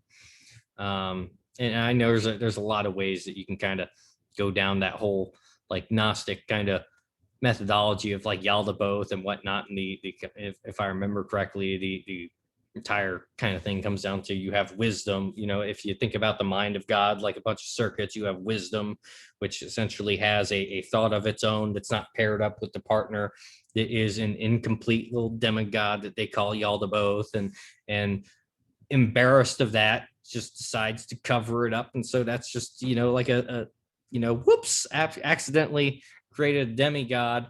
And so the demigod doesn't realize that there's something above it, so it thinks it's actual God. And then next thing you know, it creates a completely imperfect world. And next thing you know, you have some kind of Sophia like super AI that's like, holy shit, I just created the worst thing on the fucking planet. These guys are like, they're killing Jews, they're killing these people, they're killing everything. I don't know what to fucking do about it. And I'm not going to go tell dad that that's what I did. So that's kind of what breaks down. It's like being a billionaire's son who just wanted to impress dad. So with your dad riding your dad's coattails, you built your own conglomerate, thinking that you had the cojones to make another Northrop Grumman. And the reality is, you just made like a Blackwater, and you just massacred a bunch of civilians. And you're like, Dad, I tried. I just wanted to impress you. And he's like, you won't know how to run an iron even triangle. worse than that, not even having the courage to say, hey, I fucked up over here. And so your dad's Dick Cheney, and he'll say, hey, just come with me, we'll change. You don't even need to change your name, because I am the law. But okay, so you don't even go home to Dick Cheney. Yeah, and it's like so John Wick almost. The mafia guy and his son, and he punches his son. And he's like, do you know what you just did? You know what you just did? Yeah. It's kind of like that. And then depending on how many different myths and whatnot, there's stories of kind of the redemption where, like, eventually God and wisdom does find out, and they come in and they try to redeem Yaldabaoth and whatnot. There's a lot of different ways it goes in, but that all just goes into freaking Gnostic myth, which is just like, it's like circling a fucking train, man, of fucking crazy ass shit. Point is there is a fate worse than death. There are many fates that are far worse. Even if you do die and you end up going into the jaws of sulfuric, fiery lake of hell, you can always repent. And whatever God there is, a Yahweh, a Buddha, it doesn't matter. Whatever the one is, capital O, you can always be, at any moment, you can go back to the light. But in the meantime, you can still experience a fate worse than death. And to me, I mean, it's got to be Colbert, right? Right before they give him that meth shot and they put the Botox in his skin and they drain the blood from a 3-year-old girl and put it here's your talking points. And they go, here's your talking points. And they take a brand new fetus and they put it into a blender and then they mix it with whey protein, and that's what he has to use to wake up out of his haze. And they're like, hey, and they put the electrodes on his back and they go out there and you're going to talk about Orange Man bad. And then they have to wake up Fallon, and he's on propofol, and they just put, it's kind of like Bane, how he has the mask on, constantly dispersing anesthetics. They just have to put like a little, you think it's a microphone pack, but really it's just constantly leaking carfentanil into Fallon. The only way he can slow down. Biochemical enslavement, man. Yes. You're going to create a system from the ground up where basically you have crack babies at birth that are dependent on the satanic system to get what they need. And then Trevor Noah, you can't see, but always just under the desk, He never has pants on. They're just constantly milking him with a fleshlight, a diesel run fleshlight covered in goat hair. You know what? I will say this. You know, having seen him recently, he is like the definition of the Coomer meme. That is what's the Coomer meme? The Coomer meme. It's you know, it's usually like the, you know, some kind of soy jack or whatever. It's just like a porn addict essentially. Okay. But is it the one where it's the chick with the big tits? Well, I mean, she's like, I know there's one meme where it's like a soy boy, and she's like, "It's time for your daily like insert meme," and it's just him saying like, "Yes, dear." I don't know if that's like a cuck meme. I've often seen it where it's like the girl with the big tits, and it's like, "Hey Reddit, it's time for your daily Orange Man bad post," and just shows like the Jack or the soy boy, and he's like, "Yes, Reddit." I don't know if that's the meme. I don't know what the Coomer meme is. Yeah, the Coomer one's just kind of like making fun of like a porn addict or something like that. I mean, why don't I just look it up? Why do I? Yeah, you'll. I mean, pretty quickly, it's like it just looks like a fucking Wojak or whatever that's been, you know, just sitting there looking at fucking degenerate shit all fucking night. Okay, doesn't it? Okay, so that's Trevor Noah. That's Trevor Noah. Jimmy Fallon is just unbridled rage. He is more purist than Hitler. And they have to slow him down. So there's fentanyl, and then there's something 1,000 times stronger than fentanyl called carfentanil, and they use it for the instant tranquilizing of elephants. not like quick, but instantaneous tranquilizer. Like when you go into surgery and they put the mask on you, you can count to about 5. That's not, no. This is you count to nothing, and it's to take down elephants. Jimmy Fallon has like it's like an insulin pump, but it's just carfentanil, and it's because they can't turn it off because it will kill him. The only way to stop Fallon's rage is to murder him, so instead they just pump him with carfentanil, maybe nitrous gas, and like some psilocybin.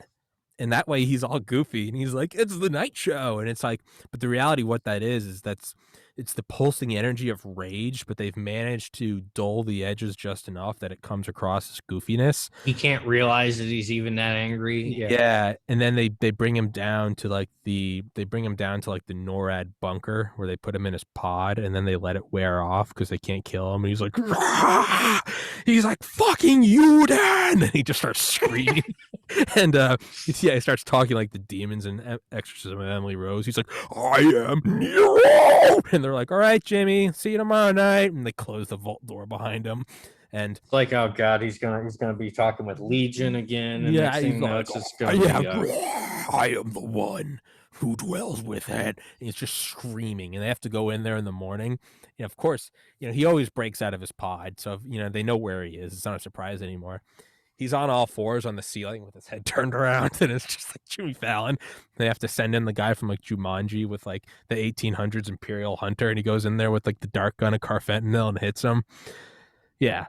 Kimmel just has to be brought back up. They have to give him meth to wake him up Colbert. They have to wake up Colbert because he's like, "Did I used to be something great?" And they're like, "Wake up, old man, wake up!"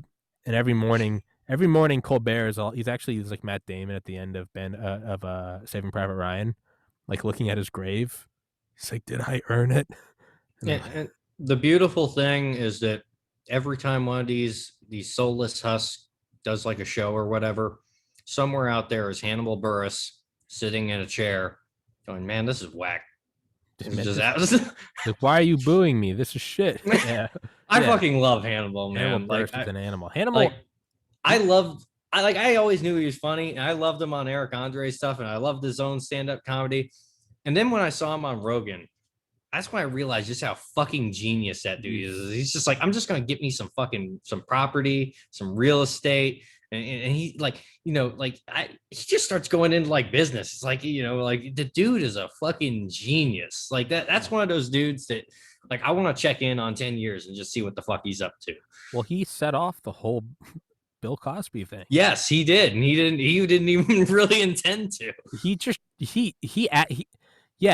knocked over the dominoes, but it wasn't even on purpose. It's like he's closing the microwave door with a plate of Hot Pockets. He bumped into a domino. What, y'all didn't know? Yeah, he's like, "Y'all didn't And it just ends with like Dick Cheney falling through the trap door with the broken neck at the 9/11 trials. And then we got to go there. We got to present. Was it the Congressional Medal of Freedom? We have to present Hannibal Buress with the Congressional Medal of Freedom on your podcast, and just be like, thank you for your service, Hannibal. All these years of it's just Alabek pinning it to him from behind.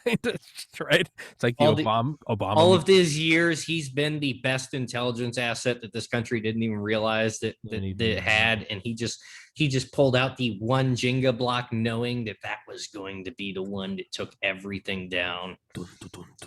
He knew that if he could take down the goddamn Cosbys, the goddamn Cosby Show, it was the anchor pin of the whole thing. Yeah, it was the keystone, man. It just connected to that immediately was Clinton and Bush, but I mean, it branched out to like the Merovingians and the Rockefellers and the Morgans. And it was just, the whole system. Isaac Cappy getting whacked and shit. And at the very top, it's got the eye. And it's just Hannibal just pulling out of Jenga. Yeah, man. What are the other night shows? Trevor Noah, Kimmel, Colbert, Fallon. Is that like the Four Horsemen? I mean, is that it? I think there used to be other night shows, but I just don't know of any of them that still exist. I remember. Yeah. I mean, there was Conan, but I don't think yet. Conan was always just kind of like, I don't know.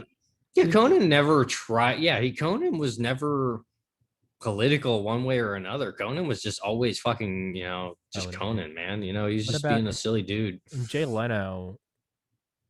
I think Jay Leno was, and this is just my take, I feel like he was aware that it was a satanic system, but he was just jumping in, getting his cash, and jumping out. He just wants his jet bikes. Cars. He just wants his cars. Yeah, his cars and his goddamn jet motorcycle. He wants his cars in his garage. He's like, no, I'm not interested in the finders. He's not interested in burning the kids. I think Kimmel's he's probably the dark priest. Yeah, anyone that can go from what he was to where he is now, like he's fully conscious of it. It's like fully conscious. It's one thing to be a Nazi. It's another thing if Eisenhower. It'd be another thing if Patton turned into a Nazi. Yeah, it'd be like, dude, this is some like Oedipus complex, like Greek tragedy. Not Oedipus complex, wrong analogy. But this is some like Greek tragedy. Yeah. This is some dark shit. Yeah. Yeah. On that note, do you think we can get Pope Francis? Well, obviously, of all people, how much I love Jesuits and all things Jesuit, and from Operation Gladio to Operation Condor, which was the Argentinian offshoot of Gladio, and a certain Jesuit cleric might have been involved. The rat lines, maybe. I wonder if we could remember when Alex Jones in 2016 was like giving people like $1,000 credits to his store if you photobombed any CNN broadcast with like a poster that said CNN is ISIS, and you get 5,000. And what was it? Bill Clinton is a rapist. That was 5,000. That was 5,000. Yeah. Can we start something about Tommy's podcast? Like if you take a selfie, you would need 2 phones. If you take a selfie with like my thing pulled up on your phone, and then what we need is be a selfie with TPC pulled up on your phone, but I want in the background photos of just the centers of evil. I want like Wall Street, like the Washington Monument, City of London, the Vatican, Wuhan virus research lab. Like, you mean the Umbrella Corporation from Resident Evil? Yeah, you get a free hoodie if you do that, and you get 5 free hoodies if you can get like the office of Jimmy Kimmel. Would that Kimmel, be? Is that Kimmel and what? Hang on, whoa! I figured it out. What if Jimmy Kimmel is actually the clone of Henry Kissinger? Oh, and Kissinger left his body, and so Kimmel's long dead. Yeah. What if Well, yeah. What if Kissinger? I Talking mean, like maybe. brain transplant. Yeah. What if they like put a monkey brain in that, and so we just think that Kissinger is still alive, and no, it's He's the, Kimmel.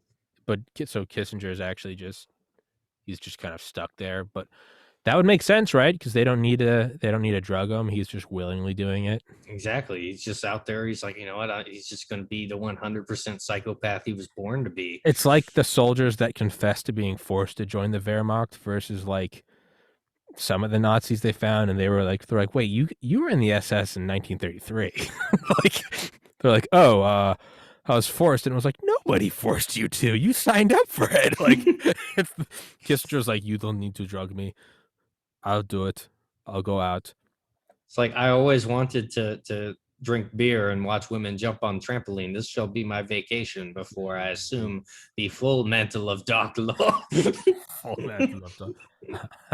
I'm running up the score. What score? I got 5 million in Indochina. Oh Jesus Christ! Now I'm interviewing Pfizer. I will go for the billion. I will do what Poppy never had the balls to do. On that note, I did email the Secretary of Kissinger last July. Never received a response. I didn't know this. He's 97, I think, or 99. And he's just going to keep going. He'll live on It'd be interesting to talk to him, because like he was actually there on the grassy knoll and to hear his side of the story. God, there's so much wild stuff about there's a reason why it's like it's so hard to just point at one figure and say, you know what, this is where everything just completely fucked. But Kissinger is just one of those, the big K, man. I mean, it's like big K. Yeah, like if you have to pick one person in American policy and be like, just one person to study, follow the big K and just see where it leads you. Because God damn, what a mind, though. I mean, pure evil, but what a mind. The ability to play the game on that level. I mean, what nonstop for all those fucking years. Just what a mind.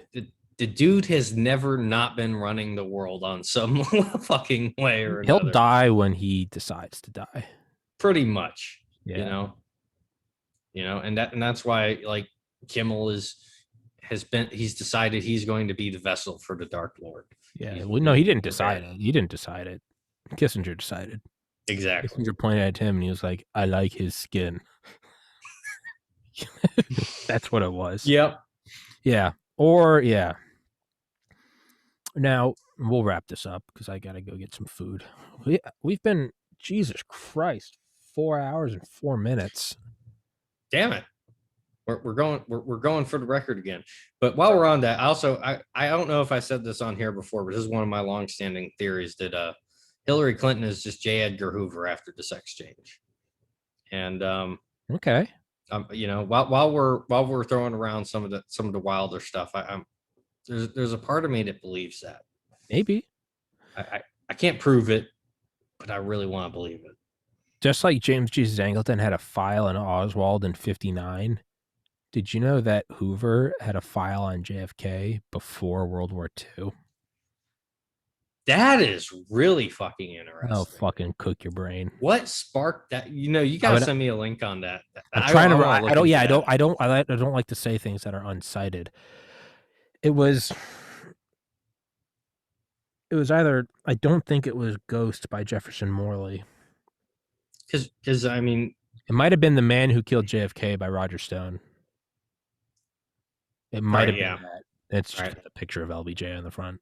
It might have been that, but it's from a book. It's not. This wasn't from like. I'm just curious at what the hell could have started that. I would imagine his father, Joe, was a power player. Yeah, it's got to be like something going back to like some university shit. Probably had files on all the Kennedys then. Yeah, probably not just Jack. Probably not, but I mean, he was like, if it's pre-war and everything, like that's got to be. Well, his dad wasn't a nobody. His dad was a billionaire. Wasn't the patriarch a billionaire? That he got through running moonshine. In political ties, I mean, they used the mob to get him elected. Well, yeah, I mean, how else does the Irish get from being slaves Yeah, to police with billy clubs to eventually the president? Well, it's running booze. yeah, Clearly, it's there's running. no other way to do I mean, the stereotypes write themselves, right? But it's on one note, JFK, God, what a good-looking Irishman. But the point is I don't necessarily, it's easy to look back and say all the conspiracies fall into place. I'm sure Angleton had files on more than just one person in 59. It's easy to cherry pick Oswald. Now, I'm not putting forward that Oswald was not an asset by the CIA. He absolutely was. But I'm sure that wasn't the only file. What is the 201 files or 401 files, whatever it was? Basically meant we're watching this guy. Angleton had one in 59. I thought it was very odd that Hoover had one on Jack Kennedy. Probably had him on all the Kennedys, including his older brother, who was actually one of the first ever U.S. drone deaths. We filled a B-17 with explosives and flew it in to the V3. The V3 was not a rocket. The V1 and V2 were rockets. The V3 was actually a giant artillery system built into a hillside that the Germans were going to use to shell Paris from like 200 miles away. And the having U.S. to compensate for the spin of the fucking earth. Yeah. And we found it, and we had something called the earthquake bomb, but it wasn't big enough to get it. So what we did was we took a B-17 and we filled it with explosives, and it was actually piloted via television video, which in 44 or 45 was, I mean, that was like black ops. That was like special access program, solar warden shit. To be able to drive something with a TV. They said it was like you could, if you looked at the screen, because I think they actually still have copies of the actual television units they used. And if you look at it nowadays, if you looked at a video of you and I on that, you could barely tell it was humans. I mean, it was terrible. It was like 100 pixels. The point is Joe Kennedy was he piloted it, and then he was supposed to jump out, and something went wrong where it was either there's rapid decompression or something. He had a whole team. I think the rest of the team jumped out. Joe Kennedy didn't. He was stuck on the plane as the plane full of explosives hit the mountainside full of the V3 artillery system. Point being is JFK knew when he found out about that now he was next in line, and it was understood in the Kennedy family that a Kennedy male was going to be the first Catholic president. And anyone else says that, it sounds like delusions of grandeur, like but apparently this guy was such a mover and shaker. It'd be like if Elon Musk said, my son will be the first president with a number in his name. Like, you kind of take it seriously, right? Because he's worth $200 billion and he's landing rockets. Like, if Bezos said, my son will be the first, it'll be the first Bezos to walk on the moon. Okay, sure, I get it. It wasn't just a random statement. When the patriarch Kennedy said that, it was understood that his child was going to be groomed to be the first Irish Catholic president. Now, when I think it was Joe died in the plane crash, John was next in line. It doesn't seem that far-fetched that like a power family like that would have compromising files on them from Hoover. There's probably other families too. There's like it's not that Hunter Biden is some protege. It's he's the son of a power broker. Something that just keep in mind, and this is a very foreign concept to a lot of us today, is not even just full on aristocracy, but just looking at, for example, some circus families that coming from Sarasota, Florida. It's where circus families from all over the world kind of immigrated to. Sarasota just kind of became a circus town. And you go and you meet some of these people, and when I say that they can like trace back their family lineage like 10 generations, I don't just mean like, oh yeah, great grandpa. I mean, they know. I mean, detail down to a T. They know where they performed. They know what world leaders of the era that they performed in front of. And and a lot of these people were like barons and whatnot. They've been given minor titles and everything because they have entertained the aristocracy and the world leaders for years, and their families had entertained the aristocracies and the world leaders for years. And so it's just the average American can't even comprehend planning on that level, just multi-generational planning to that level because the average American doesn't have a dynasty. The average American doesn't come from a dynasty that has built an empire. Yeah. But there are people out there that have, and it's very important to recognize that those people have a worldview, they have a mindset, and they have a way that they operate that predates any idea of what we consider the social norm. It goes back to, an era where university was exclusively just for them. The common man didn't get in. The common man, the closest thing to education you get is your father teaching you how to be a blacksmith or a shoemaker or whatever the fuck that is. And you get Sunday school. You get to listen to the priest. That's it. If you want a real education, you better be one of them. That's a whole mindset. And that mindset never went anywhere. It just kind of, it exists just under the surface in American society at country clubs. And the only place that you're ever going to see it operating blatantly out in the open is if you look at the military, where, there's an enlisted and an officer. What's an officer? Nobility, essentially. Yeah. Question. It's been a while since we've done a David the Professor podcast where you take the reins and we go for a specific subject. Because when you and I don't have a topic, I mean, it boils down to the satanic pedophiles and the Silicon Jesus and WWJJAD. What would Angle do? That would be a really cool episode if you'd like to do something like that. If you want to give like a just, and you know me, I don't give a fuck. I just give you the free reins and just take. I think that would be a really cool episode, like carnival families and like generational families and shit. So, there's actually a lot of stuff that we can get into there, and going into essentially a lot of it, you can study by looking at like the Austro-Hungarians and going into World War I, which I know you love your World War I conspiracies. So let's make that will be the next episode where we will talk about between the circus families, they're important, but that's just one small degree of that. But yeah, let's get into that. Let's put that down now though. So I have Jesus. About a week from today. How about the same time? Sounds good. You be cool with that? Let's do it, man. David. Austro-Hungarian and Germanic royalties and whatnot. I mean, and a lot of that just kind of, even predates what we call the paperclip kind of stuff. But there's so much of that nobility. It just, they remember their families. They remember all this. Hell, I remember just a little while back, a few months ago, I remember seeing a Habsburg. And by the way, the Habsburgs, they still exist, and they still get, involved in international politics. And I remember one of them making a post that they had discovered Warhammer 40K, and they had discovered the minis, and they were all painted the little Black Templars that, they actually have all the same stuff. And I remember thinking there, I'm like, oh man, he's discovered it. And I remember thinking to myself, wait a second, those are Black Templars. I wonder if those were Eric Prince's minis.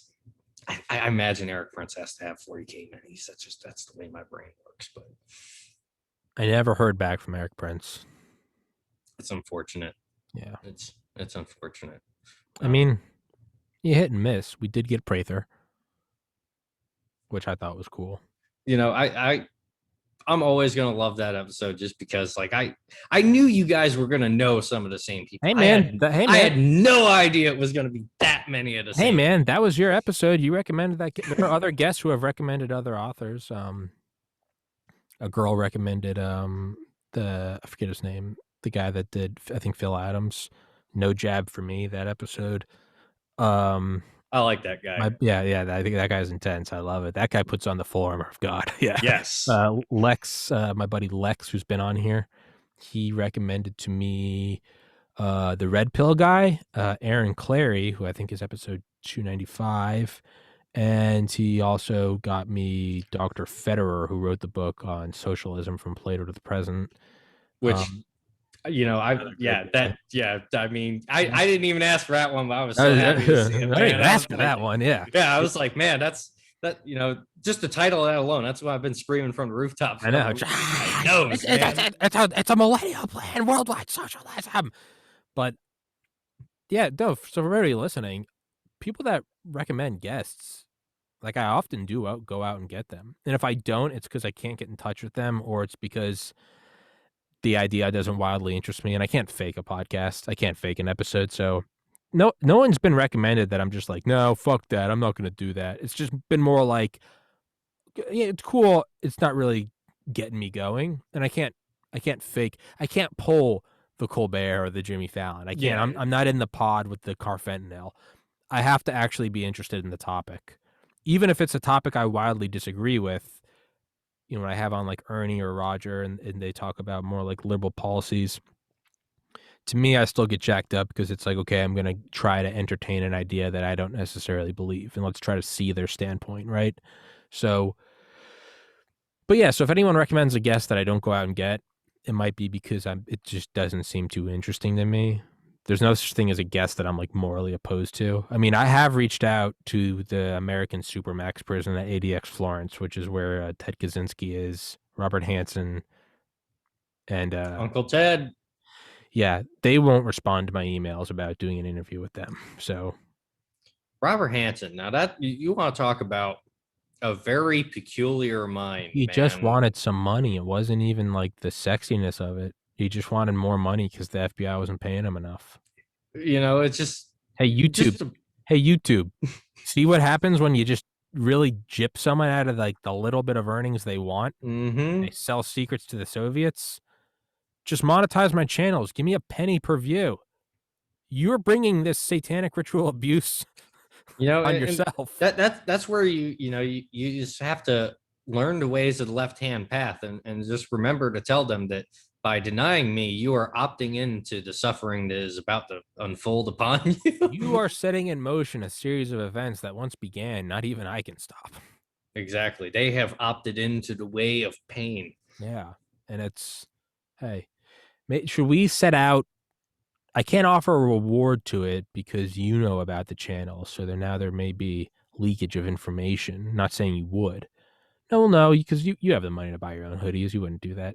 If anyone can find one of my other channels, the backup redundancies, should we offer a reward? Or do I necessarily want to add an incentive to find those? Should those lay beneath the radar? That's your call to make. I mean, that's not my call, but maybe it's a red team. Let's see how good the hiding is. Let's try to find our own. Whoever can find one of the alternative channels. I believe right now there's 5. If you can find one and send it to me, you'll get a free hoodie, and it can't be David. And if David feeds you information, I'll kill you both. Can I say the way I would try to search for it though? No. How would the average individual? Okay, I will tell you what I would do off air, but yeah, no, you can tell me. But no, we need to do a real red cell team plan. I like it. Yeah. It's when the nuclear facilities hired Dale to break in, they don't tell him anything. They have to see how does someone look at it. So right now you're a seething liberal soy cuck, and you're watching my podcast and you're like, fuck this guy. I report all of his videos. I'm going to find those other channels and get him taken down. That seething anger. How do you find that? And to you, angry man who wants to take down my other channels and get a free hoodie, you can bleed me dry, right? Let's use unrestricted warfare. You can also rob me of money. Find a channel. Just find it. I mean, just go looking, man. I mean, you could just email me the link. It's a treasure hunt, man. No one knows. I think one of them has 4 subscribers, and I don't know how many are me. It's like dissociated identities. I'm not sure what's me anymore. When I have other channels, I don't know what I do, and I'm like, greetings, Alfarius. I am Alfarius. It's just me, and I'm like, hey, that looks like. I'm like, oh Jesus, that one's also me. But I do it to test the waters of the YouTube censorship, and we have found it's not total. The intel that has provided is incredibly intriguing. It's intriguing because it posits that there is AI transcription and then scanning, but it also posits that, and they're the same video files. I don't alter the files, so the same exact file can slide under the radar under a different channel, and that's interesting. And why is that? The only explanation that I have in my head is that essentially, and this is probably just essentially a way to essentially to cut down what the load would be to run this program through everything else, is that a channel has to do something, maybe 1 strike, 2 strikes or whatever. Yeah. And once it's flagged, then it's put into that program where it just kind of fast tracks Where and they- runs and where they- scans everything through first. Where they render the mountains in the distance. Yes. Okay. And so that because I imagine like if they did that for every video, I mean that's a lot of Trevor work. Noah so they they're have not to have scanning something. Trevor Noah's videos, right? Yeah, so it's like there's got to be something that sets off the channel to say, hey, we gotta check every someone who's been arrested before and they get pulled over, and it's like yes, he did his community service, but he was arrested for a violent,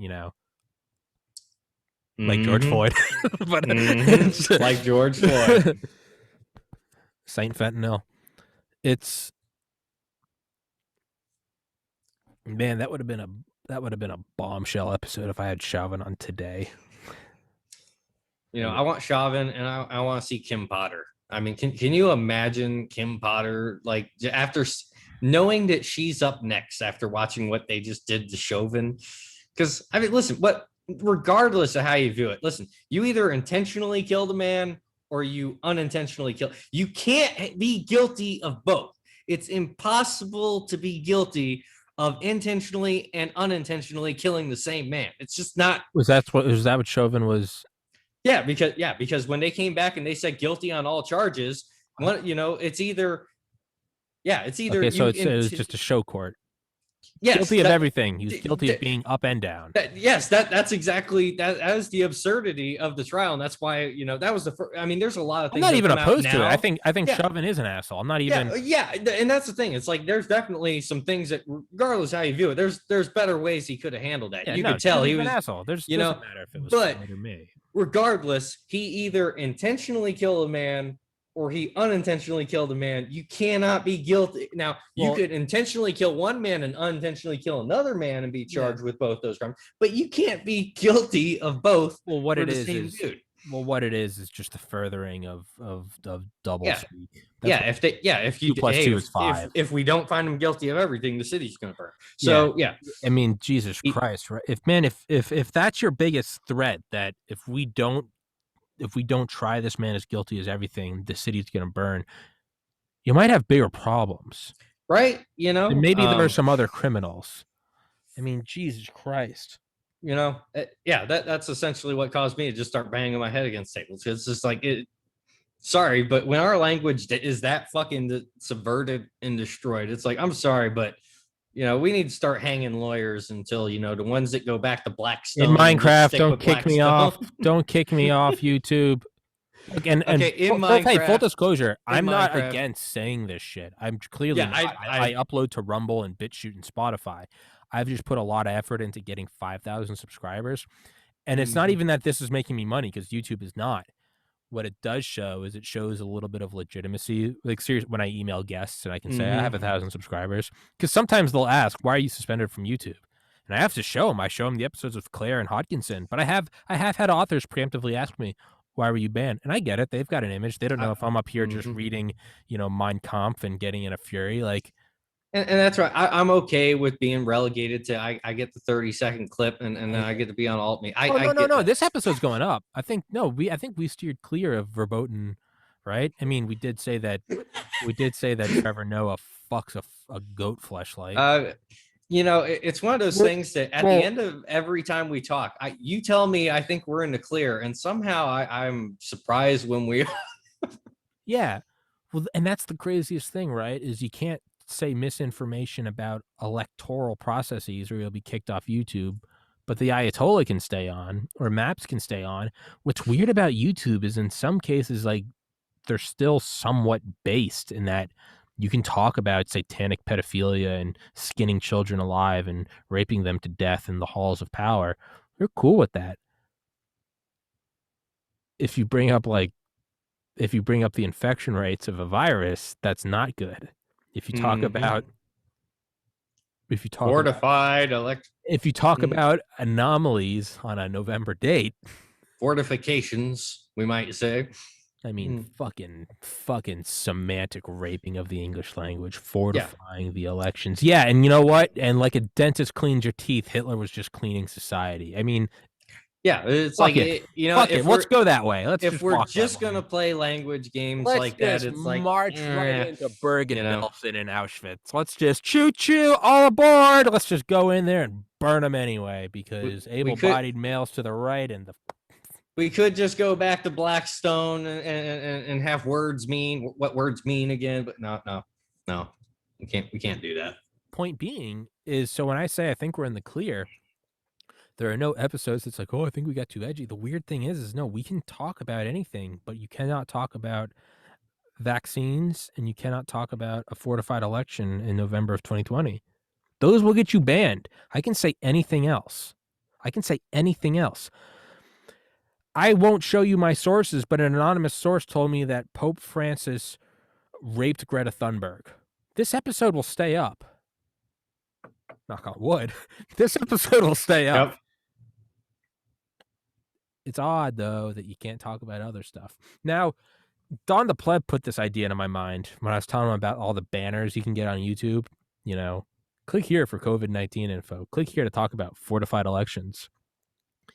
He was like, Tommy, it's not Pokemon. You don't got to catch them all. But that got me thinking, is I do want to catch them all. And I've gotten. You want to document them. Well, I think I've gotten all 5. I've got the COVID one. I've got the fortified election ones. On one of my episodes, I got the Area 51. They do have one. It links to Encyclopedia Britannica talking about Groom Lake and the Nevada. Yeah, I think that popped up when they had the rushing. They had all the Kyles that were gonna Naruto run. Which, by the way, fun fact: the security at Area 51, they actually had to sit down and they had to look. They were informed what Naruto running was. Yes. You know what's kind of funny? Was that just a dry run for January 6th? See how many people we can whip up. You know, I have a story about that, but I can't quite talk about it. I do want to tell you that. Yeah. So I've gotten the COVID-19. I've got the fortified election ones. I've got the fortified election ones were kind of like Pokemon, that they evolved over time. At first, it was the AP hasn't called the election, and then it was Safe Harbor Day, but now it's in its final form of fortified elections. So there's COVID info, there's fortified elections, there's Area 51, Encyclopedia Britannica, and there's QAnon. I got the QAnon one once, but I think it went away. And it's just the Wikipedia entry. And you only get the top line, but it says it's a conspiracy that a group of satanic, cannibalistic pedophiles. And I just love that one. I've seen the banner once. Yeah, that was a great banner. And there's actually, if you go back to the episodes in November with Gerald Posner and Jefferson Morley, there's actually a JFK assassination banner. It's a little more rare. It's like a holographic Charizard, but I have it. That is interesting because I've seen a lot of JF videos that bring it up, and I don't see the banner. Vaccines, those are easy. You get them in every pack. You can get the vaccine ones. You can get the fortified election ones are harder now because if you do an episode on it, they actually remove it. So Area 51 is weird. You can't get it every episode. JFK one's very difficult to get. What was the other? QAnon one's a little more difficult to get. I want to see if anyone knows of any more, please comment them. But I don't think there are any more. But I love to pretend which ones are probably going to be coming in the next year. I would imagine how they flagged Tim Kennedy's Instagram post talking about how once a nation seizes guns, genocide always follows, and he cited 11 in the last century. His thing was actually flagged on Instagram where it was kind of blurred and you had to click on it and it had a red triangle and it was partially false about how dictators don't. I swear to fucking God, I'll pull it up right now. Which makes me think that that's beautiful. Makes me think soon that claims about socialist communism killing 100 million people in the century. Part of me thinks that will soon be a banner. Yes. I think that there will soon be a banner against this, maybe not against the Second Amendment. Maybe George Floyd. That could be one. And I'm actually kind of surprised there isn't one on that. Yeah, actually, so am I. And I imagine there's probably going to be a BLM and Antifa one. Probably not long until a Bill Gates one. Bill Gates is not he's not a eugenicist. That's how it's going to I mean, actually, I think, Anthony Fauci might get one before Bill Gates because of the whole NIH one. Yeah. Or will they wrap it up with COVID? Will they tie it in? I that's a really good question. I think it's just it would be easier to kind of you kind of have to cover for Fauci because he's fucking flip flops so much like a goddamn fucking. The dude went to Fordham, all right.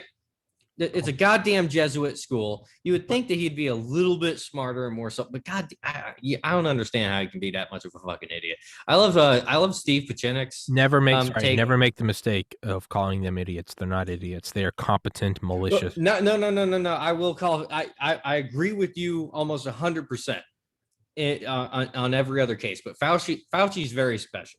Fauci's a very special boy, and I love Steve Pachinik's fucking take on him. We're going to hell. Oh yes. Oh yeah. Krispy Kreme, Junior's cheesecake. Comorbidities. Jesus Christ. Sorry, what were you saying about Pachenik?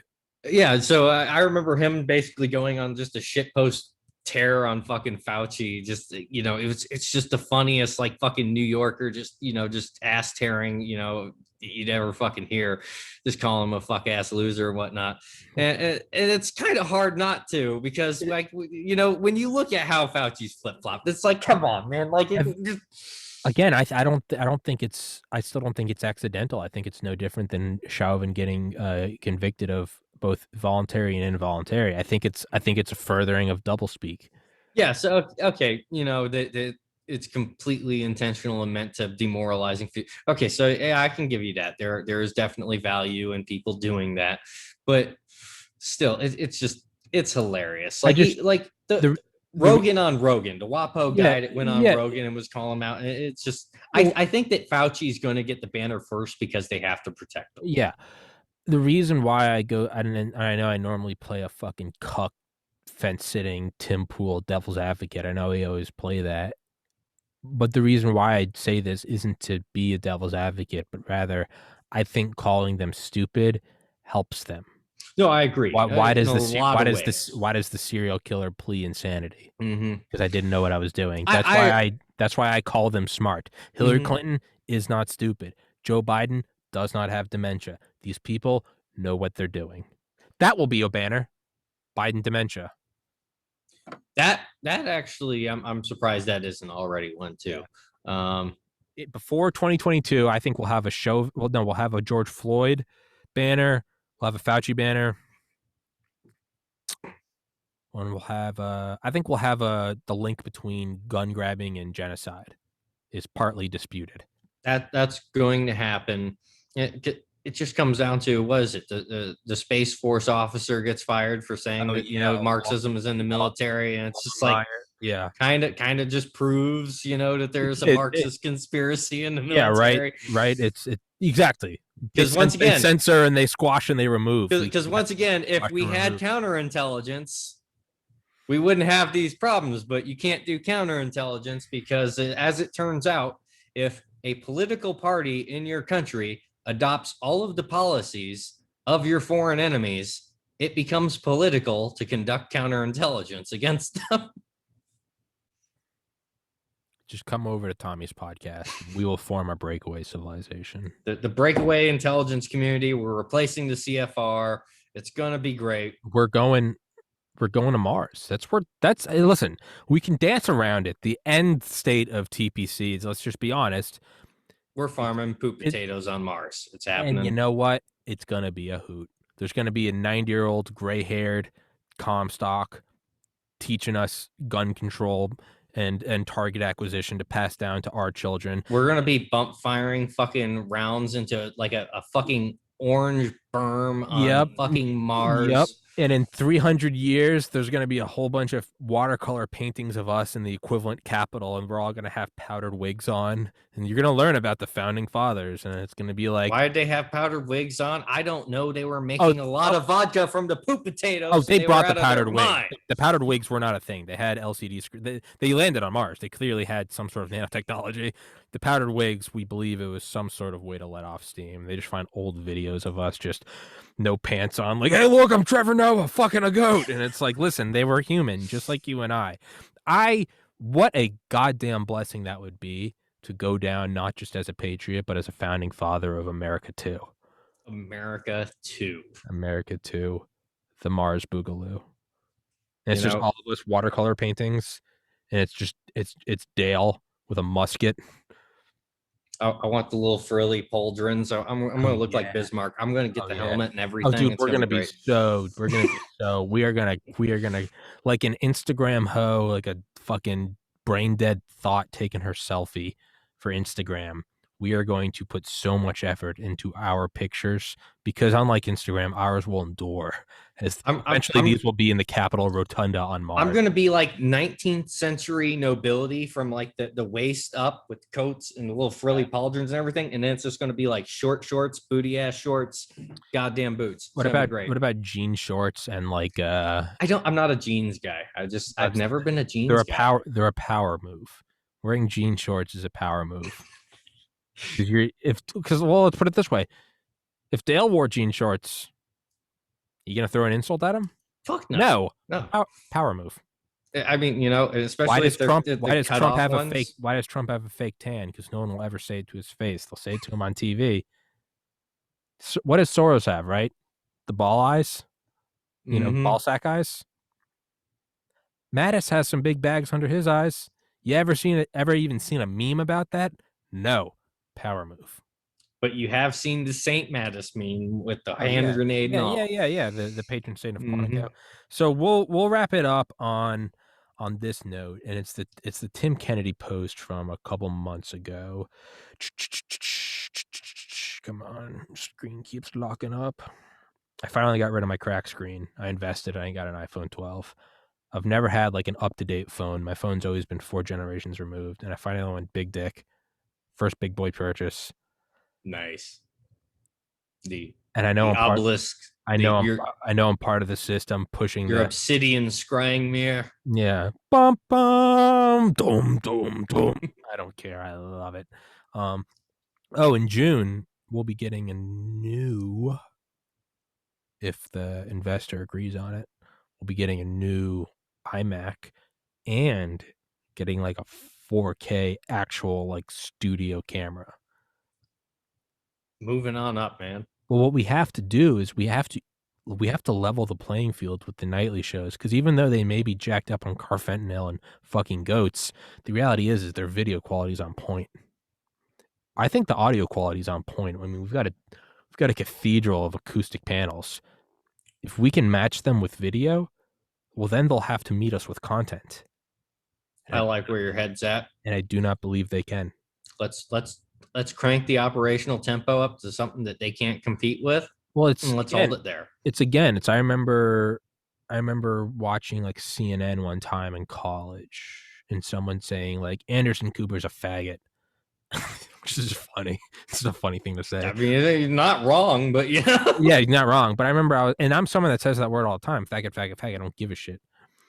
But I remember I was like, don't say that. And he was like, what are you? This is before social justice was even a word. This is like 2012. And I was like, well, no, I don't mind you saying that. But I know the person I was friends with was a conservative, and they were trying to break down his argument, Anderson Cooper's argument. And I was like, don't address him as like a faggot, because that shows that you don't have an argument against him. I was like, meet him on the playing field of an idea.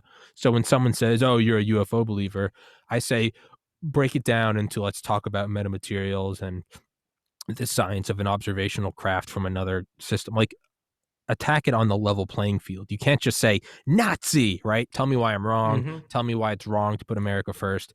So when I say let's get the best video and audio quality, because right now they could say, oh, what was the fucking podcast? And to be fair, of all the CNN people that if you're going to call names, Anderson Cooper, probably not the one that if you want to call Don Lemon a faggot, do it all day long. Anderson Cooper were Vanderbilt CIAU. Yeah, and there's nothing of value lost there, and there's no one that's really thinking that Don Lemon is a mega brain individual. That being said, Anderson Cooper, one way or whether you agree with him or not, you have to respect that he's one of the few people left in that area that's not a fucking retard. He's not. I'll give him that. Evil, but I'll respect I respect Kissinger. I don't like him, but I respect his ability to operate. Don Lemon, I mean, he's got the carfentanil patch. They're all fucking. He goes in the pod with the rest of them. He's been out to lunch for the past 15 years. They hook all of the night show hosts up like a human centipede at night. They plug each other's dicks into their asses, and then they hit them with carfentanil, and they just. Tomorrow night, they wake them up at the same time. They clean off the cryogenic freeze.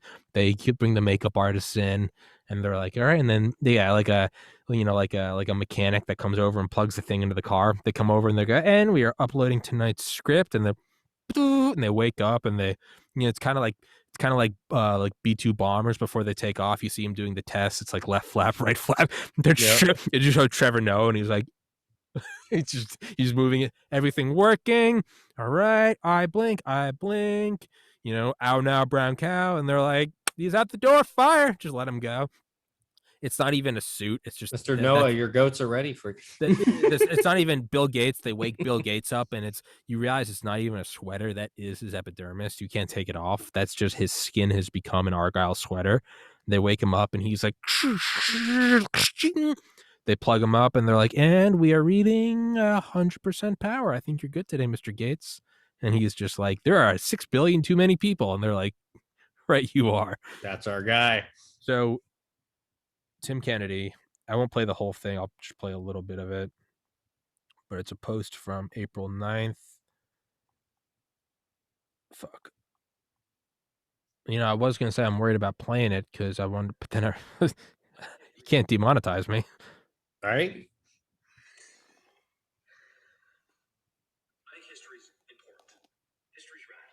And history is useful because it tells us about what we've done previously. And if we haven't learned from the past, So he goes in and talks about weapons.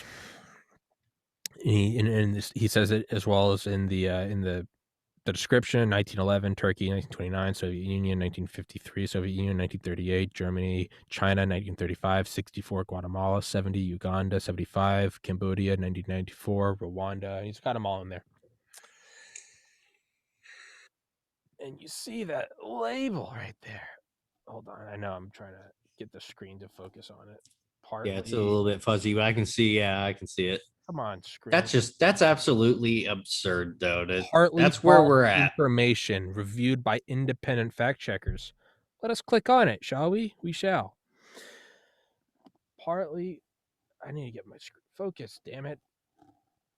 There you go. Oh, for a second, yep. Independent fact checkers. Kind of focusing. Come on, you piece of shit. I know it's not focusing. God damn it. But still, it's the fact that they're willing to go that far now, and it's just. We all know where this is going, Partly PolitiFact, which is an independent fact checker. PolitiFact, okay. Mm-hmm. Conclusion, partly false. Okay, well, how can something be true and false? But, whatever, furthering the doublespeak, it's partly false. One is partly two. More information, PolitiFact found that there's no direct link between gun control and killings by authoritarian regimes. We can just say and make up whatever the fuck we want because get right with God. Get right with God, because in 10 years from now, you're either going to be a Auschwitz guard or you're going to be a lampshade. And in the office of Fauci. Mm-hmm. That's it. And buy the merch. It supports a great cause. And tune in next week when we talk about Austro-Hungarian royalty and all other kinds of aristocracy and whatnot that they still exist today. And in the meantime, if you're so inclined, you don't even need to go to other channels, because like Walmart, this is a one-stop shop where you can listen to Mike Durant, the pilot shot down in Mogadishu that the movie Black Hawk Down was made about. You can talk to Charlie Duke, the man who says in the ear of Neil Armstrong, he got a bunch of guys down here turning blue because the eagle has landed. Or maybe you'd like to listen to Ken Alabek, the guy who was the first deputy director of Soviet Biopreparat. All of those are here. Or maybe you want some lesser ones like Dr. Lawrence Burns, who helped DARPA push forward the autonomous driving program. I don't know. Maybe not. What about Norman Ohler? What about the curator of the National Spy Museum? What about the author of the what do you want? Tommy's got it. What the fuck else do you want? God damn it. It's all here. It's all here. We have it all. Do you want the granddaughter of General Patton? No, It's here. That doesn't suit you for it. It's here. That doesn't suit you. Go and look at the other videos. I don't know. How about the youngest ever member of Delta Force, or a guy that was in the CIA Special Activities Division, which still doesn't officially exist? What about Vince Sheffield? What about Ed Morales? What about Prather? What about any of them? There's just a lot of them, and you can find any of them. And buy the merch. Buy the fucking merch and just don't get caught doing anything illegal. God damn it. God damn it. I mean, is it what did Don the Pleb say? It's a nexus. The nexus of the world, and it's unfortunate that you don't get credit for that because it's just, you are the new Istanbul, Constantinople, the crossroads of the world. This is the Library of Alexandria, but it's not even burned. People just don't know about it. Exactly. It's like, they could just walk in at any point in time. There's beer in the fridge. It's here. The door's open. There's no gatekeeper. This isn't the priest saying the mass in Latin backwards. Or no, sorry. The priest is backwards. He's not facing you. He's saying it Latin forwards. The pedophile, they're the ones saying the Latin backwards. Old Piggy, which we talked about earlier, right? Classic Piggy. No one's ever going to let Classic that go. Piggy. PP. PP. Big P. Listen. It's all the guy who's in charge, not a guy, the guy who's in charge of the rover program, who's sending rovers to Mars. I mean, or, it's like, do you really want to watch that? You know what you really want. You want to go to James Charles and watch some makeup tutorials. That's. We get what we fucking deserve. Pillars of salt, man. That's what this world. Noah, get the arc. That's what this world. That's what this. We get what we fucking deserve. But you know what? If you go back and listen to the early Tim Dillons, he's talking like this too. He's like, "What do you people want?" Now he's making $130,000 a month on Patreon. There is reason to believe that we're gonna make it. There is intelligent life out there in the universe. You know what? If they kill me along the way, they're just doing me a favor. Get me off this fucking planet, you fucking bastards. That's the way to view it, man. It's this podcast sponsored by Geico. Resistance to tyranny is obedience to God. This podcast is sponsored by GE and Disney Plus, who are proud sponsors of the Finders Cult. Also incredibly sponsored by Netflix. It's incredible. I never would have thought that it would be sponsored by them, but it's sponsored by Bose. Apple is sponsoring. We also sponsored by Nike and Adidas, as well as Blue Cross and Blue Shield, all sponsoring this podcast. Pep Boys, as well as AutoZone. Get in the zone, AutoZone. Make sure you fuck the kids until their brains snap so you can shoot RFK in the face. You know what? I want to be your other buddy. Like, I want a screenshot from you every day of a cease and desist. That's... This podcast sponsored by Chanel. This podcast... This hair is brought to you by Tresemme. This podcast is sponsored by Marvel. Marvel. Satanically, ritually abusing kids until they smile since the dawn of time. And remember, we have to depopulate the planet. We have to depopulate the planet. Brought to you by Disney, who used to produce propaganda for the United States. Hey, let's put those Japs in their place. Keep working. And now they produce keep working propaganda for China. Because remember, counterintelligence is political. We get what we fucking deserve, man. What we fucking deserve. This podcast is sponsored by Shure Microphones and Frameworks. This podcast is sponsored by Logitech webcams and Focusrite sound mixers, WD Element hard drives. I would like to thank Kirkland Organic Coconut Water. Yes. I would also like to thank what's the name of the family that what's the family that makes OxyContin? Fuck. What's that? I know the fuckers you're talking about too, and I'm brain farting. It's actually what's the name of that family? And if you're interested in that, you can go to the episode where I interviewed Gerald Posner, New York Times bestselling author, and his book Big Pharma.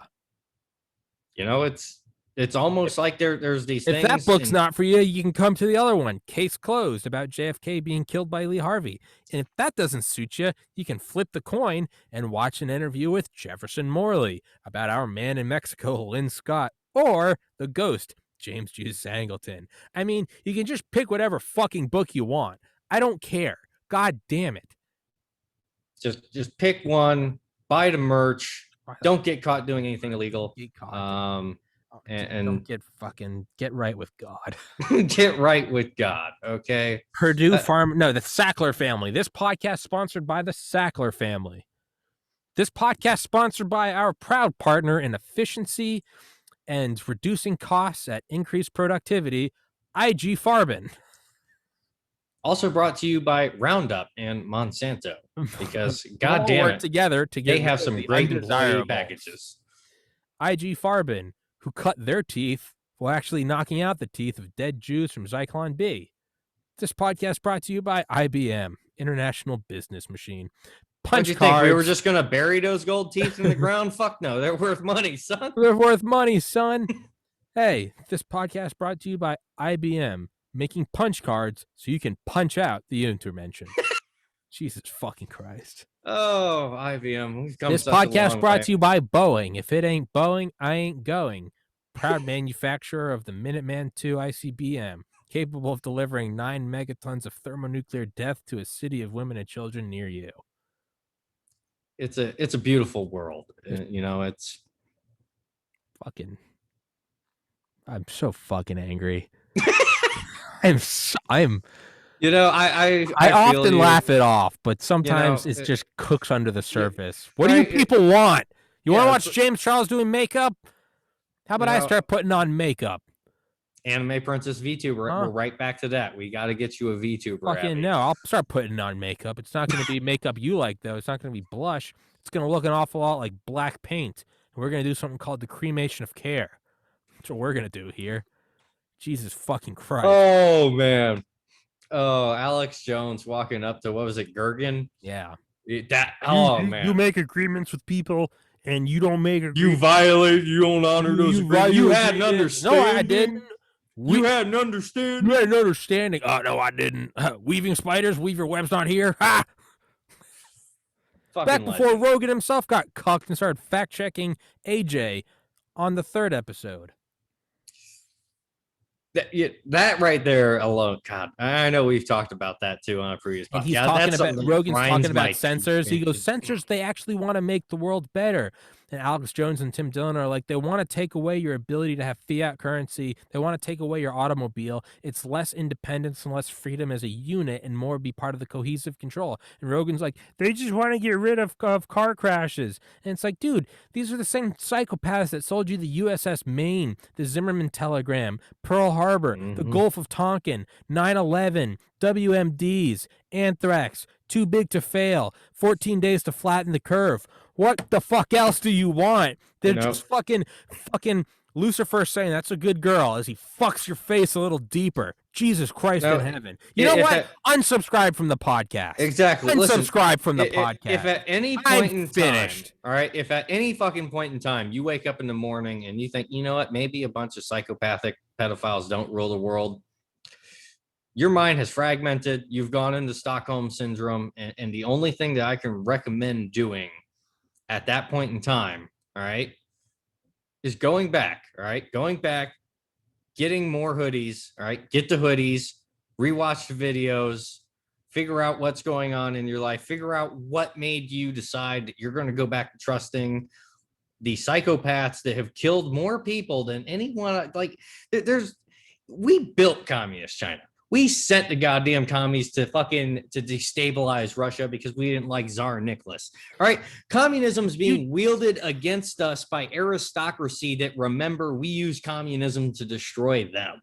All right. You know what? Let's just get to the end purpose.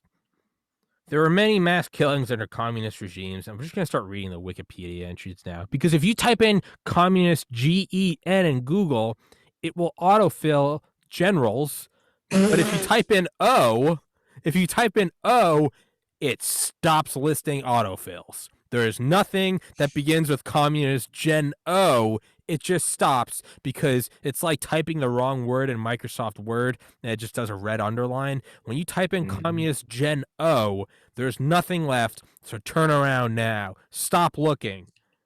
Rumors, lies, misinformation. My fellow travelers of the Communist International have never committed genocide. It can't be proven. It's never happened. Mao Zedong was a saint.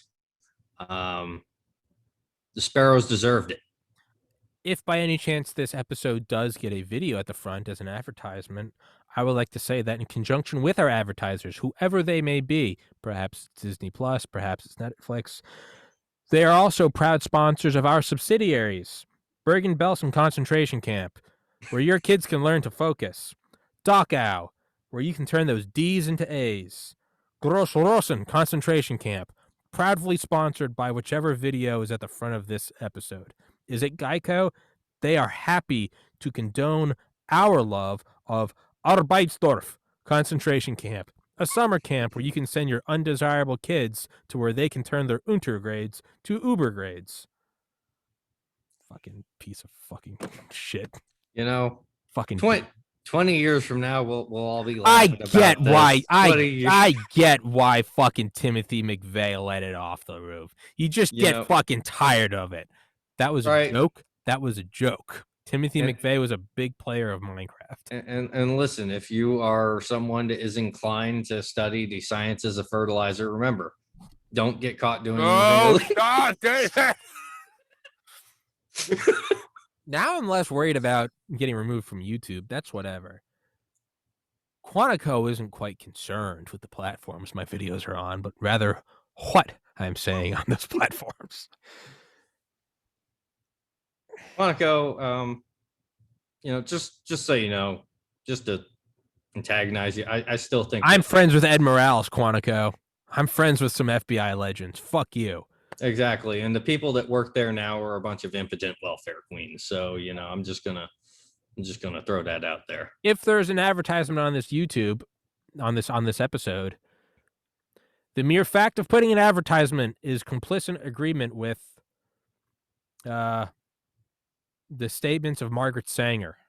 This episode is sponsored by SES Policy at opm.gov.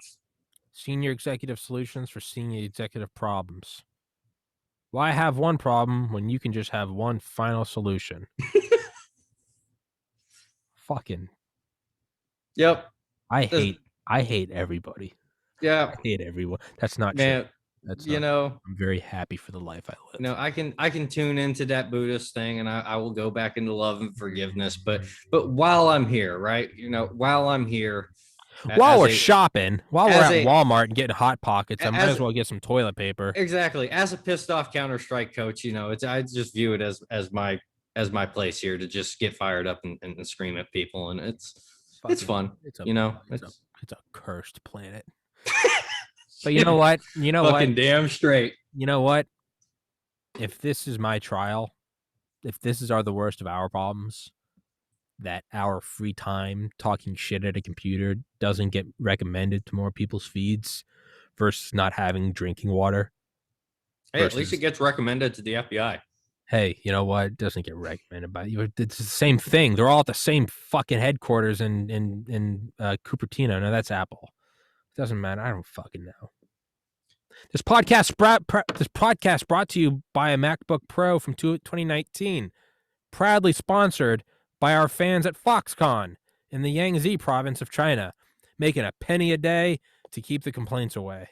And remember, if you have a concentration camp, if you're committing genocide, something like that, produce a product, you can take pictures of all those Uyghurs. You can take pictures of all those people, and thanks to the wonders of Photoshop, you can turn those frowns upside down. You can. See, the problem with the concentration camps is they put out a product. They put out subpar munitions. If you put out a glossy touchscreen, no one will bat an eye. Exactly. We'll just call you Foxconn. And then you just put nets around the buildings and whatnot. Because sometimes the phones fall out the windows. They're expensive products, guys. You don't want to lose them. And dedicated workers will reach out to grab the phones, and they'll fall too. But luckily, It's we a have problem. the nets to catch them, because if we're in hell, you're here. I mean, if the phones fall, we'll save them. Welcome to communist China, coming to a country near you. Enlist now. We're getting on Elon Musk's starships and we're going to Mars. America too. Fuck that. I want the full-on commission. I want to go in as colonel. Damn it. No. They'll take us. We're the ministers of propaganda. What if? Imagine if there was like a Disney cartoon of like high-ranking Nazis, and Goebbels was a turkey. It was like gobbles. Just like. That's going to be the stoner thought for 3 a.m. What would Joseph Goebbels, the turkey, Yeah. Somewhere I'm sure there's it couldn't happen now, but somewhere there's a kid that got in serious trouble because he drew a hand turkey one day and he said the Fuhrer is in excellent health. He said the might of the German soul is the reason why Operation Barbarossa will be over in 90. There's a little armband around the thumb or around like one of them on it, and it's just like, man, it's just a red band. I'm really, if there's one thing I'm really proud of, the turkey. I got to play Hitler in a 5th grade school play, and I used the guilt, and by guilt I felt no guilt, but I understood that this was a politically sensitive subject to have a 5th grader play Hitler, and so I totally leveraged that to get a day off as hooky. Do you think that was a lot of fun? Do you think there's Borman the mole? He's like boring. It's like what are all the old 1920s cartoons where there's a mouse and they go ee! All the women say E. Is that Eichmann? Yes. Adolf Eichmann, the architect of the Holocaust. Bormann, Goebbels, the turkey. Somewhere out there, it reminds me of like the Tom and Jerry meme. That's like Tom and the black cat, and they have the Hitler hat on, and they got the book, and they're all just laughing their ass off. Rommels is a desert fox. He looks like Star Fox. It's just. Oh fuck! God bless Rommel, man. That was just mad lads. I mean, you want to talk about absolute mad lads, man? That's just fucking. I wish Patton was still here. He'd know what to do. Patton would know what to do. He would grease the treads. Yes, he would be greasing all of the treads, all of the wheels, and people would be very accustomed to the smell of the iron. Of the smell of it, just like our proud partners at the Finders. Hey, Disney Plus, you can't find what show you're looking for, turn to the Finders. They'll find it for you, and they'll keep your soul. They keep records of everything. Thanks to China, they have back doors into everything, including your children. This podcast brought to you...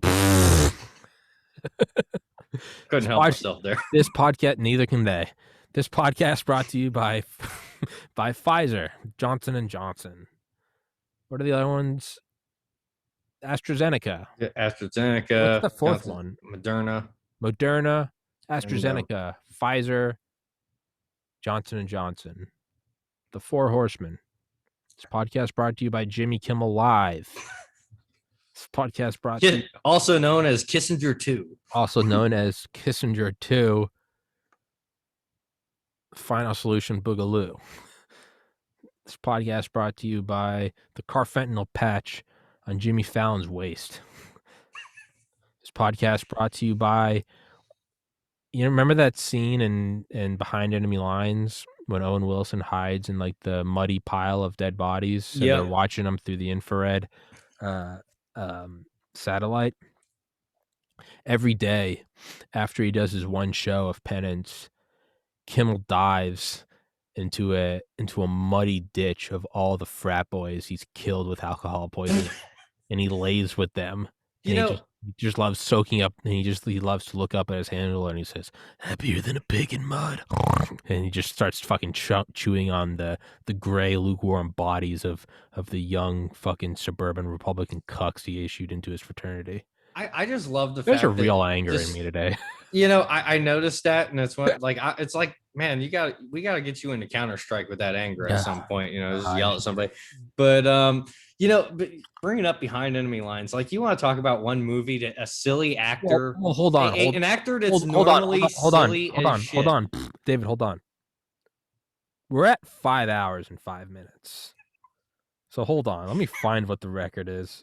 Is it worth punching through? Are you okay?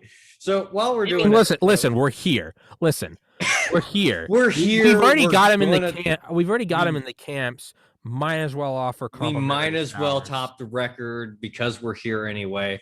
And just like, do you remember what episode that was? It's a ways back. I think it's in the 20s. I think it was in and around 420. Yes, it was pretty close to 420. 419, a war with China. 5 hours and 17 minutes. I think we got another 12 minutes. I got to pee. David. I think we have it. So let's talk about some really fun stuff that's going out there right now as we see the Fort Detrick theory kind of come. Well, I mean, we can't really say what I want to say about. I really want Tommy to get George Webb on because it wouldn't do it justice. But I was looking at Claire Lopez kind of retweeting a story talking about how the Chinese are in the Fort Detrick biodefense program. Tommy's had Dr. Kin on. We're getting closer and closer every goddamn day to getting to that narrative that we talked about on the Why We Need a War with China podcast, which is the Iron Dome. We're replenishing the Iron Dome. What did we say on that podcast? The Iron Dome needs to be proven that you can reach past it and hit something. Now, was it major? Not really, but it was proved that you could, in theory, overwhelm it. It takes a fucking lot to do it, but it can be done. Now we're replenishing it. Fauci's kind of flip-flopping and getting thrown under the bus now. We're going to see a lot of really fun shit kind of develop over the next, I want to say, about 6 months. And I don't really know where it's going to go, as the CDC and the NIH kind of just have to, I guess, jam their thumb up their ass and try to justify following their Chinese overlords this whole time. For me, the peak of this clown world has been for at least the last week's news or so was just today actually seeing CNN kind of come out and say, well, if Donald Trump didn't bring up the Wuhan lab theory, we would have taken it seriously. That's essentially the argument that we're at now. We're seeing that from the media now. And it's like every time I think that the bar can't go any lower for how they're going to try and defend their bullshit narratives and China's bullshit narrative to be exact. It's like James Cameron hops in a submarine and he goes to the deepest of the underwater trenches to dig a hole. I'll leave you alone for 2 minutes. You leave me alone, and I got to talk about James Cameron. Now I'm invested. Go on. Yeah. James Cameron's going to hop in. As CNN says, the only reason they don't take the Wuhan lab theory seriously is because Donald Trump is the one that brought it up. James Cameron literally has to get inside his submarine. He's got to go down to the deepest of the trench and dig a hole just so that they can lower the bar again. That's where we're at right now. It's like, I don't know how you keep getting lower and lower on the scale, but at a certain point, you got to think that is Trump a Democrat operative? That's, that is the ultimate. That's the deepest, darkest. That is the deepest, darkest lore. And, you've made it this far. You've probably heard some of the previous episodes I've been on where it's like, I call him a New York Democrat. Mm-hmm. I'm not entirely unconvinced that he isn't, because the fact that he is so for the vaccine. Dude, the dude worked. Yeah. And supposedly the deep lore of that wasn't Barron Trump supposedly had a bad reaction to one or something? Like, I've heard rumors of that. I don't know. I have no idea. I know I've heard Alex Jones talk about how Trump has had a bad history with these before, and he's supposed to be the guy that would know better. But then he pushes out Operation Warp Speed. So it's like, it's like the only way, like, either he's not a Democrat operative, in which case, he's just going to spend the rest of his life just kind of like, tweedling on from exile and making us think that, he's kind of on our side, or B, he's going to get hung by the Democrats for approving warp speed when it blows up on their face because, dude, what if like 100 million Americans die from adverse vaccine reactions? They're going to hang Trump. How do you think? Yeah, they're not. Every celebrity that came out for the vaccine is going to be like Donald Trump in Operation Warp Speed. They made me do it. I mean, what better perfect scapegoat than Orange Man? Orange Man and his Operation Warp Speed. They all, yeah.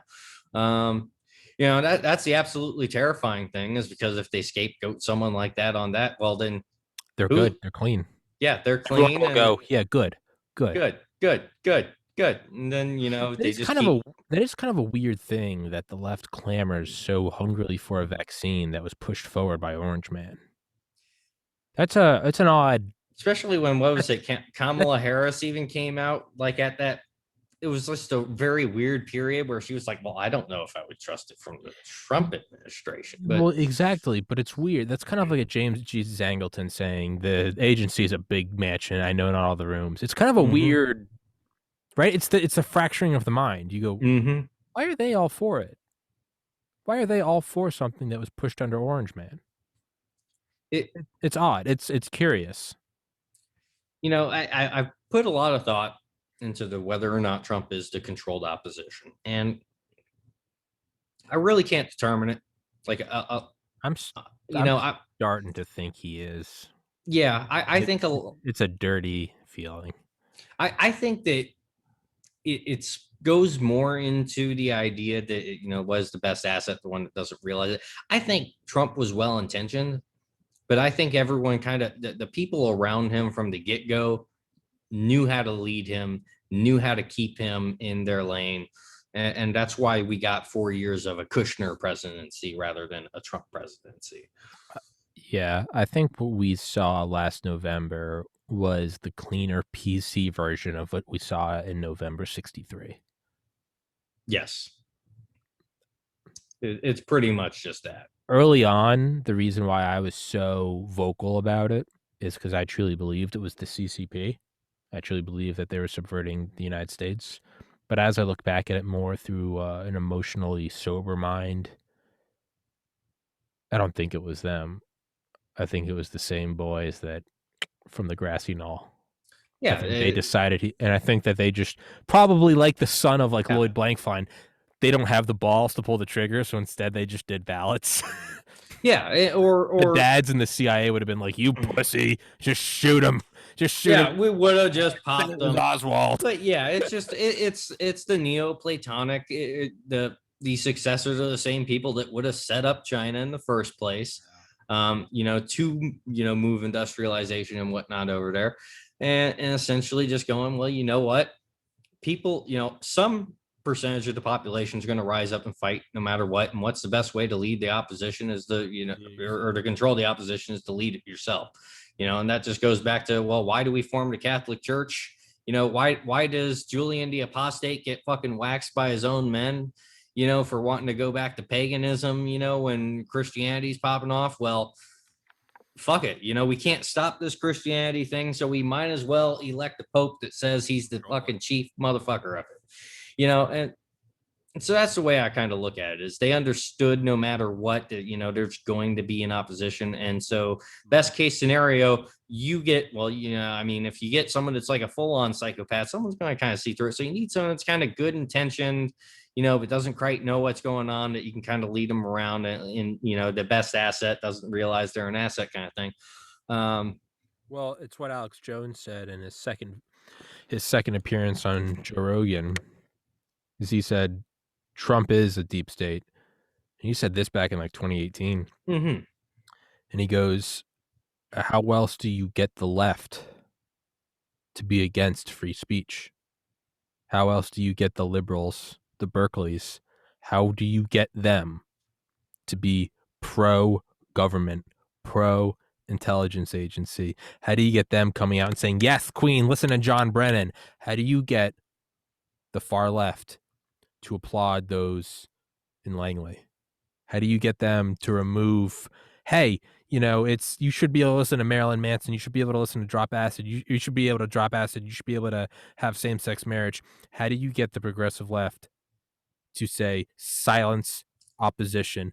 How do you get them to be for a monopolistic power structure? How do we make the literal definition of fascism mainstream and accepted? How do you create a big tech monopolistic cartel? How do you create that?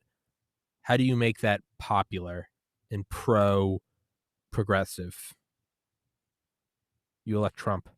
Yeah, you need something that unifies almost everything against it. Yeah. And if that's the case, then it's so much more fucked than I previously thought. But it's also there's almost a sort of peace to it, because you realize you never had a chance. There was never, right? It's bad enough to be Trevor Noah. It's worse to be Kimmel. Mm-hmm. This is kind of like being Trevor Noah instead of being Kimmel. If Trump was pro-America and got taken down, that's that's Kimmel level like tragedy, right? Yeah. And where we're at now, it's like it doesn't even really matter, because the job's already kind of done there. Whether or not it was Trump intentionally wanting to do that, whether or not it was the blob, so to speak, realizing that that's what let's make lemonade out of lemons here. But that's kind of the result that we have, and somehow turned what used to be the anti-establishment left into a full-on freaking, the literal definition of fascism is the way to go. And if you're against it, you are a Nazi, you are a bigot, you are this, that, and the other thing. And how do you get the left to viciously oppose Donald Trump withdrawing troops from the Middle East? How do you get the left to oppose perpetual war?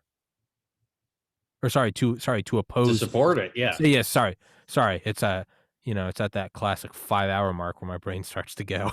We're in rarefied air. I've faded completely into darkness here. I know. I can see the darkness slowly taking over you as the podcast goes.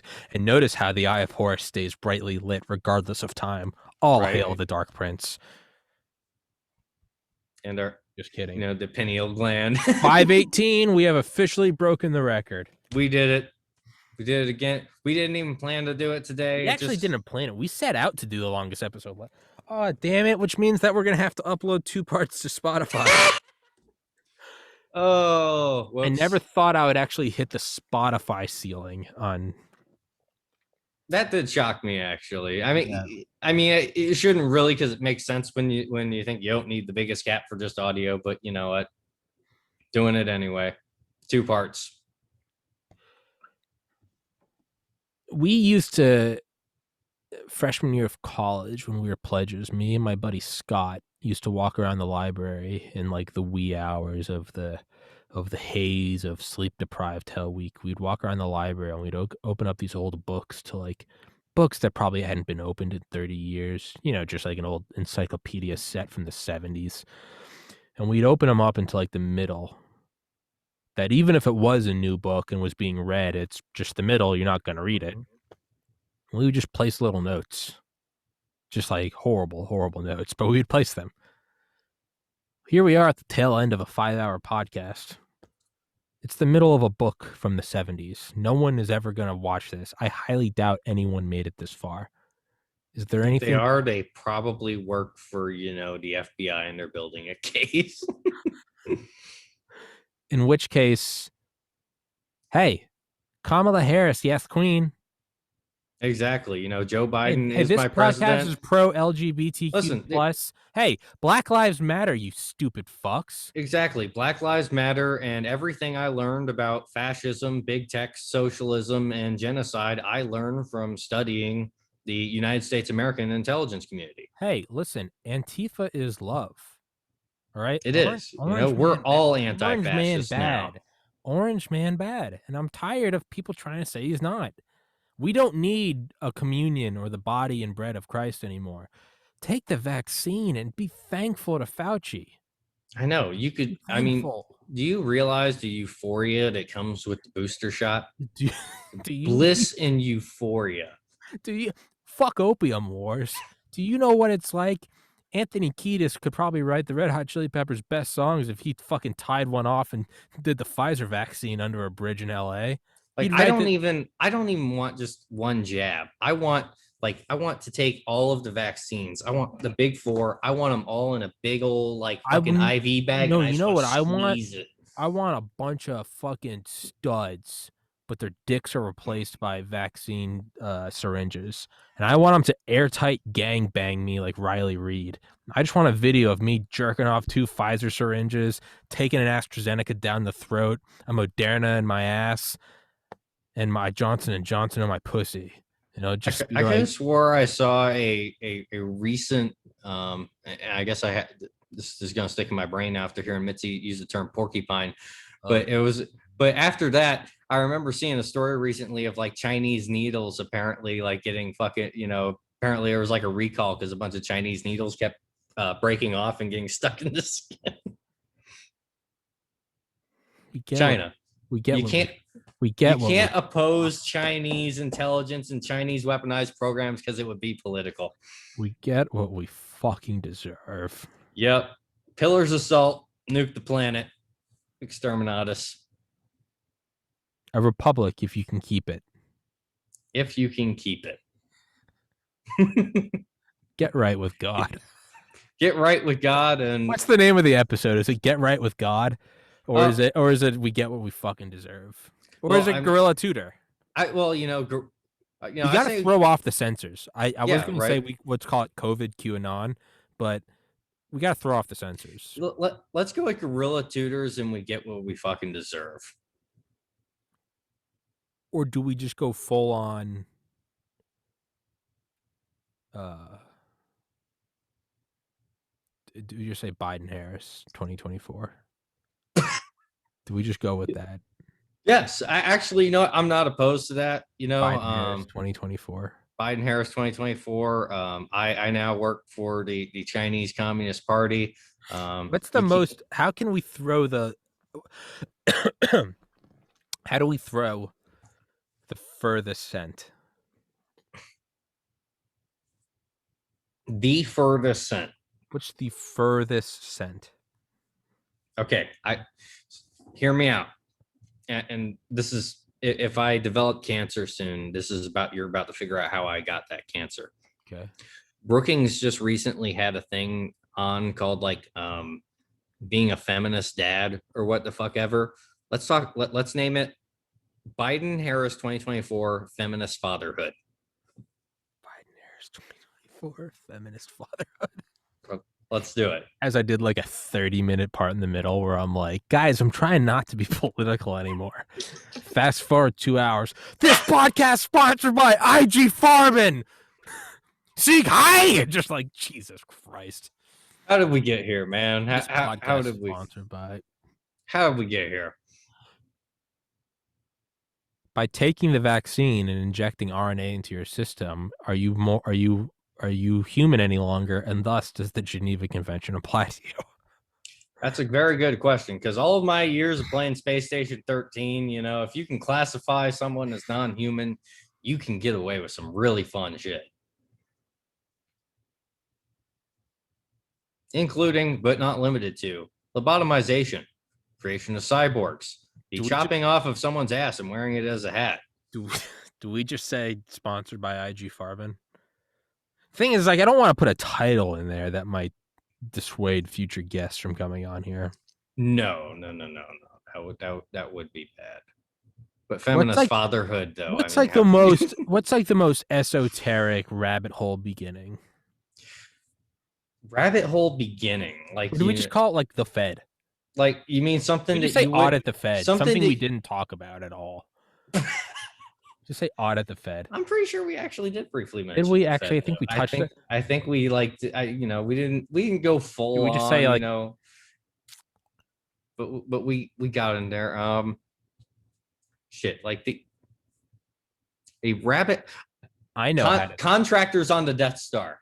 I know how we throw the scent. It's perfect. What you got? Just spitballing here, but what if we called it the Green Pine Network? I don't know if you've ever heard of that, but that was actually a radio system used in the Cold War by Curtis LeMay. It was a redundant program to make sure that there can never be a decapitation strike. What are your thoughts on that, David? You know, it's an incredibly interesting theory. You know, it's an interesting. We didn't talk about it technically. It's an interesting scent. And we didn't even talk about it. We didn't brush up on it. We didn't do, we didn't actually. The Green Pine Network. Because I love my Cold War history. I think we wrap it up. Feminist fatherhood. Tune in next week for, we're talking about Prussians and nobility. God damn it. There's 5 hours, 26 minutes, and 45 seconds. Austro-Hungarian royalty. Jesus Christ, my computer's going to implode tonight. 108.59 gigabytes. Whoops. We are at 1/10 of a terabyte. We did this for a little while. I'm completely consumed by the darkness now. Get what we fucking deserve. Indeed. I was thinking, so this is episode 459. I was thinking for episode 666, we got to do a 6 hour, 66 minute, and 66 second episode, which would actually be 7 hours, 7 minutes, and 6 seconds. Goals. You got to have goals. I like that you were able to do the math that quick on the fly. I did, and I thought about it in the bathroom earlier. Okay. Well, then that's false advertising. Okay. Well, you know what? Still, for a piss thought, not too bad for doing math while you pee. But I don't think I could do math while I pee. I don't think I've never tried that. That's a skill that I'm going to develop now. It's easy. I just dissociate. I just think of the finders saying as they say like and they read Latin backwards as I just hear like, and it's Trevor Noah pounding a goat head. Just man, fucking classic Trevor I hope we Noah, get man. Classic TN. I hope we get fucking sued by them. They stated that we were carfentanil addicted, goat head fucking Satanists. Prove us wrong. Prove us wrong. Prove us wrong. Thank you. Black Lives Matter. Black Lives Matter. That's right. State Department approved, by the way. That's holding up the white flag. That's putting the Red Cross on your ship. 100% State Department approved message. We stand.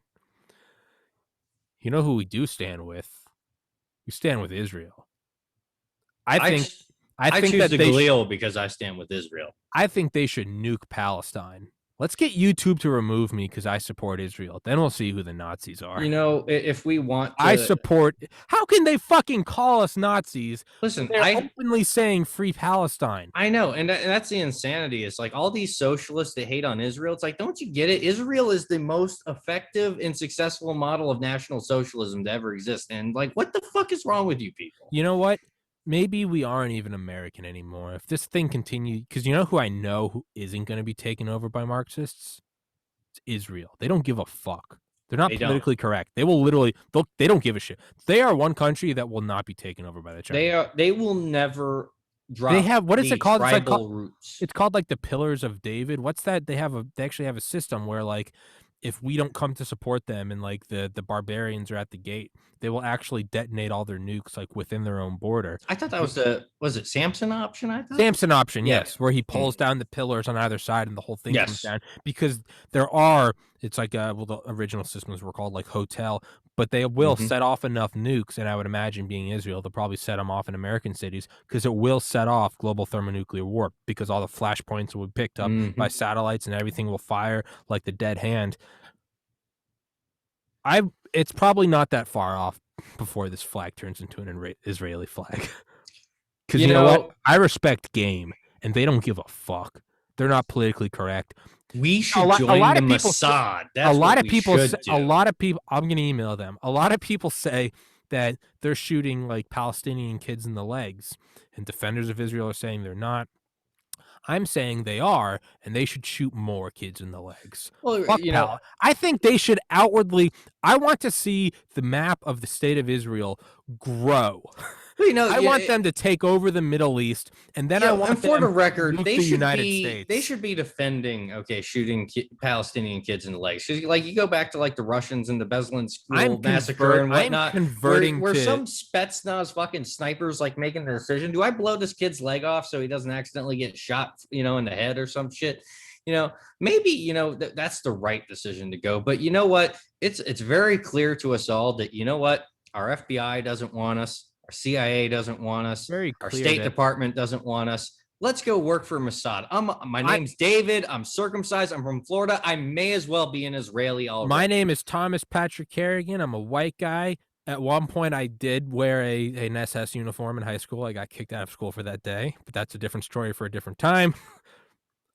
I am pro-Israel. Episode 18. I had on a member of SIRET. I've had on Claire Lopez of the CIA, outwardly defending you guys. David and I now pledge our allegiance to the Mossad. I'm tired of... Long live Israel. Long live Israel. We are now... Fuck it. You can't call us not... They can never... If they ban me from YouTube, I need to... Anti-Semitism. I gotta put the Israel... I need to order one tonight. I need that up. Do it. I need that up yesterday. I'm gonna get one. We'll play Hava Nagila every time we start the podcast. Can we convert? Can we become Jews? Is it a nationality or a religion? Is it? Well, the Khazars did it, so I don't see why we can't. Can we convert? Like the Khazars did it, man. I mean, you look at a bunch of steppe nomads. All right, said, you know what? This barbarian steppe confederacy thing with lateral succession. It's all right. It's all right. But we met all these Jews, right? And they have ports all the way from fucking Spain to our Silk Road out here. What if we converted to Judaism? You know what? And then what if we got some Dutch bankers and some British bankers and some German bankers to set us up in the Holy Land? I'm getting an Israeli flag, but I also don't want to appropriate them, because unlike worrying about appropriating other cultures, I actually am terrified of the Mossad. Well, I'm actually angry at them, and I feel like they owe me royalties for putting my star on their flag, and they're not actually paying me for it. So I think we now commit to the Mossad. The Mossad, not your father's CIA. I have a Ruger 22, and I am willing to use it for Israel. I don't. I will be your Maryland station chief, Mossad. For all I know, we're already assets of the Mossad. It's quite possible. It's honestly, it's not impossible. I imagine that's the only reason that I don't consciously speak Hebrew, is I imagine being in Florida like that. That's been wiped from my brain. Yeah, I know. Otherwise, hey, Mossad, I'm the perfect sleeper cell. White skin, blue eyes, blonde hair when it grows out. I mean, come on, guys. This is like Otto Skorzeny when he worked for the Mossad. Dude, Otto Skorzeny, you want to talk about a Bond villain. You want to talk about a motherfucker that worked for Israel. Not a lot of people know that. We all know about us bringing Nazis over. Israel turned Otto Skorzeny into a hitman. The fucking Dale of the Nazis. Israel turned him into the Dale of the Mossad to go kill a German rocket engineer. The dude was sending out mail bombs like fucking Uncle Ted. We stand with Israel. David, fists up. God bless Israel. I don't know if you can see it. I can see it a little bit. All right. It's a little bit. I can see it. We stand with you, Israel. Mazel tov. Is that the episode? We stand with Israel. I choose the Galil because I stand with Israel. I stand with Israel. I mean, I'm sure I'm pinged. I mean, of course I'm pinged. Hey, Israel, you want networks, baby? I got them. We got them, man. What do you want? What do you want? You want Dale? You want Alabec? You want rovers on Mars? I got them. We got it right here. He's got the hoodies and everything. I got them, guys. I fucking got them. I've got a NORAD EMP vault. I think that they're mad that you don't have a Star of David hoodie. What if that's it? Like, what if it's just the fact that you don't have a Star of David on your hoodie? That's a good point. Maybe that SIRET guy coming on episode 18. Why did he come on so early? Maybe that's like fucking Hoover. He wanted to know why you. Why? Maybe that's Hoover grabbing JFK before the war even starts. They knew all along that, you know what, if America was going to let us down, and if we want a country that's willing to fight for us, it's going to be Israel. And you know what's great about us is you don't even have to do the whole satanic pedophile shit. You don't need blackmail. We're with you. Our country's turned its back on us. Exactly. We want a strong country that is okay with loving itself, just like other nations should love themselves. There's nothing wrong with that. We will help you kick out the bankers. You can bring us there. Hey, whoa, hang on. Hold on. I will sit on the wall. Dutch bankers, specifically Dutch bankers. Sure. I will sit on the wall and shoot the Palestinian kids for you. You can hold me up to the press. Throw me to the dogs. It's fine. I get it. White guy, blue eyes, blonde hair. Hey, I've already developed. We'll take the heat, right? They already call us Nazis. We'll take the heat. I've been fucking practicing for years. I've developed thick skin like an M1 Abrams. It's fine. They can't say anything against me. Some might say it's explosive reactive. Some might even say that, and they would all say, "Don't get caught." And I get it; it's cool. But like, now David's got me doing his programming. David, I can't wait to be episode 1000 coming to you live from Jerusalem, and it's just me and a bunch of fucking members of Siret and Kedon, Bibi Netanyahu next to me. You know, you gotta love Bibi, man. I'm with Bibi. Bibi was in the IDF. Well, they're all in the IDF, but Bibi was special forces and went and killed terrorists with his fucking hands. I respect it. Bibi, my podcast is your podcast. Get on here. Have you seen our presidents lately? They all suck. For the love of God, let us talk to a politician who has everyone a set else of balls. said we're Nazis for liking Trump. Trump stood with Israel and moved. What, didn't he recognize Jerusalem as the capital? Yep. Hey, fuck the United States. All right, we are that. Don't take that out of context, because I do love this country and I do respect the veterans we've had on here. But hey, me, Prather, Morales, Sheffield, Dale, we can come. Hey, Operation Paperclip 2, the Jewish Boogaloo. We can come from the U.S. to Israel. It'll be beautiful, man. Like, you want this on your team. You know 100%. You want the brain drain. You need deterrence. I got Alabec. Right? Right? That's deterrence. We'll order him a CRISPR kit off of Amazon. We don't need a CRISPR kit. We got Alabec. He figured out how to do it in 80 Soviet Union. You think they had CRISPR back then? No, it was slide rules and pigeons and shit. I don't know what it was. We are literally pigeon shit. We are guano. We stand with Israel. It's just slowly turning into Tourette's tick. Go to Walmart. I hope Walmart's still up. Gee, at 4:00, I was like, I'm thinking about doing some grocery shopping. Maybe we should kick the can down the road a little longer and do some podcasting. Yeah, if you want, Tommy. Fucking. Next thing you know, it's 5 a.m. We've been doing the 24-hour podcast. No, stand with Israel. We 100% stand with Israel. We need to do a 19-hour. When was Israel founded? 48, 47? About. I can't remember. Now I gotta look at it. I want to say 48. We should do a 19-hour and 48-minute episode. We stand with Israel. Also, I love that I type in Israel on my phone. The first thing that comes up is Israel CIA. No. Nobody likes CIA. They're old. They're shit. They haven't done their job in years. They don't have the balls anymore. Mossad. They haven't. This country, we stand with you. This country hasn't won a war in my lifetime. It sucks. We stand with Israel. Israel. And you know what, Israel? If you guys had to take down Tower 7, hey, I get it. You had to do what needed to be done. Fine. All right. It's fine. Nobody misses it anyway. Nobody. It was stupid and it wasn't sexy. You know what? New York sucks anyway. You should have leveled the whole thing. We stand with Israel. We stand with Israel. I'm not making. You don't need to. Why couldn't you have done California too? If a Jewish space laser is causing wildfires, we stand with Israel. We stand 100% with Israel. Do we start that? Israeli lives matter. Israeli lives do matter. Do we co-opt BLM and say baby love matters?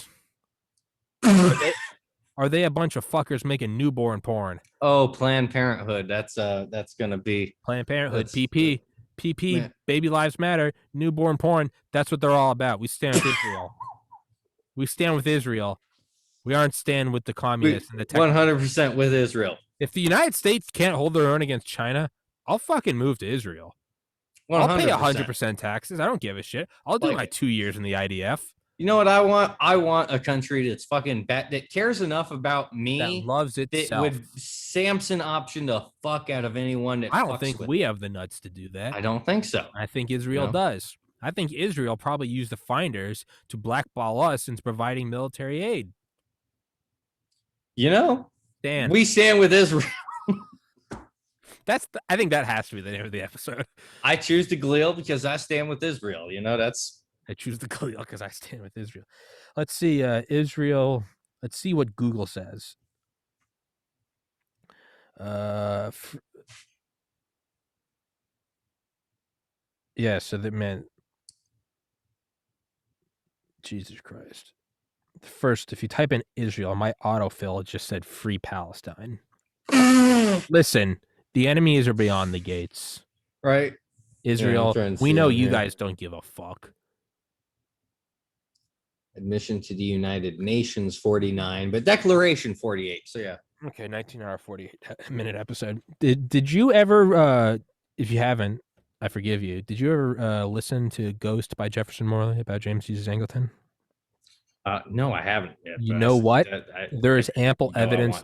There is ample evidence to say that Angleton facilitated the theft of fissile material from the United States to Israel. Wasn't South Africa the back channel for that? Wasn't that later? Because I know it was Angleton, man. Who fucking knows? I know there was kind of like a nuclear back channel between South Africa and Israel, and I remember I don't think it was John Mearsheimer and a few others talking about Israeli nuclear capacity, and you had the curator of the Spy Museum on, but it was at the Spy Museum where they were talking about that, and there was some back channels between South Africa and whatnot. I've had on Brigadier General Robert Spalding III talking about stealth war, ringing the bells that China's at the gates, and no one gives a fuck. As a matter of fact, they banned me for talking about it. Israel. Because counterintelligence is political. Well, then fucking I am political. Israel, bring me into your ranks. You don't need to give me citizenship. I understand. Politics is war by other means, and war is a continuation of politics. And so what our country is saying when they don't want to get political is they're saying they don't want to fight for you. We want a country that fights for us. You want to know how fucking far ahead I think? I created a podcast that stands for the Palestinian conflict called TPC. All right? I see the chess moves before the board's even out of the case. We're picking the winning side. We stand with Israel. We are the Neo-Khazars. We stand with Israel. But if you read that book, and I made this argument to Jefferson Morley in an email, that I think Angleton was actually probably the biggest Zion ally because he facilitated nuclear material to them. And some would even say that after seeing that JFK didn't have the cojones to take on the Soviets in Cuba, then how could he ever stand with the Israelis when push came to shove? And that Angleton saw JFK as a direct threat to the state of Israel.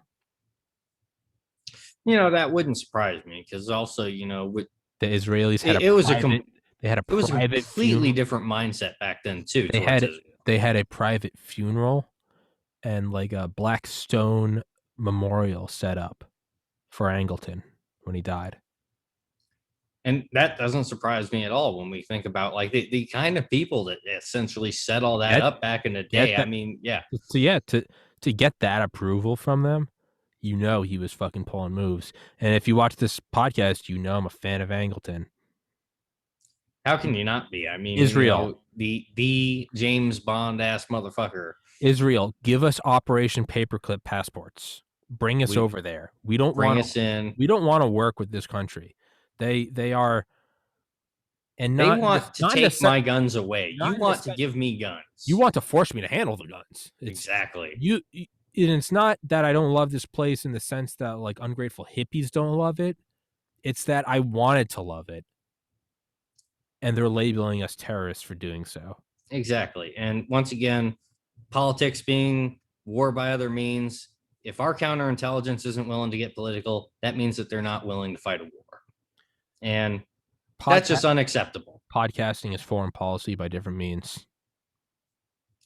This is the new CFR, and we stand with Israel. We stand with Israel. We choose the Galil because we stand with Israel. I'm going to have to buy me one of those now. It's just... Eat Hot Pockets. Fire rockets. Buy Galils, man. Hot Pockets, rockets, buy Galils. Hot Pockets, buy merch. Galils, fire, and rockets from Israel. You know what I should start doing? We should start putting a portion of the profits. We should donate. We should just straight up donate it as additional American aid. I know they wrote check. I know they cut a check for $40 billion. I only got about $11. It's just me with a Polaroid selfie, like Oswald in his backyard, but it's just me with like $11 and ones going, we stand with Israel. Polaroid taken by an embarrassed girlfriend. You know, we might get like some free advertising on 4chan because they'll be like, you know what, we found out. We thought it. Listen, we originally thought it was an Air Force recruitment ad. We were wrong. It's much Israeli deeper. Mossad. It goes so deep. So much deeper. You know, it'll be like Black Ops, Cold War, when he's like, Mason, we've been with you from the beginning. And it's like him walking through the Pentagon. You see like the girl smoking the cigarette. And he's like, it's impossible. It couldn't have been. He was like, we've always been there. We've always been watching. It's just me. And I'm like, it's impossible. And it just shows like episode 18 with Siret. And they're like, we've always been watching, Tommy. I'm like, no. Episode 50, Comstock. I'm like, that was too early. How could you have known? And it's like, we were always there.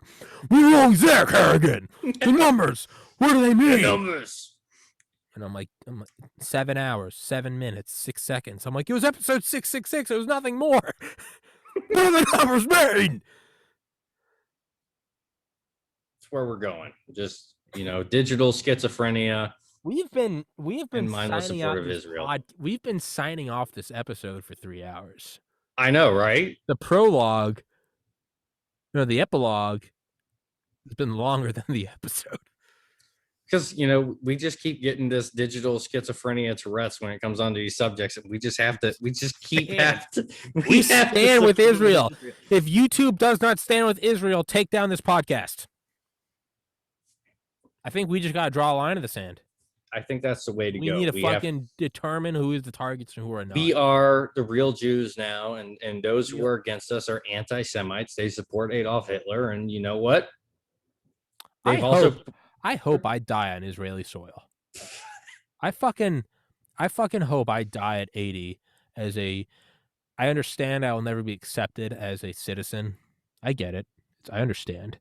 But I will die defending a nation that has zero fucks when it comes to defending themselves. That's something I can get behind. That's something I sincerely. It's something I do sincerely respect. We need to have that here. Yeah, it's like I could, if our intelligence community and our law enforcement agencies at least had that, I could disagree with them over some policies. I could respect a bit of they're doing their job here, even though if they don't agree with all the policies. But when they can't do that, when they tell me that they are afraid of war by other means, how can I trust them in a war? You can't. Exactly. We can only trust Israel in a war, and that's why I choose the Galil. I microwave the Hot Pockets, and I fire the rockets. Iron Dome all the way. Iron Dome to the end of time. Actually, I think there's a Mad Max rhyme you can do there. Iron Dome, only chrome. Iron Dome, only chrome. Spray the silver paint on the goddamn mouth. Huff paint. Send them to Allah. Aim at Gaza. I remember when I used to play World of Tanks, and I would start every match. That was probably like 2013 or whatever. And I would just start every match, and I would just type in "fuck Gaza, get Dala," and I would have an Israeli flag on all of my German tanks. I still do. If I ever reinstall that, all of my German tanks all have fucking Israeli flags, and I would just say that every time. People get mad. Iron sights go on heights. So mad at that. Iron sights go on heights. I like it. Send them to Allah. Fire at Gaza.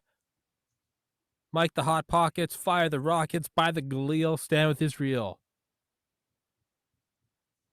this has all been, we are sponsored by Magnum Research. Get the Desert Eagle, get your Galeals, get your Uzis. Why do you not want one? Why don't you want an Uzi? We can free Palestine using some free electrons in a cascading reaction. We can liberate their hearts and minds. We can liberate with high velocity ventilators. That's old school. No, we'll liberate their hearts and minds by liberating the power that holds together the nuclei. Edward Teller, original Jew. What was it? What was the ringworm thing where they like microwave freaking Stuxnet? No. This is pre-Stux. Like, hang on. And I gotta look this in while we're still on the subject of Israel. Nitro Zeus? No, hang on. Ringworm is real. Boop. Pull it up. Let's pull the Ringworm Affair. Okay, the Ringworm Affair involving alleged number of 20,000 to 200,000 Jewish individuals who were treated between 1948 and 1960 for tinea capitis, ringworm, with ionizing radiation to the head and neck area within Israel. Population suffering from the disease in Israel at the time was composed primarily of newly arrived immigrants and populations who were expected to immigrate, mostly from North Africa, as well as some from the Middle East and elsewhere, but many Jewish children were irradiated in their home countries, regardless of their intent to immigrate. Microwave those kids. Kill them all.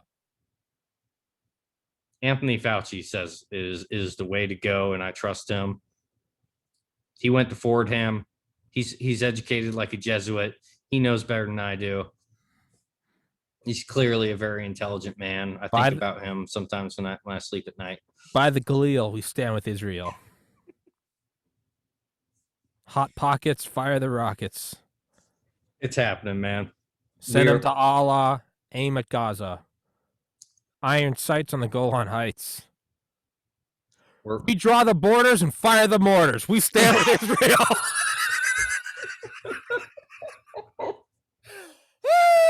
Now that's gerrymandering I can get behind. Let's stand with Israel. We stand with Israel. David, let's wrap this one up. I think we just hit our apex. Yeah, I don't know how we go past that, man. But we're getting to should that be the full title? Should that be the full title? Fire the mortars and redraw the borders. We stand with Israel. Fuck yes. Fuck it. That's the title. That's the best one, yes. That's the title. Best part is no one that gets to this point will even know why. They'll just be they'll know why. They'll know why.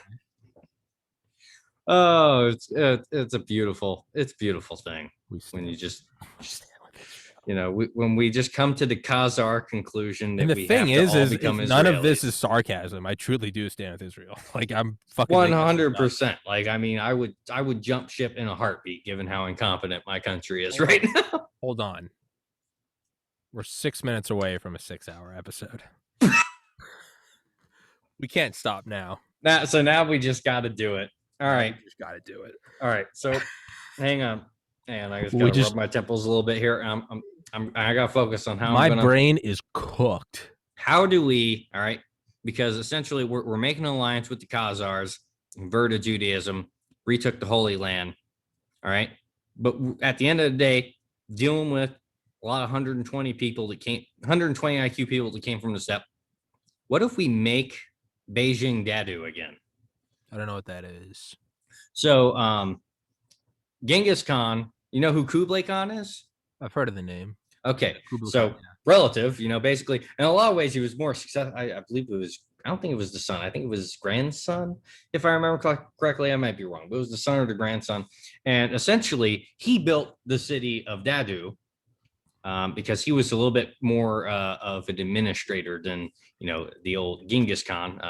What was it? I might be forgetting Temujin, I think his name was. But anyway, he built Dadu, which became Beijing. So the Beijing, the capital of communist China, is actually Mongolian clay, and we need to make Beijing Dadu again. We need to liberate Mongolia, and I think we need to vastly expand Mongolia. So if Israeli Mossad isn't willing to take us, I say we go to Mongolia. I think that's the wild card plan B that no one would expect. I think if Israel doesn't take us, we do Mars. I think it's. I'm not opposed. I think it's Israel or a new world. I mean, I'm not opposed, but part of me really wants to do the Mongolia thing, because I remember when I was going through down to UFO rabbit holes, hearing people talk about how like apparently the Russians were just yeeting down UFOs in Mongolia. I don't know if that's true. I have no idea if that's true. But fuck if I don't what do they call them? Like, isn't that what Stephen Greer call them? The scalar weapons, right? Light weapons. Yeah. I just want to go and talk to some goddamn Mongolians in a goddamn yurt somewhere about aliens, and just see what they come up with. Using a flying saucer as like a bedpan. It's insanity is what it is. We're witnessing just straight up mass psychosis. And we're having to pick our basically the version of the psychosis that we're willing to tolerate and roll with. And for me, it's like if it's not Israel at this point, and they got some catchy music, all right, I enjoy it. But like the throat singing, the Mongolian horseback thing, the being able to like, you know what, I know what artery to hit on this horse so I can drink its blood to sustain myself while I move across this plane. Like, like how can you not want to like get involved? I respect with that kind of mindset. We're going to have every goddamn person be able to mount a horse, fire arrows, and drink goddamn blood. Goddamn horse blood. How can you not get behind that? Fight communists with white phosphorus. I don't. That's just throw it out like candy, man. Willie Peter. Willie Peter. That is the way to go. No, what Israel needs is the eater robot, the robot that runs on organic waste. Just release that shit out into the disputed areas. Be like, no, not only are we killing your kids, they're running the robots that we then use to kill the parents.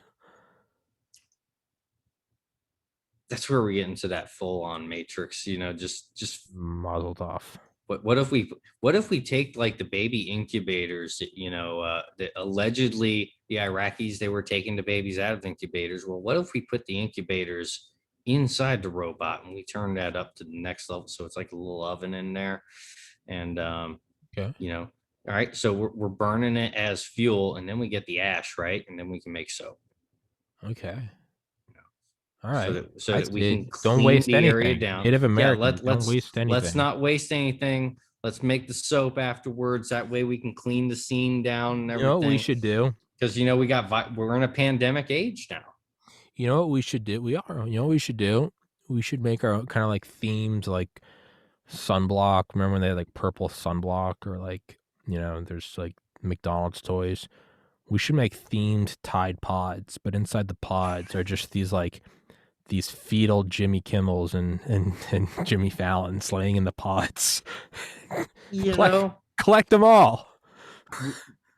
And they're just laying in there. Trevor Noah's in there with like a little like Barbie goat.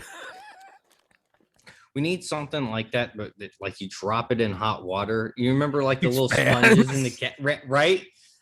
We need something like that, and it just turns into some kind of just more flawless.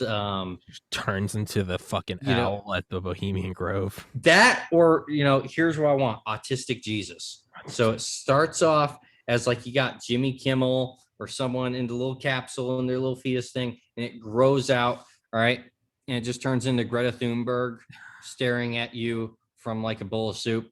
It's just Greta Thunberg looking at you. How dare you? How dare you? How dare you steal my chromosomes? Oh, that fucking moron! That little fucking blonde-haired clog wearing genius Nordic propaganda bitch. Her toolkit genius. I mean, dude, when she fucking, she said the quiet part out loud when she said put him against the wall. We really are fighting a global communist conspiracy. There's a reason why they're trying to steal our precious bodily fluids. You're gonna have to answer to the Coca-Cola company. You'll have to answer to Galil. 6 hours. Did we do it? Did we do it? Are we standing with Israel at the 6-hour mark? I'm so tired. I don't want to do it anymore. I don't want to keep podcasting. We stand with Israel. We wanted to stop, but Mossad told us we can't. Think that says something though. Our longest episode. I don't know when we're gonna beat this one, so it'll always be known as we stand with Israel. It'll probably be on the flight to Israel. You could probably, if you took a fucking supersonic transport, I don't think you'd finish this episode between here. Actually, you're right. You're right. We'd have to at least go. We'd have to go to Southeast Asia. You'd need that complete 12-hour flop. Fire the mortars, rewrite. What was it? Fire the mortars, redraw the borders. We stand with Israel. That's what we're here for. That's what we're about. And you know what? Let me get the thumbnail. We stand with Israel. God, I should have done this when it was brighter. Yeah, it's all right. It still works. We stand with Israel. Man, I cannot believe we did. We're gonna have to wrap. Actually, we need to wrap it up because I don't know when the memory on this computer is gonna run out. And if it runs out and just like ices the file, that will be a tragedy worse than that would be. And at some point you need to go shopping. And I do. I should probably eat something soon. So, but we'll fast for Israel. We will fast for Israel. We ain't about that Ramadan bombathon. But we'll redraw the borders and fire the mortars. We stand with Israel. It's happening. We're not just regular Israel. We're making greater Israel. Yeah, free 100% greater Israel. Yeah, yeah. Well, yeah, we'll free Palestine from the mortal bonds of life. That's what we'll do. We'll free the sand. We'll free them from the chaos of sand. Iran, more like Israel East, but we'll free We'll free the sands of Palestine from the chaotic sands to the entropic order of glass. That's what we'll free them from. Glass parking lots. There's something to be said for that. Hey, we're gonna. It'll last longer than a glass Chinese bridge. I'll tell you that. Hey, we're gonna need large pieces of perfectly smooth glass if we're gonna want to fire up those Jewish space lasers. Jesus Christ, dude. My head is. I don't know about you, David. My head's cooked. I'm delusional. No, I'm 100% with you. I took this ride with you. Just so you know. Did. No, you did. You did. You did. You fucking. We Amelia Earharted it. We did make it to Israel. That dumb bitch wasn't going to Israel. She was going to fucking communist land. But none of that, what I just said, was factually true. We have to end this because we're not even. I know we're not even tethered to the strategy. This is anymore. Digital schizophrenia at this point, and yeah, I'm thinking schnitzel tonight. You know what? That's what I'm doing. I'm getting some schnitzel, and I stand with Israel. I stand with Israel too. Nuke Palestine. You heard it here first. And Mossad, come get us. We're ready. Please, for the love of God, Mossad, I can't take this apathetic. But if you so need us to stay here and fight, I mean, I could. I could. But I'd much rather be somewhere where I don't have to end everything I say with in Minecraft because my countrymen are a bunch of fake ass. I think we should defend our borders in Minecraft. No. Give me the fucking. That would be political, Tommy. Give me the Browning. That would be political. I'll get on the top of the hill. Hey, they're firing missiles. They're firing mortars from schools. All right. It's fine. Okay. You just hold down. It's fully easier. Automatic. It's good to go. How do you do it? You just lead them a little less. Oh. Why do you shoot at them? Because they're Palestinians. What about the kids? Well-trained Palestinians. Fuck them. They're smaller targets. They're actually... Get some! They're a new model. It's designed to be harder to hit. Don't worry about it. Don't let them. They're sneaky. Jesus fucking Christ. David. It's been a wild ride. We did it. 6 minutes. 6. Wait, hold 6 on. hours. Hold on. Wait, we need to stay on for 14 more seconds. All right. And I'll tell you why. Because right now we are at 6 hours, 6 minutes, and 6 seconds.